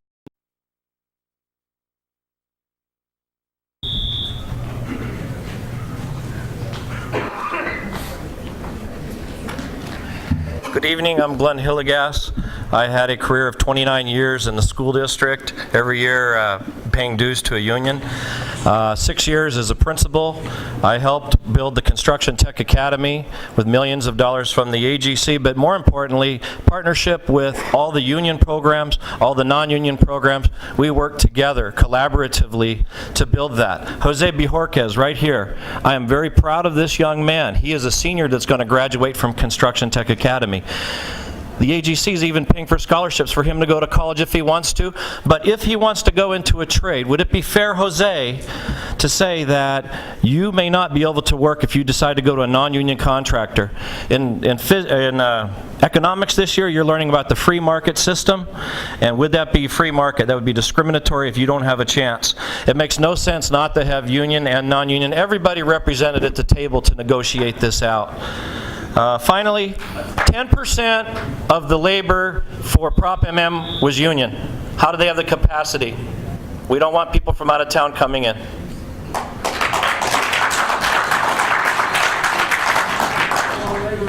Hello. My name is David Silva, and I've been hearing all the talks. I wasn't really going to come up, but there's so many things that I don't agree with, like everybody telling me I don't know my trade. I've been in the trade. I do drywall finishing, and I've been mastering my skill for 12 years, and I'm a non-union company. I work for the guy I want to work with. I wrote down the companies I work for, and it's 5 companies, some union, some non-union. That flag right there tells me I get to work for whoever I want to. So you guys should be able to pick whoever's price you like or whoever has whatever. You guys get to pick, just like I get to pick. Thank you. Okay. There's one more guy, the gentleman right there in the yellow. Are you speaking? No. Okay, very good. Okay. Not very good, but you know. Okay. Moving on. Next 10, and I know that we have people that are outside, so if you're outside, please listen, because once I call your name and go through the list, we're moving on. Josh Round, Matt, looks like, I don't know. Look at that one. Wendell Weber, Matt Warrant, William Moran, Jason Shader, Jim Quigley, Eugene Espinoza, Russell Milstead. You think that's it? Matthew Evans. Okay, good. Great help up here. Matthew Evans, Josh Round, Wendell Weber. Before we have him speak, Jose. Oh, I'm sorry. Yes, Jose. I'm sorry. Student reps, please. Okay, I just wanted to make sure that I pointed this out because AGC does give us. Last year they gave 11 scholarships. I don't know how this would tie to this whole process, and I don't have a lot of knowledge on this, but I just do want to say that AGC does give us a lot of scholarships. I know it's giving me one last year. In the past years, they have been doing this. I'm looking forward for my little brothers to get these scholarships as well. I hope that something fair comes out of this, and I'm pretty sure it's gonna be okay. But I just wanted to make sure that I said that they do provide those scholarships and internships and all these good stuff for us in renovating our school. So, yeah, thank you. And I want to say thank you, and I know it's been a long night for you, so, and we'll see you at the next meeting. Thank you. Okay. All right, back to the 10. And you can feel free whenever you have to go do homework, you can also feel free. Because when homework done, but what I'm saying, she kept me up all night long. Okay, can I just go over these names one more time for this 10? And the second group, I didn't finish, but it was Matt Warren, William Moran, Jason Shader, Jim Quigley, Eugene Espinosa, and Russell Milstead. Okay. Hi, my name is Russell Milstead. I'm with the union. I've been in there for 9 years now. I'm also an instructor. I just want you guys, like everyone else has said, just take your time, read through the PLA. I'm sure you're going to find, that it's good. You guys have liked it before. I've heard a lot of, everyone's concerned about keeping the money in town. That's the no-brainer there. I assure you that there's plenty of people in town, both union and non-union, to do this work.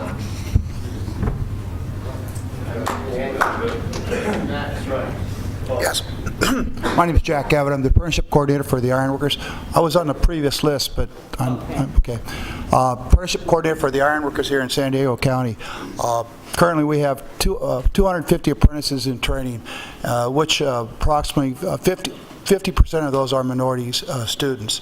We cover the entire San Diego Imperial counties. We're kind of unique with the Ironworkers because we don't have a non-union counterpart or a non-union arm that's registered for apprenticeships. So we get kind of the best of both worlds because the non-union contractors actually contact us for apprentices, and we do send apprentices to those contractors. There's a couple of points that I'd like to clarify. There was a young lady up here that was talking about Lincoln High School. My personal experience at Lincoln High School, that was a disaster. We had contractors that had to go in there and bail out non-union contractors because they couldn't do the job. Same thing happened at Steel Canyon High School at Grossmont District. They couldn't perform. We had to go and do the job. Thank you. So.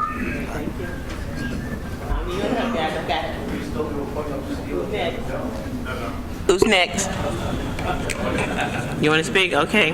All right, here's the next group. Okay. Ron Zebar, Judd Thompson, Man Dorsey, Nathan Brittle, Derek Reese, Tom Cuddle, Casey Smith. If you're outside, come on in. One more time. Casey Smith, Thomas Cuddle, Derek Reese, Nathan Brittle, Man Dorsey, Judd Thompson, and Ron Zibar. Okay. All right. Next group. Jason Ullum, Tammy Spinks, Mike Hartley, Mary Stedham, Ray Penegran, Jessica Mims. Okay. All right. Let me do that group one. Okay, yes, sir. Yes, sir, I called you. Okay, I couldn't tell very well, but that's okay. Oh, I'll speak louder. If that's the problem, I'll speak louder. No I think out there too, out in the lobby, it's very hard to hear. There's a lot of noise going on, so probably some people, you're just going right by them and they don't even hear their names being called, but that's okay. I'd like to say good evening. My name is Mike Hartley. I've been a steam fitter for the past 14 years and a plumber for 9 years prior to that. I would say thanks to the apprenticeship of the United Association of Plumbers and Pipe Fitters Local 230, I have a career. I grew up in Southeast San Diego. I attended Encanto Elementary School, O'Farrell Junior High School, and Morris High School. I graduated in 1984. Unfortunately, I grew up in that neighborhood that was rampant with unemployment, gang violence, and illicit drug use. I knew I could not continue in that offensive environment. So out of high school, I decided to take high school classes, ROP classes in plumbing in the city school district. And those courses gave me a good foundation, and I worked for various plumbing contractors for several years. Unfortunately, these jobs left me with no retirement, no health benefits, and barely enough money to get by. And I did work for a couple of these contractors over here, and they didn't pay very well. I just wanted to say, all right. All I want to say, I don't need any help, guys. Thank you. All right. The union gave me an Thank you very opportunity to much. make a life for myself. Okay, the next 10 names. Thank you. The next 10 names: Ryan Mims, William Stedham, Ryan DeGory, Reginald Williams, Robert Pensa, Michael McWay, Andrew FQ, Robert Bright, Michael Taylor, and Randy Hernandez. Okay.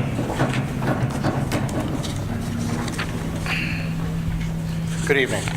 My name is William Stedham. I'm an IBEW electrician, Local 569. The first question I have is, where does prevailing wage come from? Anybody who comes on these jobs for the school district that are guaranteed prevailing wage, that was set by union wages. Also, the benefits that are added into the prevailing wage come from the benefits that we have fought long and hard for. The union does not just represent its members, it represents our whole trade. The PLAs give us an opportunity to get well-trained, well-cared for members of our community a chance to work on projects that are funded by the taxes that we pay ourselves. My understanding of the PLAs is that anyone is welcome to bid with conditions that anyone can meet. And I also understand that those that fight against the PLAs, the lawyers and everyone else, surrender and are bidding after the PLA is passed. Thank you. All right. Okay, next 10. Blake James, Jose Salas, John Vacara, Luke Chabner, Nefri Hancock, Patrick Sinoff, Joe Hessner. Am I coming in? Okay. What's your name? Okay.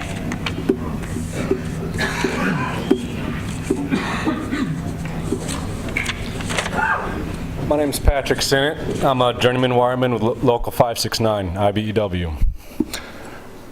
I have worked on both sides of the fence. I've spent the last 5.5 years or more with the IBEW. Since then, I've found a more respecting, safer work environment. When I was with the non-union shop, I did see a lot of stuff done just to get done. We go about things in a safe, productive manner. And what I've heard a lot tonight is people not understanding that the union is here for the workers. We're not here against anybody here. The union offers a fair wage, and it offers me a pension. When I left the non-union shop, I was cashed out with $70 of retirement after 5 years. The next 10, Charles Corolla, Kevin Alvin, Daniel Williams, Sam Phillips, Charles McCoy, Dwayne Guile, John Soka. Okay.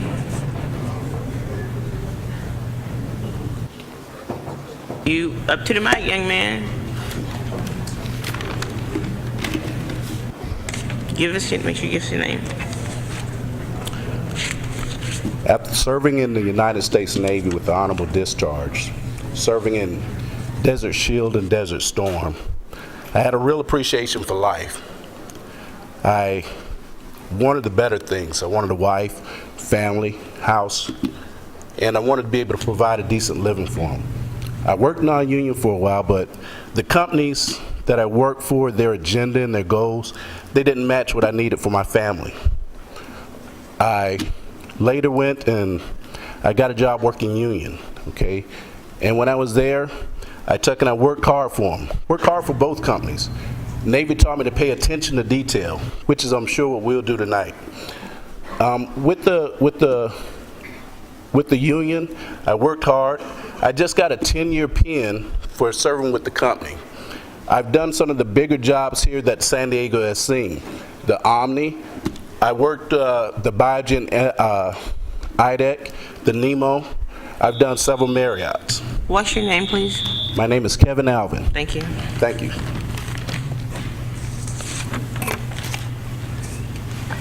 Hi, my name is Dwayne Guile. Thank you, Madam President and the board for letting us all speak. I've been a union sheet metal worker for 25 years, and I've been employed at the same shop for 25 years. A lot of it is your work habits, and something I also wanted to say is unions also give scholarships. And PLAs, okay, they're open to anyone to bid for PLAs. Anybody with standards, and that's all the PLA does is make the standards level out, or not just to get the job done, which is what, if you don't have a PLA, that's what that would be. PLA keeps the workers in San Diego or through unions, okay, not out of state workers, which has happened, or out of the country, which has also happened. Hello, my name is John Sonka. I'm an iron worker, 22 years, local 229.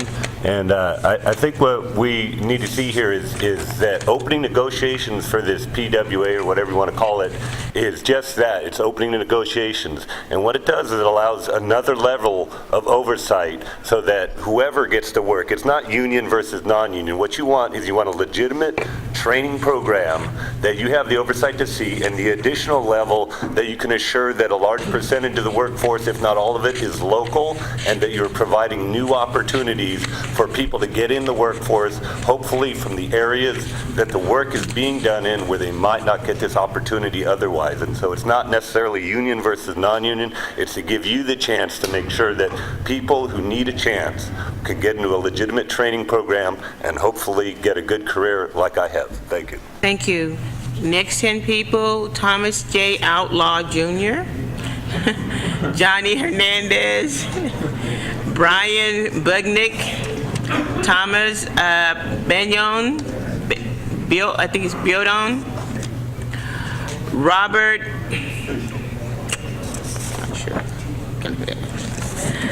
Ken Pinnick, Ray Cook, Lewis House, Chris Sarah, I think it's Serna, and John Lancaster, and Robert Torpey.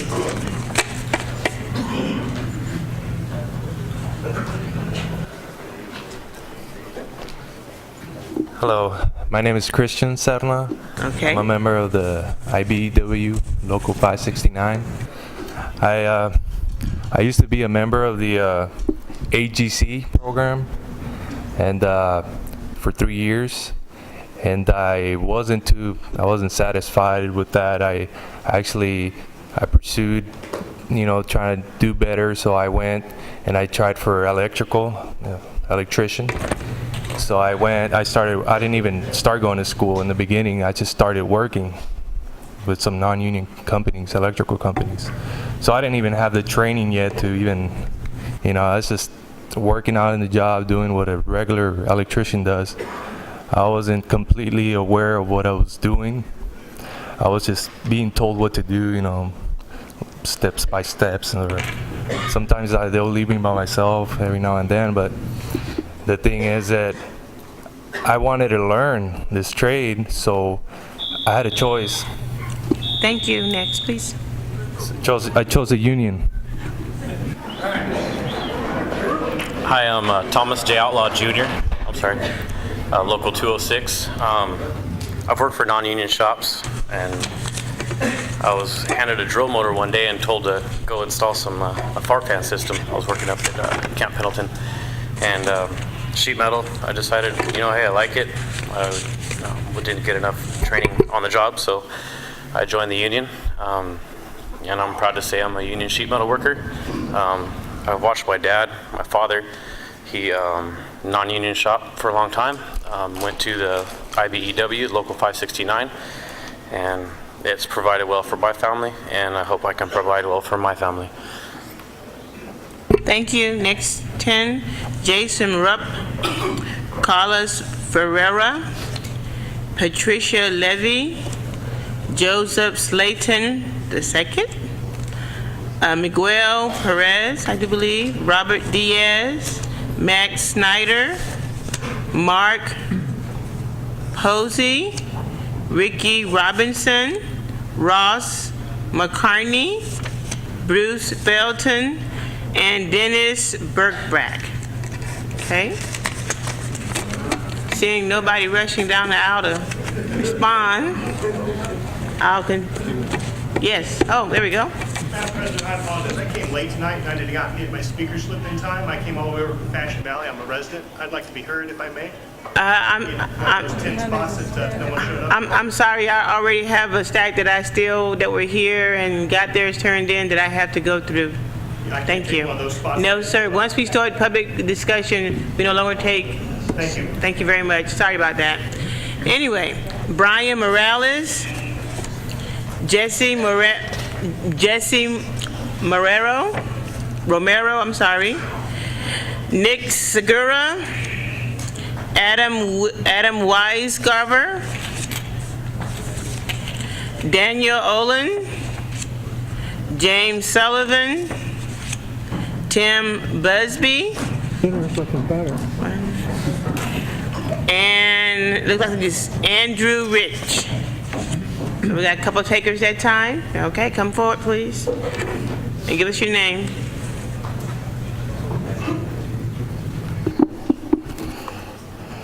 Hello, my name is Nicholas Segura. I am a member of the International Brotherhood of Electrical Workers and actually the president of the union. As the president, I still work in the field with all these great wiremen that work in our industry. When I graduated, or actually when I got out of the Navy, I was welcomed right into the apprenticeship, completed the 5-year program, and it wasn't anything that was given to me. You really had to earn it. It's a highly structured program, and if the apprenticeships, if the students don't do their program, we try to help them. There's many ways to try to get them through, but if they don't make it, they don't make it. So it's something you really have to apply yourself to. I sit on the JTC as the president, so we're always trying to help these guys out, but if they can't make it, they can't make it. And I also appreciate when I first joined, I understood I got a pension, but now that I'm 20 years in, I really appreciate the fact that I'm going to have a pension and not only a 401k. And there's a big difference between a pension and a 401k, as all you members know.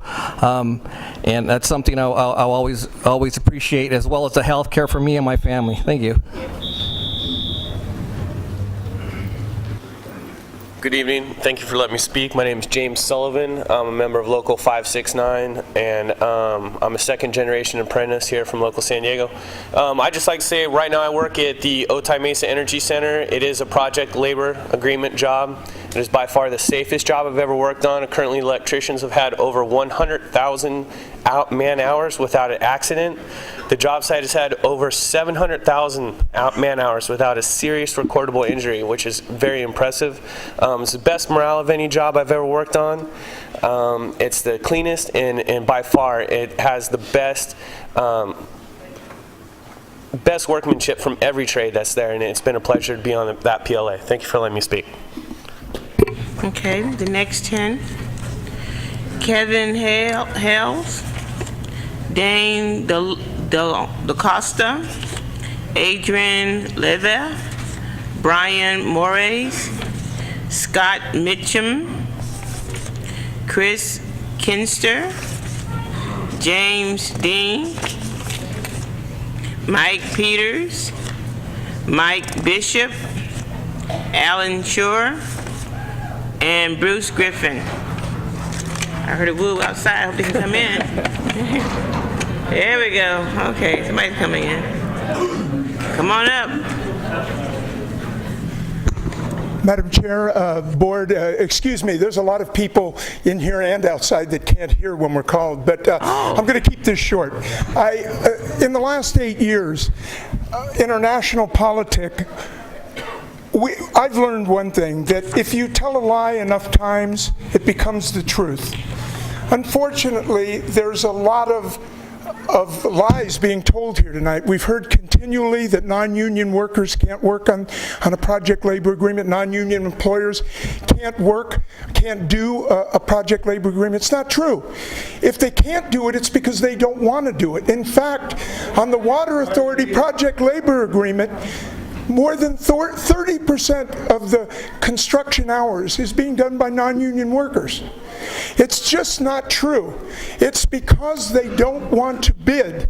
They win their jobs off the backs of their workers, and they don't want to bid where they can't do that any longer. Give workers a chance. Give workers a voice in these agreements too. Give our graduating students a real career. Thank you. Thank you. Next. Next, please. Yes, my name is Bruce Griffin with the Laborers Union. I've been a proud laborer for 38 years now, and the gentleman before me mentioned just exactly what I wanted to point out to the board, that your counterparts at the San Diego County Water Authority in their Emergency Water Storage Act PLA have been working with the union under a PLA for 11 years with way in excess of the amount of money that you're looking at spending. And I would advise that you contact them to find out their success with production, quality, safety, and all the other benefits that they have reaped from their PLA. Thank you. Thank you. Next 10 names. And those that are outside watching, I'll try and speak a little bit louder. I thought it was pretty clear. Monica Kelly, Vince Camacho, Danny Rivera, Grant McMurray, Brian Falco, Simon Robert, Miles Bailey, Ricardo Rivera, Jesus Garcia, Sergio Estrom. Good evening. My name is Ricardo Rivera. I work for the Iron Workers Local 229 here in San Diego. And everybody's saying we're being discriminations and stuff like that. The non-union contractors will not be discriminated. What this PWA is going to do is going to ensure that everybody's being trained properly. Like our program, we have an impact drug test. That means everybody gets randomly drug tested. You can have a safe environment for everybody on the school projects. We also do have our members that are trained. We have the only Iron Worker apprenticeship program here in the county of San Diego and Imperial County, and we've been providing all the work. We're providing non-union contractors with apprentices as well when they request them. So, like I said, nobody's going to be discriminated, and like I said, it's just going to ensure that everybody does a proper job, safe, on time, on budget, everything. Nobody's going to be discriminated. We have people working under non-union contractors working under PLAs as we speak right now, so nobody's being discriminated. Thank you. Thank you. Good evening. My name is Brian Falco, Local 569, retired. I started working out of Local 569 in '81. It's given me an opportunity to help my wife raise 3 kids and take care of a 4th that we have guardianship of. I've been allowed to travel the country, work project labor agreements in other states, in other parts of this country, or this state rather. And the project labor agreements do allow both union and non-union to work together. It's not just about the wages, the benefits, about start times, stop times, shift differentials. It's all aspects pertaining to the project. And it is both labor, unions, and non-unions that work together. The things that we're hearing about the non-union sector not being allowed to be involved in it is their choice. And their choice is because they have something they don't want to do, which is be transparent and play by the same rules that the union contractors have to. It is their choice, their option. Thank you. Thank you. James Cunningham, Doug Tracy, B. Howell, Jim Baker, Rodrigo Galles, I think it is, Jason Baker, John Galvin, Gerald Hunter, Kevin Gorman, Peggy Seaton.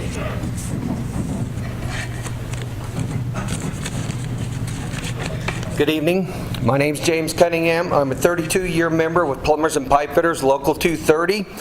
I moved to San Diego from the Midwest in 1975 and joined the apprenticeship in 1976. I received the world's best training at no cost to me through our UA apprenticeship program, a program which teaches young people the skills to work smartly and safely, a program that has no parallel. In May of 1978, I achieved the American dream of buying my own home. I was not able to do that without being in the union. I've been gainfully employed throughout my career as a pipe fitter and a welder. I've enjoyed the security of full health benefits, not only for myself, but also for my family, at no additional cost out of pocket for any premiums. I also have the security of a defined benefit pension to provide my wife and I a secure future when I retire. Wow, that minute goes fast. It does. Sorry about that. Next, please. Thank you. You're welcome. Good evening. My apologies up front for the amount of time we've had you here tonight. What's your name, please? My name is Doug Tracy. I'm the business representative for Local 206, the Sheet Metal Workers Union. Thank you. A comment came up tonight that we would possibly be looking at using travelers. They can't hear you, so please speak real to the mic. The comment came up this evening that we would be looking at using possibly travelers, people not from this area, to do the work that would need to be done here in town. I can assure you, as I'm the individual to be putting those people to work, we would not be using travelers, people only from San Diego. That's all I had. Thank you. Thank you. Thank you. My name is Johnny Galvin. I am an instructor for the ironworkers, and I'm just here to say that please consider this PWA, PLA, whatever you want to call it. The non-union contractors, as you know, will be able to bid on this. They'll have to be held to a standard that union contractors are held to every day. Obviously, you know this. You know, we wouldn't need compliance officers out there if everybody played on the same level field. You know, makes sense. I know this union that I belong to, the Ironworkers, has provided health benefits, a pension, an annuity for me and my family. I've worked both sides. I will never go back to working non-union. It never paid out for me. It never paid out for most of my family that's worked non-union. I'd say just about all of them are now working union, have been working union for the past 20 years or so. Thank you. Okay. Getting down to the last 70. Okay. David, that's okay. David Taylor, Dave Gother, Gary Solis, Corey Jones, Adam Contreras, Nick Klein, Aaron Ephraim, Christopher Atilono, okay, Steve Abetta, and Rick Valdez. Okay, you got the floor. Good evening. I'd like to thank the opportunity to speak this evening. My name is Gary Salas. I was born and raised in San Diego. I've been living here 61 years now. Kind of like this place. Okay. I've heard a lot of fairy tales this evening. And I know you guys don't understand about everything about construction and everything.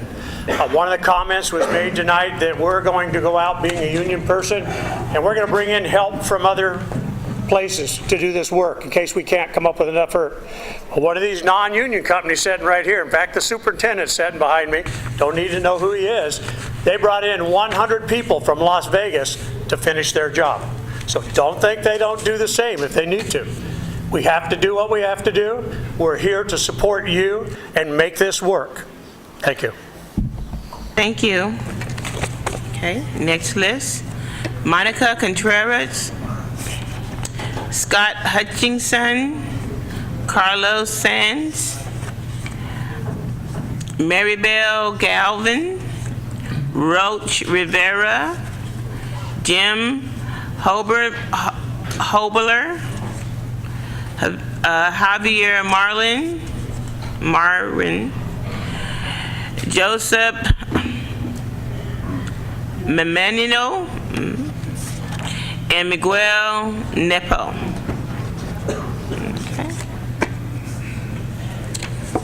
Okay. We'll keep trying. Daniel Mexa, Charles Brown, Damara Tyver, Steve Perez, Eric Silver, Kimberly Silver, Alexander Hart, Arturo De La Cruz, Julie Gelfast, Paul Villanese, and Brian Webb. Okay. You just come and sit down, okay? They're having a serious party out there. George Smith, Brother Hamid, Rick Pennell, Catherine Osborne, Billy Johnson, Aljana Desa, Daniel Williams, Ken Collier, Mark Stevens, and Armando Alvarado. Madam President, members of the Board of Directors, my name is Abdul Rahim Hamid. I'm the National President of the Black Contractors Association and the head of its local chapter. I'm excited to hear about level playing field and equal opportunity. That's something that we've advocated for the last 30 years in this county. And I want to say that I stand on the shoulders of my union contractors who are the Victor Rosses and the Excel Custom Metals, as well as my non-union contractors. And what I hear here is passion on both sides. I see a split down the middle. I see equal opportunity and I see a level playing field. And I also advocate that if you're going to negotiate with the building trades, that we be at the table, that we have an opportunity to negotiate our interests and our concerns.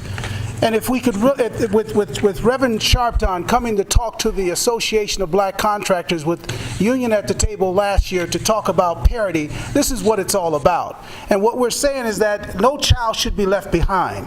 So the Inner City Unilateral Apprenticeship Committee, which is a historic program in your city, you should be proud to say that we are participating and create opportunity for us. Thank you.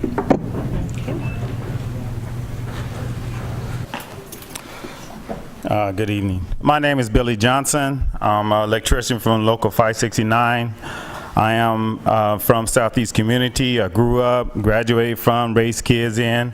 As a skilled tradesman, I'm a role model of what hard work can accomplish. Part of the component of the work agreement is to hire chronic unemployed from my community. The union offers opportunity. I have no problem with any skilled tradesman behind me. The union welcomes any tradesman. We don't discriminate. You just got to come on down. The union contractor complains of dues, but that dues pays for an organizer that bargains for a living wage, health care, free training, a guaranteed pension, and we don't even want to talk about quality of work. Our motto is we do it right the first time.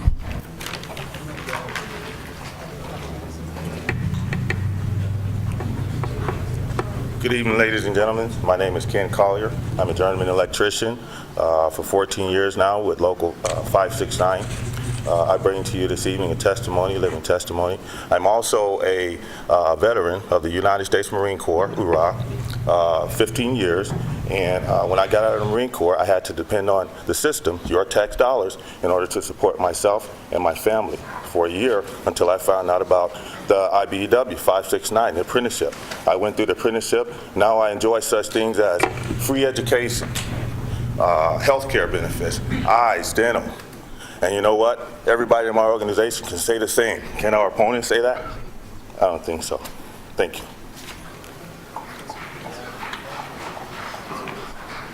Hi, my name is Catherine Osborne. I'm a union carpenter with Carpenters Local 547. And I just want to say, please support the project labor agreement. It's good for non-union workers. It's good for union workers alike. It's fair for all of us. Thank you.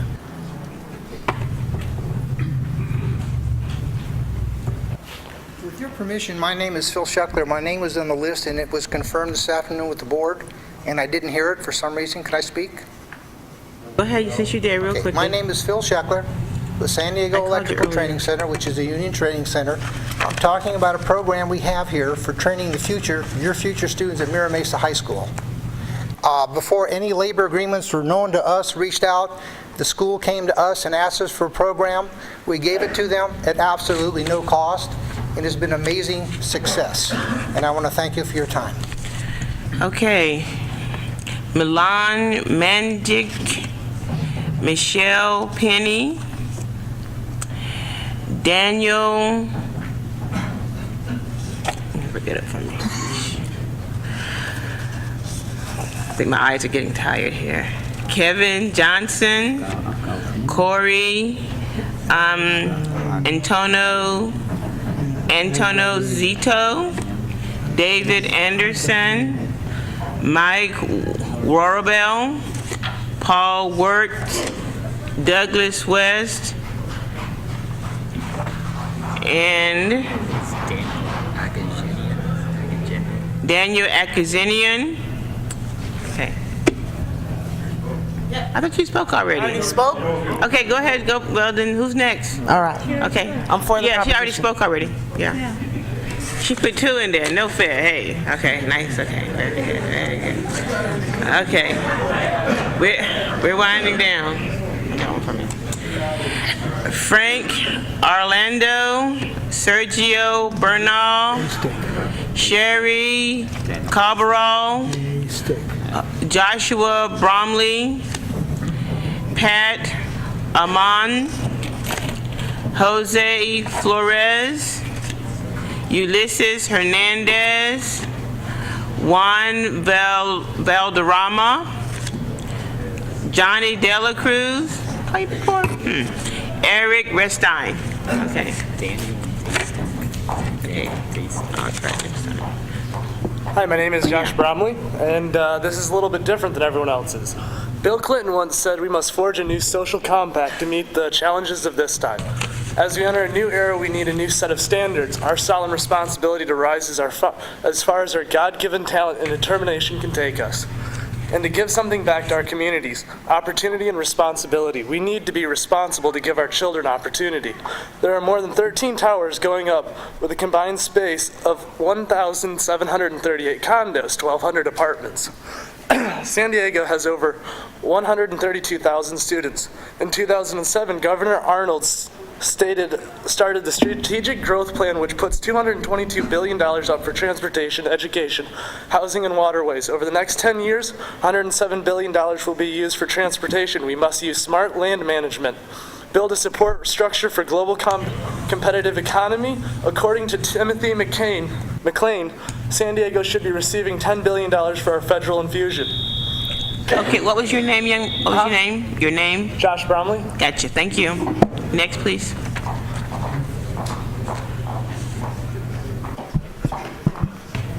Madam President and members of the board, good evening. My name is Cherie Cabral. I am the National Electrical Contractors Association and International Brotherhood of Electrical Workers, statewide government relations. Our mission is to I want to thank you guys very much for taking up this issue on a vote tonight, and want to address one of the primary fallacies that you have heard coming from some of the individuals speaking tonight, and that is that by adopting a public works agreement, a project stabilization agreement, a project labor agreement, you're going to see a substantial amount of attrition in the number of companies who are bidding on your construction projects for your district. And that is directly, it's a misnomer. It doesn't happen. We see this contest made by non-union companies saying that it's unfair to them, that they're not going to bid. They do bid. They bid in the same amount of ratios that they would bid if there was no public project labor agreement, and they are successful in obtaining the contracts. Thank you. Good evening. My name is Juan Valderrama, and I'm an apprentice union iron worker. We're local 229. Right now, I make pretty good wages. I have full benefits, and that house with a 12-year-old daughter. One thing that I understand, because I don't understand anything completely, is that you've had people come up here and say how successful they were in other school districts, but I haven't heard one person come up and say how unsuccessful it was. So I don't know why we're trying to change it, or people come and debate. If both sides can bid on it, I don't see what the problem is. So that's it.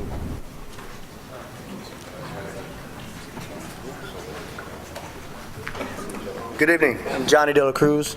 I'm a 7th period apprentice with the local union 229 here in San Diego.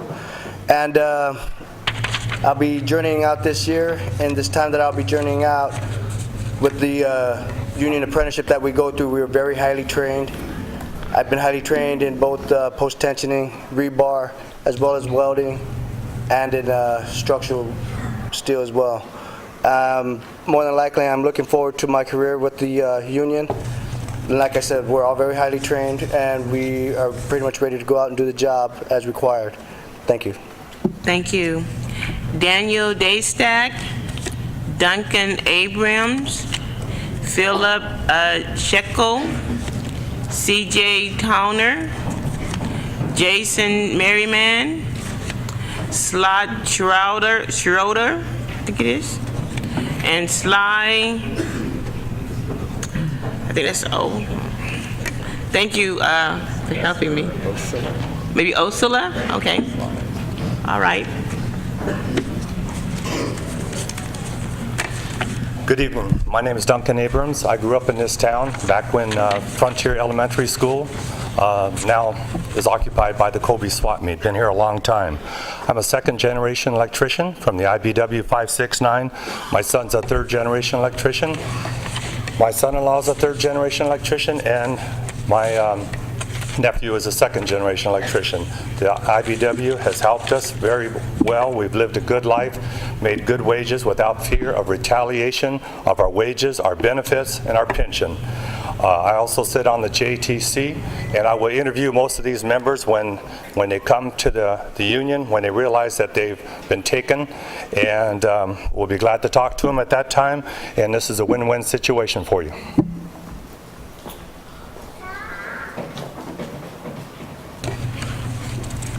Good evening, all.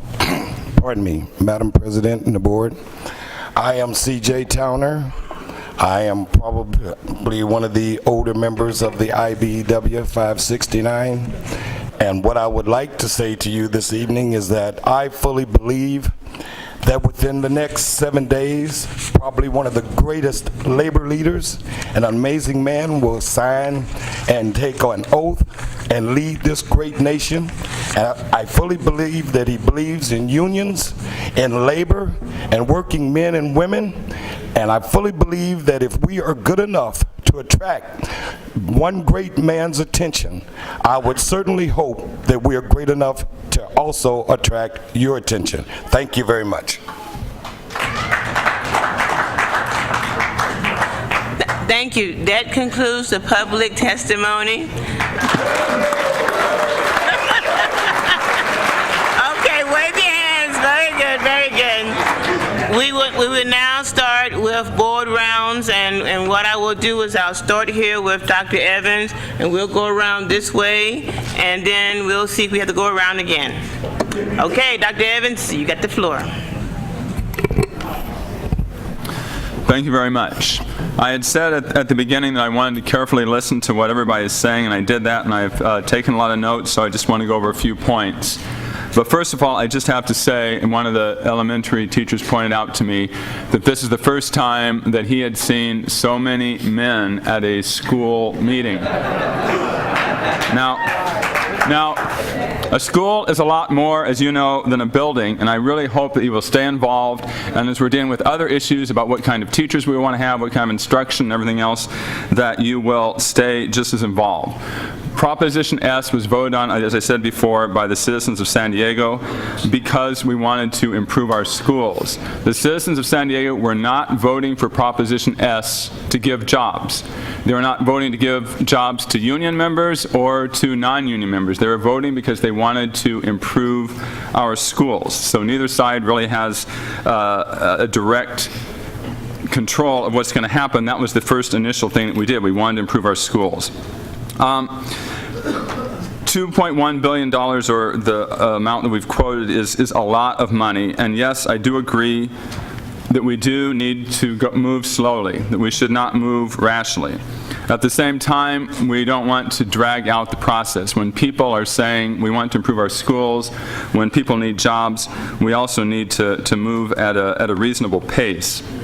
I've heard a lot of different things. I mean, one of the issues that the unions are making in terms of PLAs is that this prevents work stoppages. However, I think people have pointed out that in the current economic environment that there isn't necessarily a high probability of work stoppages. On the other hand, when people have said that if there is a project labor or project stabilization agreement, that they will not bid on the projects, that is also not too credible given the current economic environment. Now, the issue of limiting competition and not limiting competition, I certainly agree with. We cannot get a good price and a good product if we are limiting competition. But the issue here has to do with the whole issue of our union people and non-union people going to be included. And I certainly would not support any program that would exclude non-union people. There are a lot of other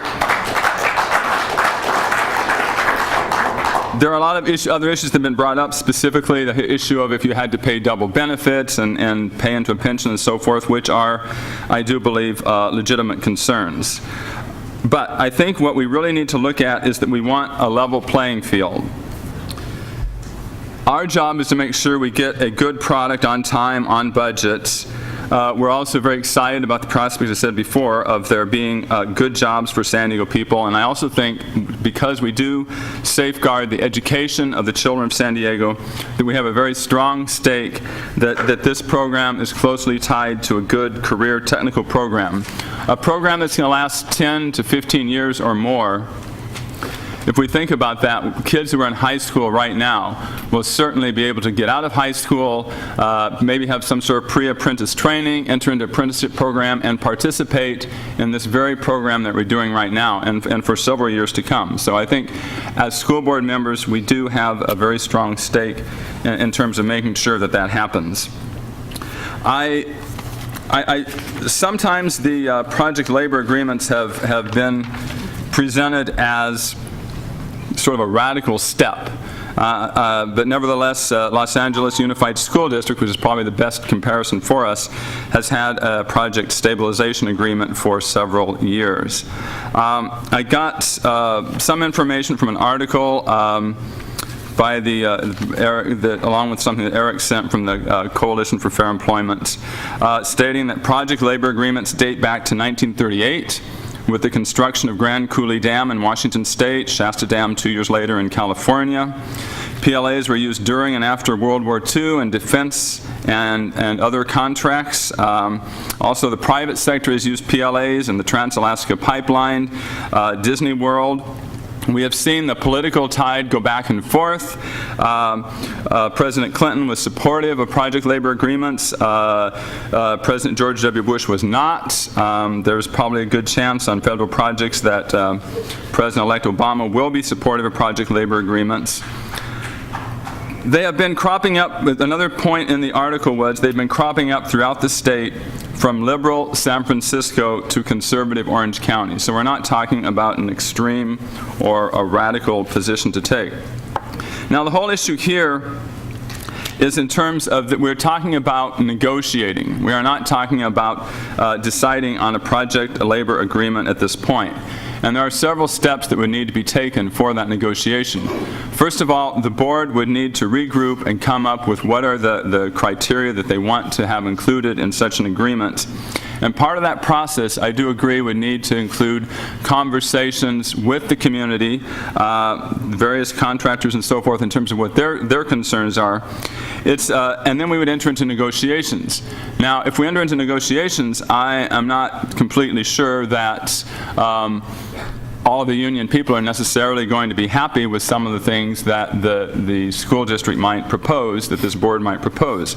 This board's going to be very hands-on, is not going to stand back. If we do get involved in something like this, we're going to have a strong say in how this moves forward.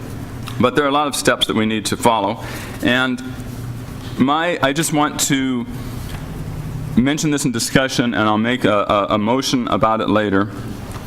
In terms of, since just going over this language on the project stabilization agreement that we have in front of us, it may seem small, but first of all, I think the number one, there are 3 different items mentioned, and I think the third one should be listed as number 1, which is to achieve the district's goal that the Proposition S funded projects be completed on time and within budget to maximize the efficiency of the district's participation in the construction marketplace. That is what I think needs to be the primary focus and goal if we do have a project stabilization agreement.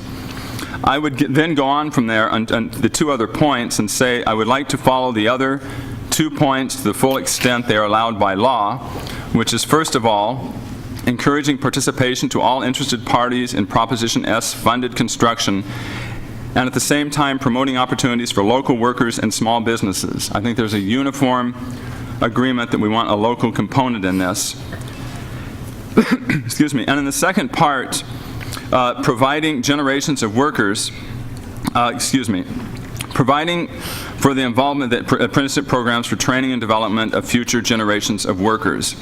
I would actually, and again we'll get into more discussion about this, strike the part which is about promoting the development of skills and career opportunities for disadvantaged individuals.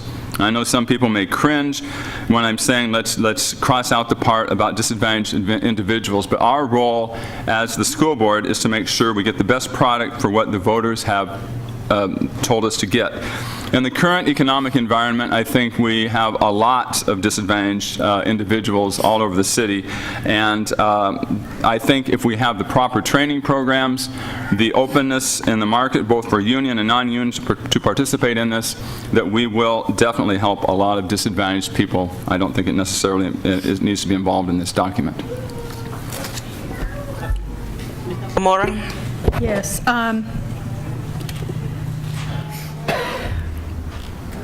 This has come before the board. Well, first of all, let me just say to everybody that has come out here and has stayed to speak, thank you. It was really very helpful to hear each and every one of your voices. I don't care what shop you work with. You were all, very articulate and helpful in giving a perspective that we don't particularly have on this board. It was important to hear your voices.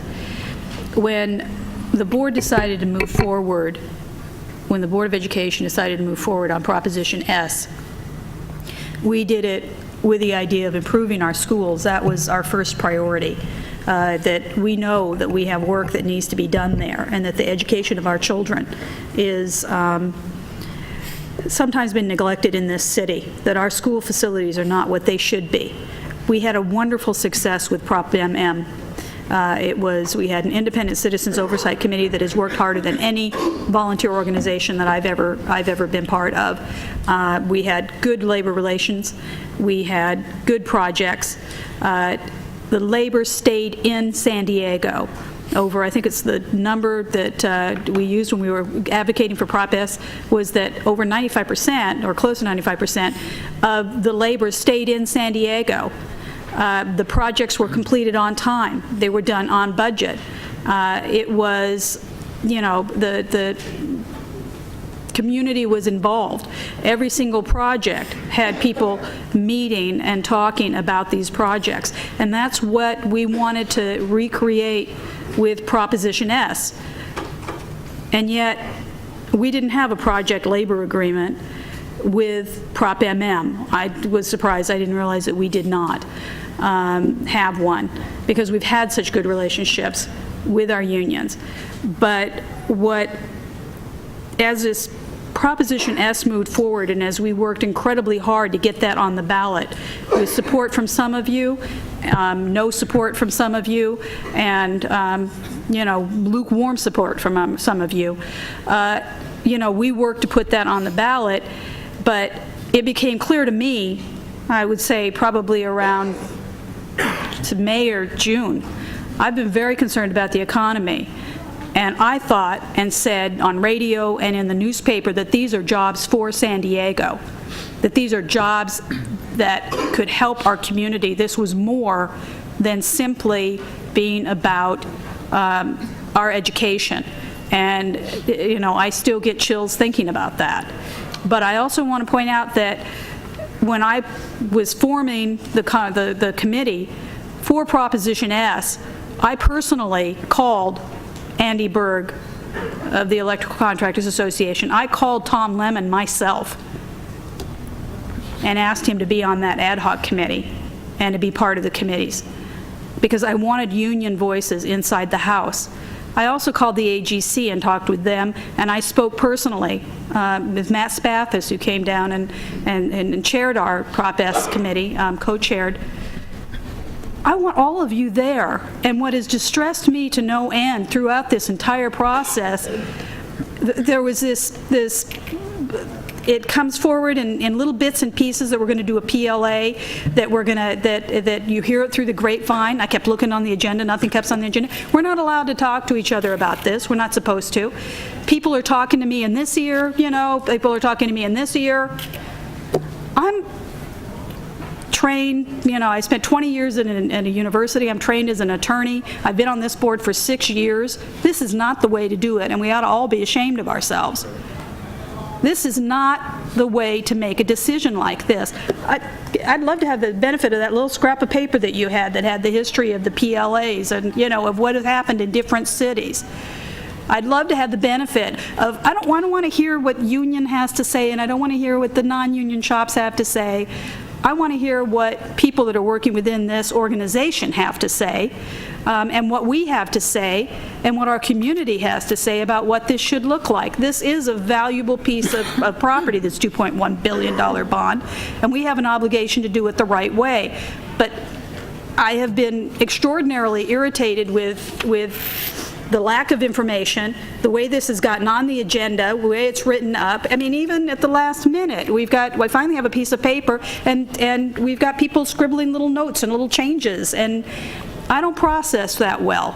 You know, that's not the way that we should be doing business. It's not the way you would be doing business at your work site. Okay, you know, when you have changes in specifications that are significant, and I'm not talking about minor changes, but changes in specifications, you make sure you check with your architect and you make sure that everybody's on board. So that's my real frustration with this. But also, I have to say that 80%, you know, of the shops in San Diego are non-union. I don't want to put them at a disadvantage. I want to make sure that there is a truly a level playing field, and that everybody has a chance to work together.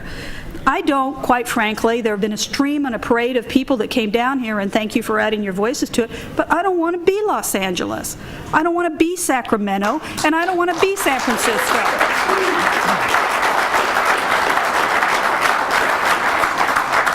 If this is right for San Diego, I want to figure out how it's going to be right for San Diego.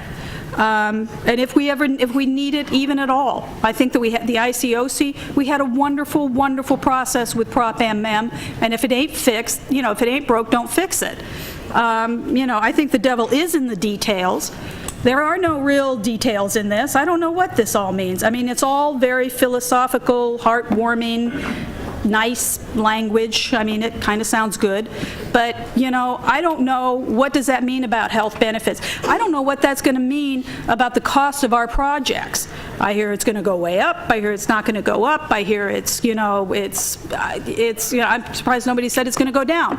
I mean, I really have not, in fact, actually they have, excuse me, I did. Sorry for those of you that told me that.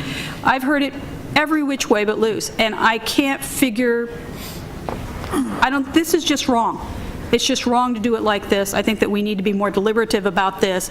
I need to educate myself more about this. I was counting on staff to come forward with us and give us more and better information, but somehow they haven't been released to do that. We haven't really had a good, decent discussion and good, solid information in order to base our decision. This is millions and millions and millions of dollars.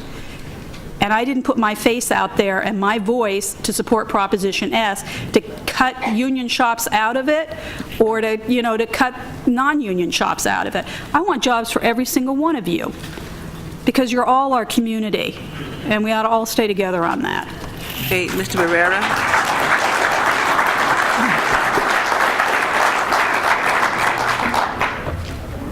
So I echo what Dr. Evans and Ms. Nakamura have said about thanking everybody for coming out and participating tonight. I know that this is a tough issue. People are on different sides of it.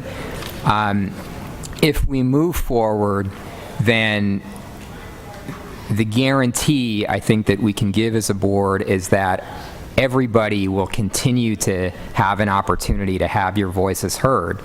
What we're talking about tonight is beginning a negotiation, beginning to figure out those details. Those details have to include provisions that allow for the pool of bidders to be competitive, to be large. Certainly those provisions have to ensure that what you want to call it non-union and union contractors, but that every contractor has a chance to bid. But what we have an opportunity to do with this agreement is to guarantee that the jobs will be done by people in San Diego. We have an opportunity to guarantee that the people who are doing the work are highly trained workers that are coming out of qualified apprenticeship programs. We have the opportunity to guarantee that there is equal opportunity for people from throughout our communities to participate in this project. And that's what we need to do.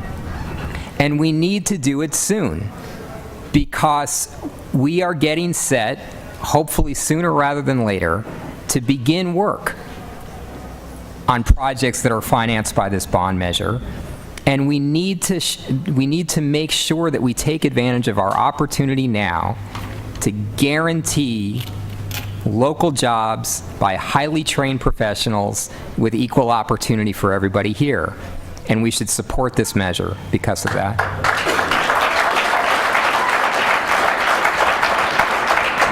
Mr. DeBeck. Well, thank you.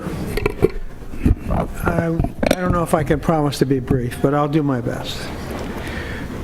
Whenever I'm faced with a problem like this, and I've had a bunch of them, I have to say that everybody that's spoken to us can't be right. Can't be. You know, one guy's saying one thing, another guy's saying another thing. They're appealing to, our common interest in getting the local people involved in the proposition and getting paid. That's true. And if somebody says, oh, it's going to be a level playing field, well, let me just go to that first. First of all, I'm going to say my interest is the bid is on time, the work is done on time, and the bids are effective enough to us to complete all the projects. So that means a low bid doesn't mean that we're going to have bad qualifications, because I've been through this before. Anytime we've done a bad job, it's because of our specifications weren't very well done. You know, the contractor looks at it and says, I don't understand it. And I've been in the trade for many years, and you know, you designed something I can't do. You got wires that don't even connect. You know, and so, you know, our good design is in our favor. But I can admit that over the time that I've watched projects from Prop O, Prop S, Double X to M, the only problems I've ever seen are bad design. Okay? And then the contractor gets a change order to try and fix it, and then we get, you know, stuck for that, because anytime you do a change order, it's almost like, yeah, you get a free ride, guys. You get to do whatever you want because we gave you a bad design. I know that. Okay, so no change orders would be the first thing I'm going to go for. I'm going to say, you know, if we're doing our job, we should be writing the kind of specs that make it, you know, the quality's there, it's measurable, the materials that we're specifying are the right kind of materials, the kind of work that we specify, the finishes, the paint, all that should be done. And that's our fault if we give you bad plans. Okay? But I can't say that anything I've seen about this project labor agreement will do anything about delivering quality work unless we give you quality specifications. Second, I don't see anything about the project labor agreement that will guarantee the project will be delivered on time. So that's off the table. Because I know how to write a contract. I'm not going to do it. I got somebody over there supposed to be able to do it, and they're supposed to be able to write a contract that gives you penalties if you don't do it on time. Okay? So you know what? I want these guys that write the contracts properly. I want the guys that do the architectural designs to do that properly, so that you guys get clear directions in what you're bidding on. Okay? Now then we get to the next phase of this argument we're having up here, and that is, okay, when the labor people are saying it's going to be a level playing field, and the contractors are saying, no, it isn't. And I'm saying, wait a minute, logic is what I'm going to use. I'm not going to believe either of you. Okay, so let's put it this way. There is a level playing field in a project labor agreement, so long as you agree to the set labor conditions that we specify. Which means that's it's not level unless you accommodate our requirements. So we're regulating the labor part of the contract. Okay, I'm just going to leave that on the table while you listen. Okay, the next piece I'm hearing is there's guys over here that's saying, I worked all my life in the union, it's better because I got defined benefits, I got a retirement that's better, I got life insurance, and let me think about that. That's all free, huh? Well, okay, I don't think it's free because I had to pay for some of that, all right? And you know, I had to buy, you know, when I built my house, I had to buy, you know, workers' comp stuff. They stuck it to me. Every sub I hired had workers' comp, but I had to have my own overridings to workers' comp because somebody thought that was a good idea, because in case all those guys defaulted, you know. So I know what regulation does. It adds cost, doesn't it? Okay?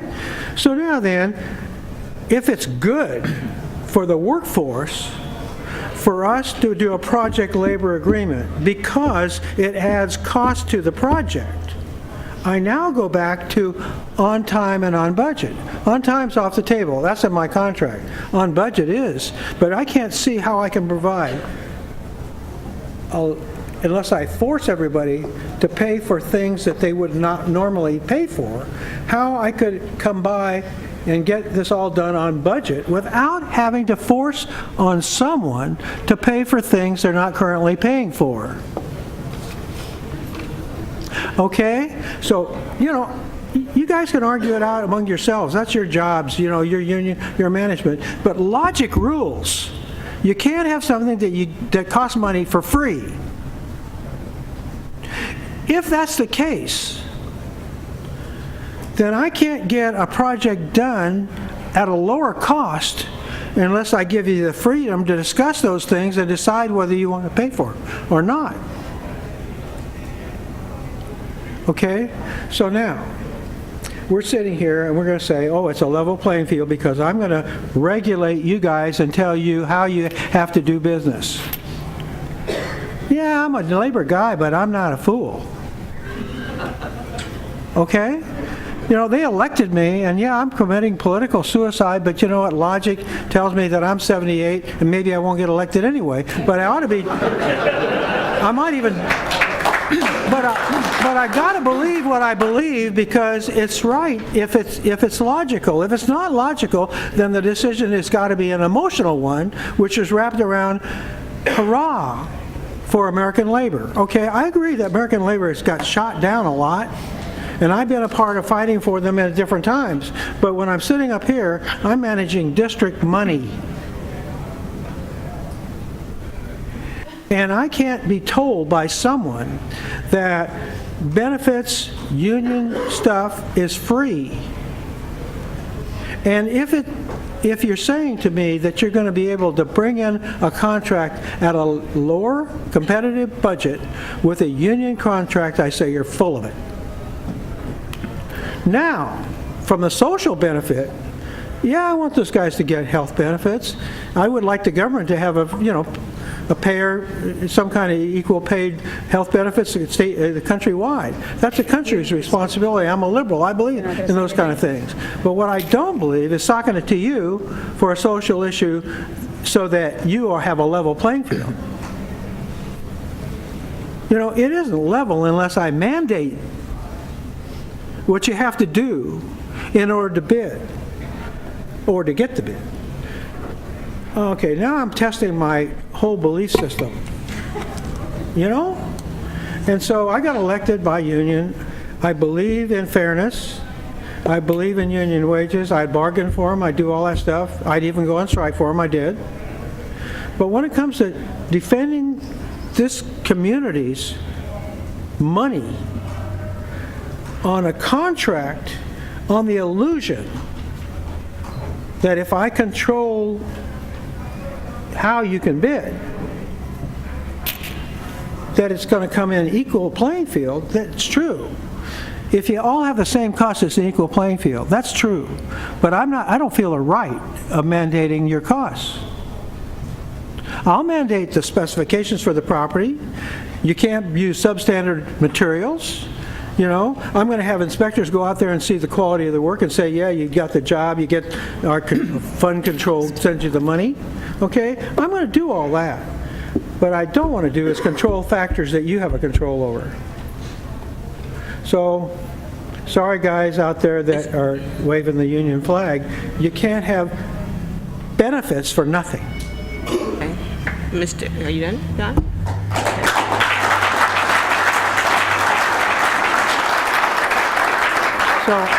So I'm not going to regulate that. Okay. And I'll take it in the shorts, but that's okay. Okay, Dr. Evans, round two. Dr. Evans.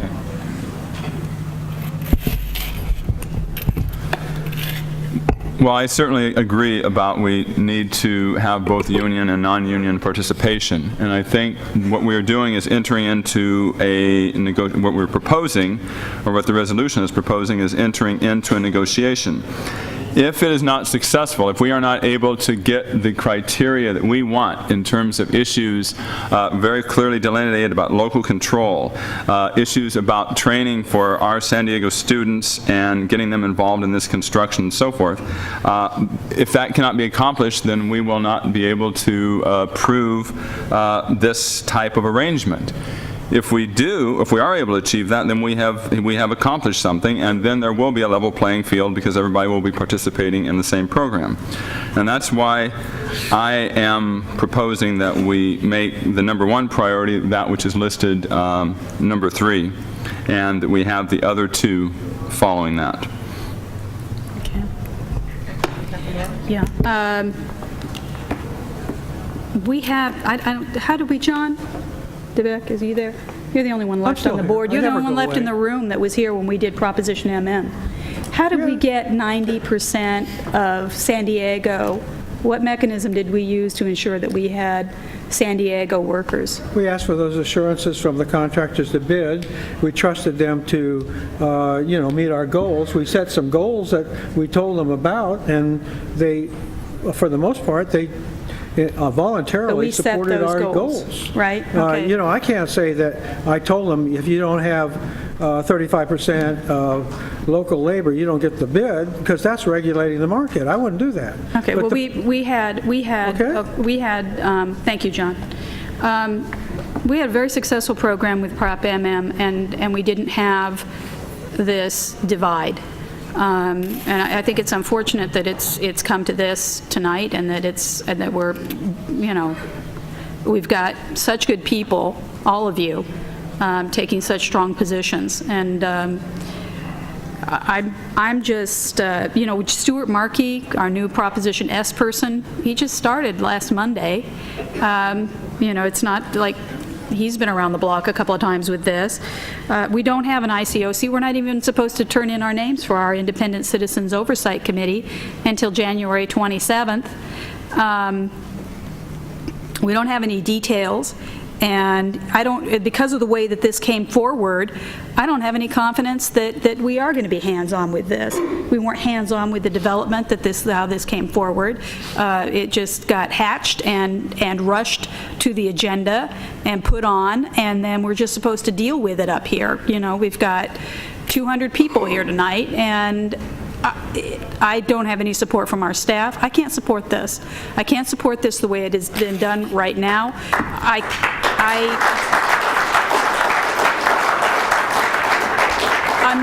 I'm not saying that there aren't elements of this that I agree with. I mean, Prop MM was the Taxpayer Association's endorsement.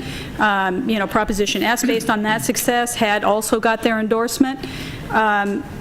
We can do things in Prop MM and with or Proposition S that we did in Prop MM, but this is just not the way to do it. Until we have, you know, our executive director for Proposition S on board and fully informed and, you know, up to speed on all of this, until we have an Independent Citizens Oversight Committee, including people on it that are from labor, including people in it that are from, you know, the independent shops.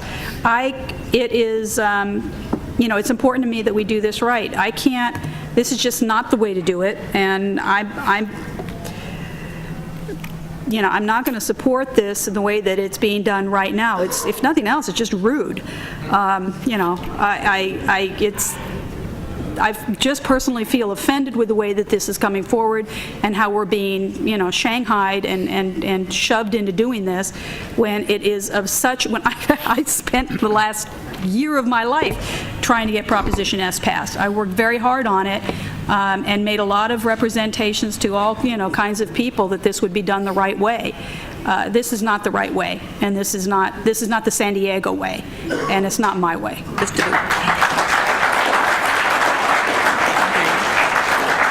Richard. Okay, so, you know, I don't think we're going to say anything more tonight that hasn't already been said. So we've got a motion on, and aside from the insights of Sheila, I would just say that we've got a motion on the floor. Dr. Evans has suggested some amendments to the motion. I can certainly support the reversing the order of the issues in the second paragraph. I would argue to keep the language in about promoting the development of skills and career opportunities for disadvantaged individuals. Okay. You calling for the question? Are you, Well, I'm just going to make comment. comments. I'm just saying if Dr. Evans is okay with that. I think the issue here is that this is a very preliminary step. And I'm just being cautious about saying our number one priority is this and the others follow from that. There's a lot that remains to be seen. We're talking about rushing and being pushed through and so forth.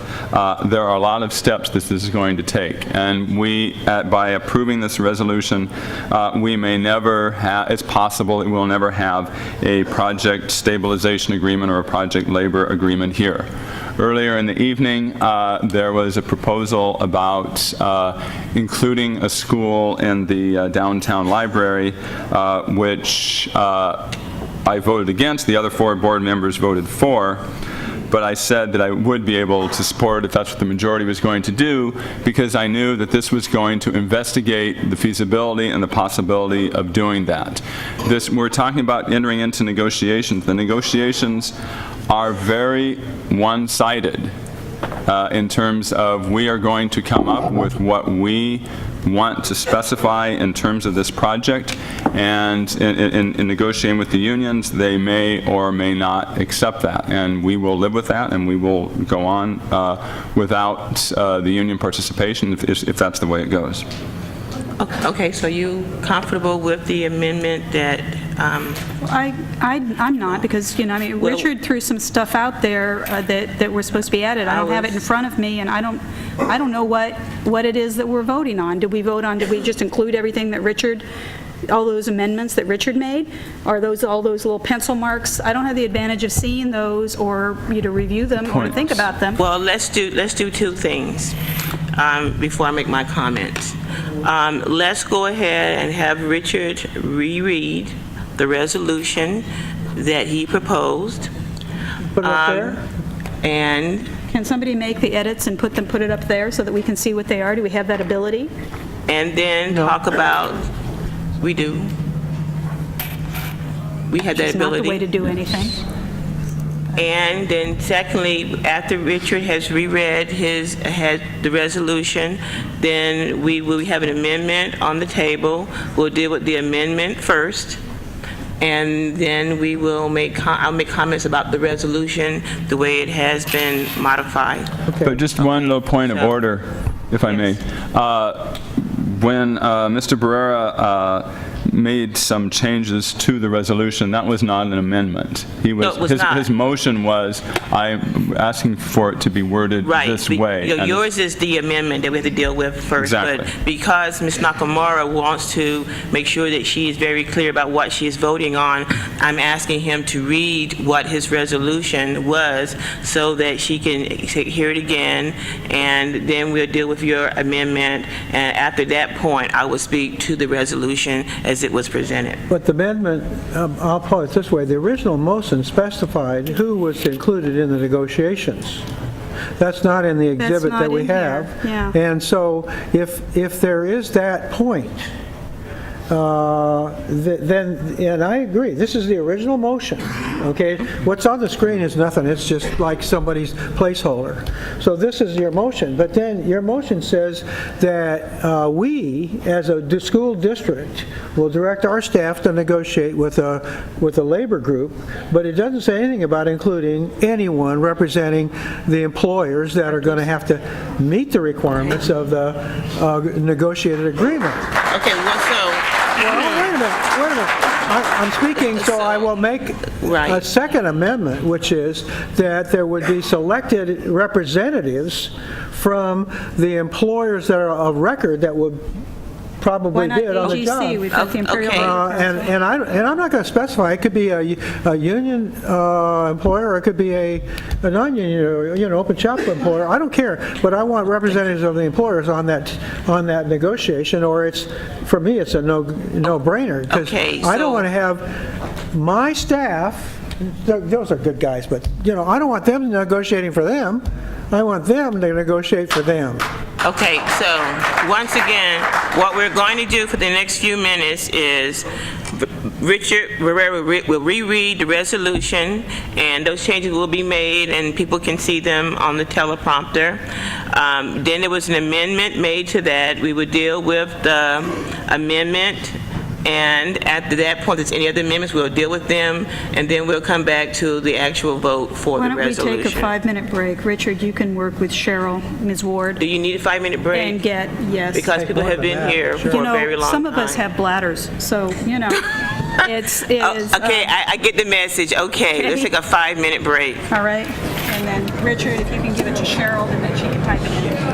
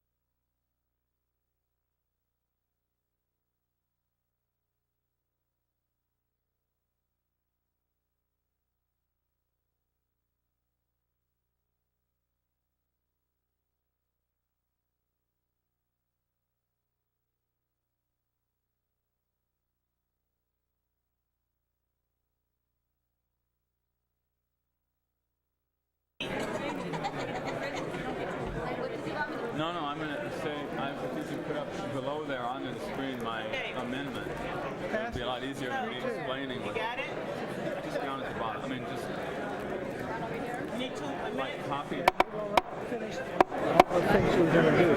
second paragraph. Okay, let's continue on. Can we get a printout of this, or what? What did you want me to add? Well, I think we need to get going. I guess I'll have to explain it. Yeah, if his is clearer than mine. One of it. Can we get a printout?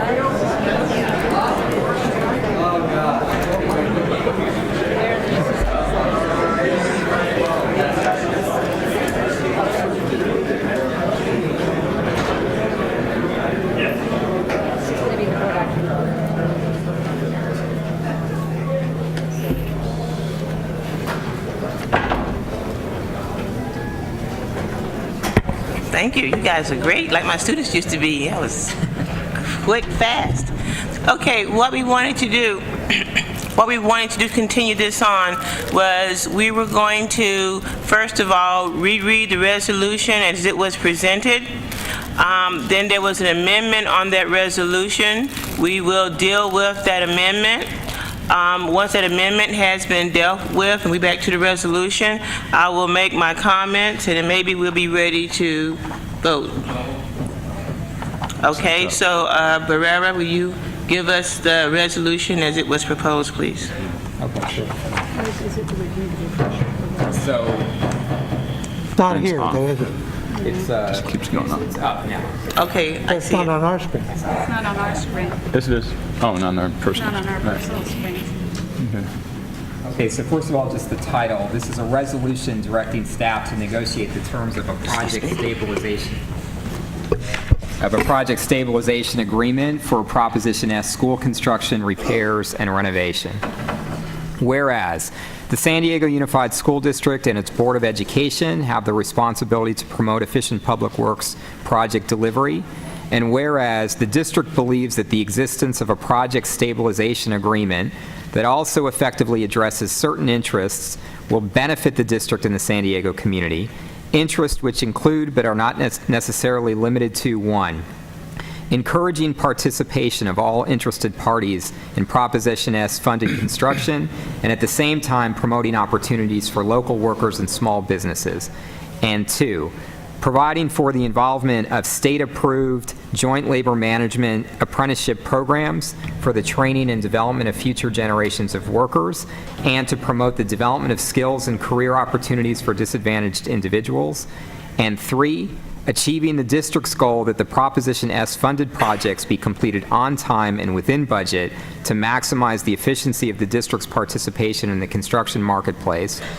And whereas the district believes that it is in the best interest of the district and the public that it serves for the board to utilize the use of a PSA consistent with the provisions of this resolution. And whereas the district wishes to negotiate the terms of a PSA to better execute the district's master plan related to Proposition S funded projects, now therefore be it resolved that the board hereby directs staff to negotiate the terms of a project stabilization agreement for Proposition S projects with the San Diego Imperial County's Building and Construction Trades Council, which will effectively reflect the content of this resolution. Okay, so, thank you. Wave your hand. Okay, there was an amendment to that particular resolution. Can we hear the amendment, please? There were 2. Let me do it one amendment at a time, please. 2 amendments? Dr. Evans? Yes. The amendment I am proposing, as you look at the second paragraph, is that, first of all, in the order, you look at number 3 and make that the number 1 issue, put it first, which reads now as number 3, achieving the district's goal that the Proposition S funded projects be completed on time and within budget to maximize the efficiency of the district's participation in the construction marketplace, and then going on to 2 and 3 from the 1 and 2 above. But I would add in the following. After 1, I would add in, and the following 2 to the extent allowed by law. so that we definitely are going to have the first part of the number 1, which is currently number 3, and then just adding in the following to the extent allowed by law. And that would be, first of all, encouraging participation of all interested parties in Proposition S funded construction, and at the same time promoting opportunities for local workers and small businesses. That is the local aspect. And then number 2 would be number 3, and I would abbreviate that one, saying providing for the involvement of, my copy is not right here, but the apprenticeship programs for training and development of future generations of workers, period. That as a school district that we are going for local hires and that we are developing programs that will benefit our students, and leaving off the part which smacks of social engineering. That is my, I move that we amend it in this way. And Barreiro, your response was? Well, so I would definitely accept every part of Dr. Evans' proposed amendment, with the exception of I'd prefer that we retain the language about promoting the development of skills and career opportunities for disadvantaged individuals. Well, so I don't know how to. I'll just second this. Which one are you seconding John's motion the way it is? Yep. Okay. So we vote on that amendment. Okay, so the vote would be on the first part of the amendment, and we... It would be the amendment as proposed by me. As proposed by you in its entirety, second by Board Member DeBeck, and so now it's time for comments. Is there any other discussion for that particular... For this motion, no.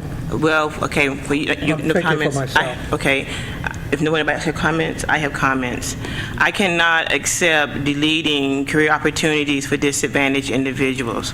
It is not social engineering. For far too long, the reason that we have such an imbalance is that people do not consider and make sure that when they're doing items that they have provisions or items prepared to ensure that we have opportunities for individuals. I know it has been said tonight that this was something that was rushed to the board and people did not get to see it. But there's a couple of things in here that are extremely important, and that is one of them. I think that we need to, as a district, be responsible for the future of our city. This is not just about children that we educate each and every day. This is about the future of the city of San Diego as well as our nation.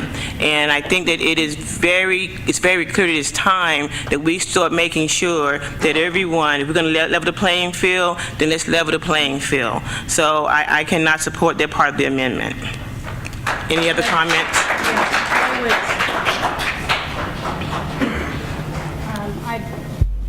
Don't have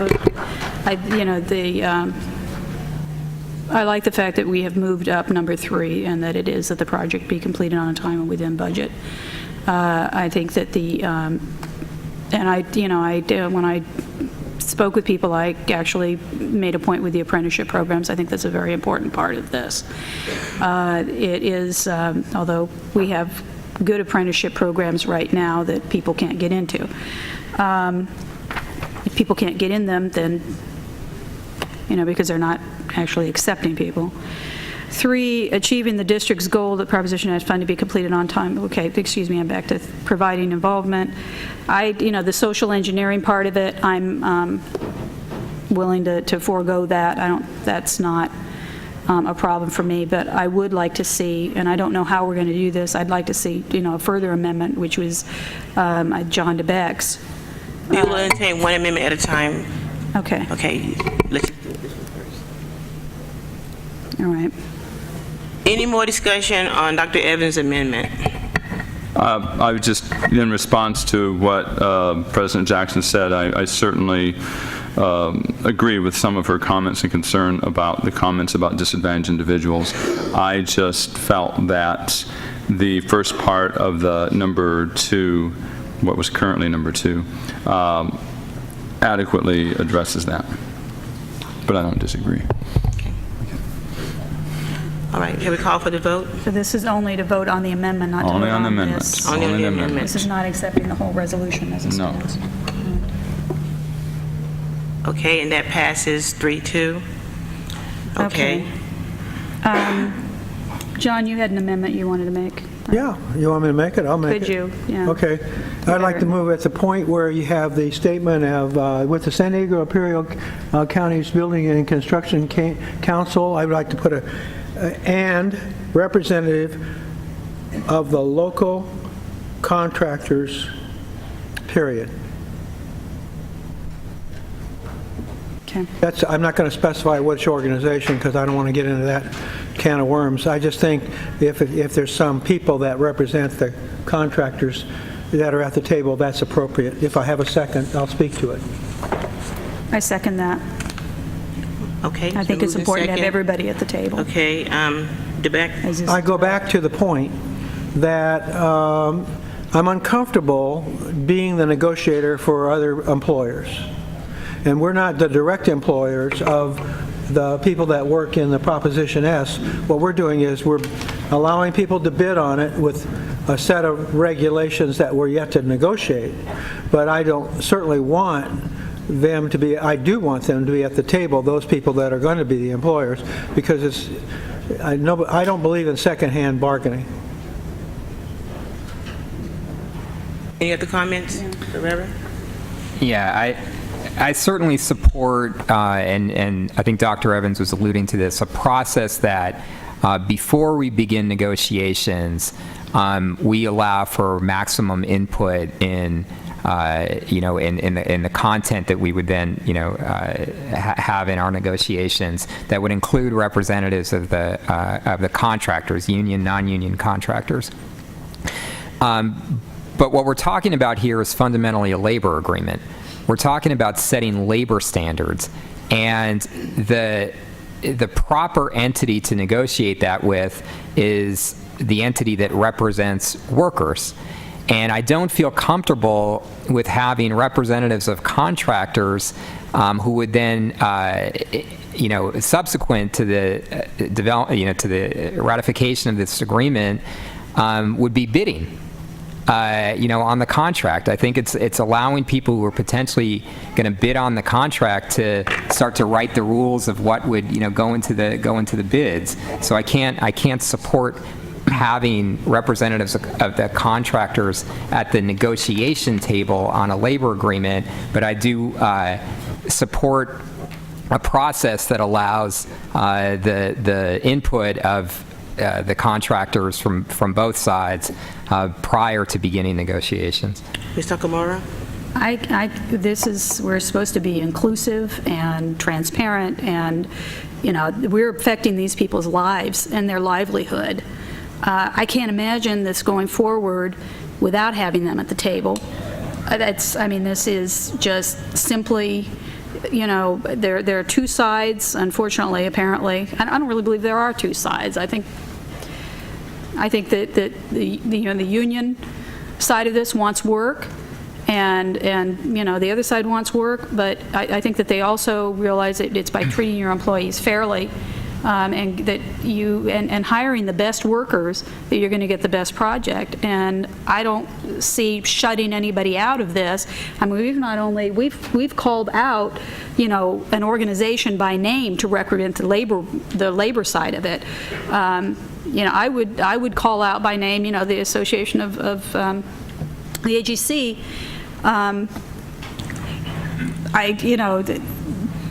Whomever, just to get their voice in the room to sit down and talk about this. What are we afraid of? It's a negotiation. It's to sit down and talk about it, and in a civilized way, to actually get all the voices heard. And not wanting to do that is everything I object to in this, that I've objected to about this before. If we're going to be transparent and inclusive and get all the voices in the room and listen to it, then let's do that. Let's walk the walk and not just talk the talk. Okay? I thought that's what we were about, but that's, I know that's what I'm about, and that isn't, I support this amendment, and I think that we should have that in there. It doesn't hurt anything. Let's vote. Mr. Evans, could you allow him to speak, John, on his motion? Sure. Thank you very much, and I'd like to have comments, too. Okay. After that, we can call for the vote. Well, what we're talking about is a project stabilization agreement where we're trying to set uniform labor requirements and some of the basic rules of playing that we want to have to accomplish what we want in terms of getting our project done and having the local hires and having the educational component and so forth. So it makes sense that we would be negotiating with the union on this particular issue. And as Mr. Barrera said, prior to that, we need to find out from the contractors, union and non-union contractors, what their feelings are about all of this. But it seems it doesn't make a lot of sense to me to have everybody involved at that next step. Okay. Mr. DeBeck has called for the vote. I'll forego comments now. Please vote. We're voting on... And I'm sorry, please make sure Mr. DeBeck's amendment was to add behind at the last line there to put in local, I think, contractors. Representations of local contractors. Cheryl, could you clear that? So that we're voting on the amendment to add local contractors. Right.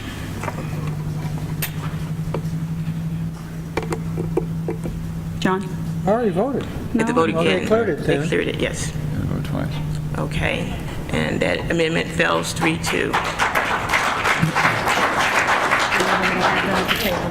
Okay, so now we're back to the resolution that was presented to the board. And if there's any other comments, I will entertain any other comments. If not, I'll make my comments. Any other comments about the resolution? Yeah, I'm really disappointed. I mean, that we can't even have people at the table. This is a project labor agreement. It is contractors working with labor and trying to find a solution. It is not about shutting people out. It is about people working together to find solutions on behalf of our children in education. And this is just wrong. It's not the way to deal with the folks that are working on our projects. And to have people at the table talking about this, I really thought for a moment I was going to be able to vote for this. I really did. I thought we've got an agreement that is going to actually move this district forward, but instead we've got something I can't support. And I've been a Democrat my whole life, and I just absolutely, I don't support just any old project labor agreement, and I don't support just any old contract, and I don't support just any old thing. I mean, I want to know what the terms are, and I want to know that it's intelligently done, which this is not. This is I can't believe this whole process we've gone through tonight. This is not government. It is. This is just, this is not. There's no doubt about that. This just isn't. This just isn't. This isn't the right way to do this, and I can't support it. And I'm sorry to, people who have supported me, because I've been supported by labor as well. It's just not, this is just wrong. It's wrong. Okay, I'll make some comments and then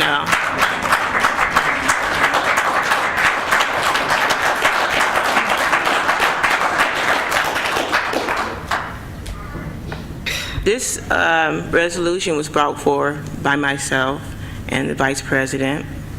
We brought it forth because we know that at a time in our nation, we're in a terrible recession, and we have no idea when we're going to come out of that recession. We felt that it was very important to make sure that we actually did level the playing fields. When I put this together, there were some very key components that I was very concerned about. I do want local people, and when we negotiate this, and people I think are not understanding, we are not voting on a project stabilization agreement tonight. All we're doing tonight, if the board chooses to do this, is to say that we're going to negotiate with our local labor unions for a project stabilization agreement. But the question becomes why, and I can tell you why I brought this forward. I do believe in local people working. More than 60% of our students in our schools are free and reduced lunch. Most of our people here and on our own labor are kids that we teach. Most of the people that are at the top live in Poway, Encinitas, outside the district. We don't even teach their children. It is important for me that we make sure that the people who live here, that we are representing them. In addition to that, I did put in small businesses because we know that the backbone of our country is small business. And I think it's important for us to look out for those small businesses as well. Well, the So I small think this, businesses are leaving the room. well, that's up to them. If they choose to leave, that's fine. That's their prerogative. However, as everyone has come before tonight and had a chance to speak, now is my chance to speak. I think this is a great step for our district. I think that this is a timely event for our city as well as our nation. And I would ask the board members who have concerns about it, that as we as a board, if this is passed, come together, that we put all of those concerns on the table, so when our team goes to negotiate, we know exactly what it is that we want. That is the way that we can make sure that everybody's voice is being heard. I think that it is time for us to move forward. If there's any other comments, I entertain them. If not, I'll call for the vote. Yeah, I'd like to say that we did have their voice here at the table, and it's ignored. So I don't have any confidence that anybody's voice is going to be heard as this moves forward, because it certainly wasn't heard here tonight.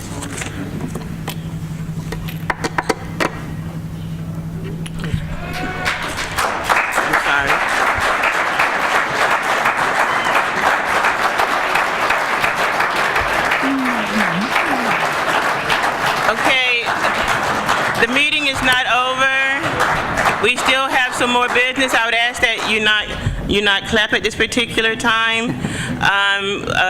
Ms. Ward, I'm sorry, that passes 3-2. Ms. Ward, do we have any other public speakers at this time?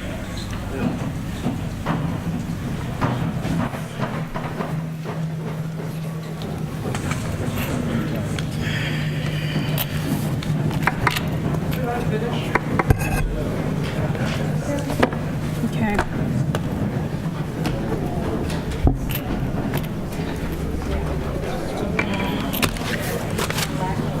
Excuse me. Francine Maxwell. Francine Maxwell?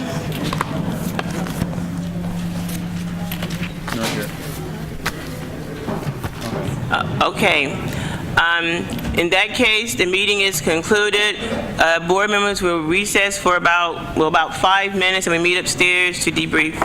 Thank you.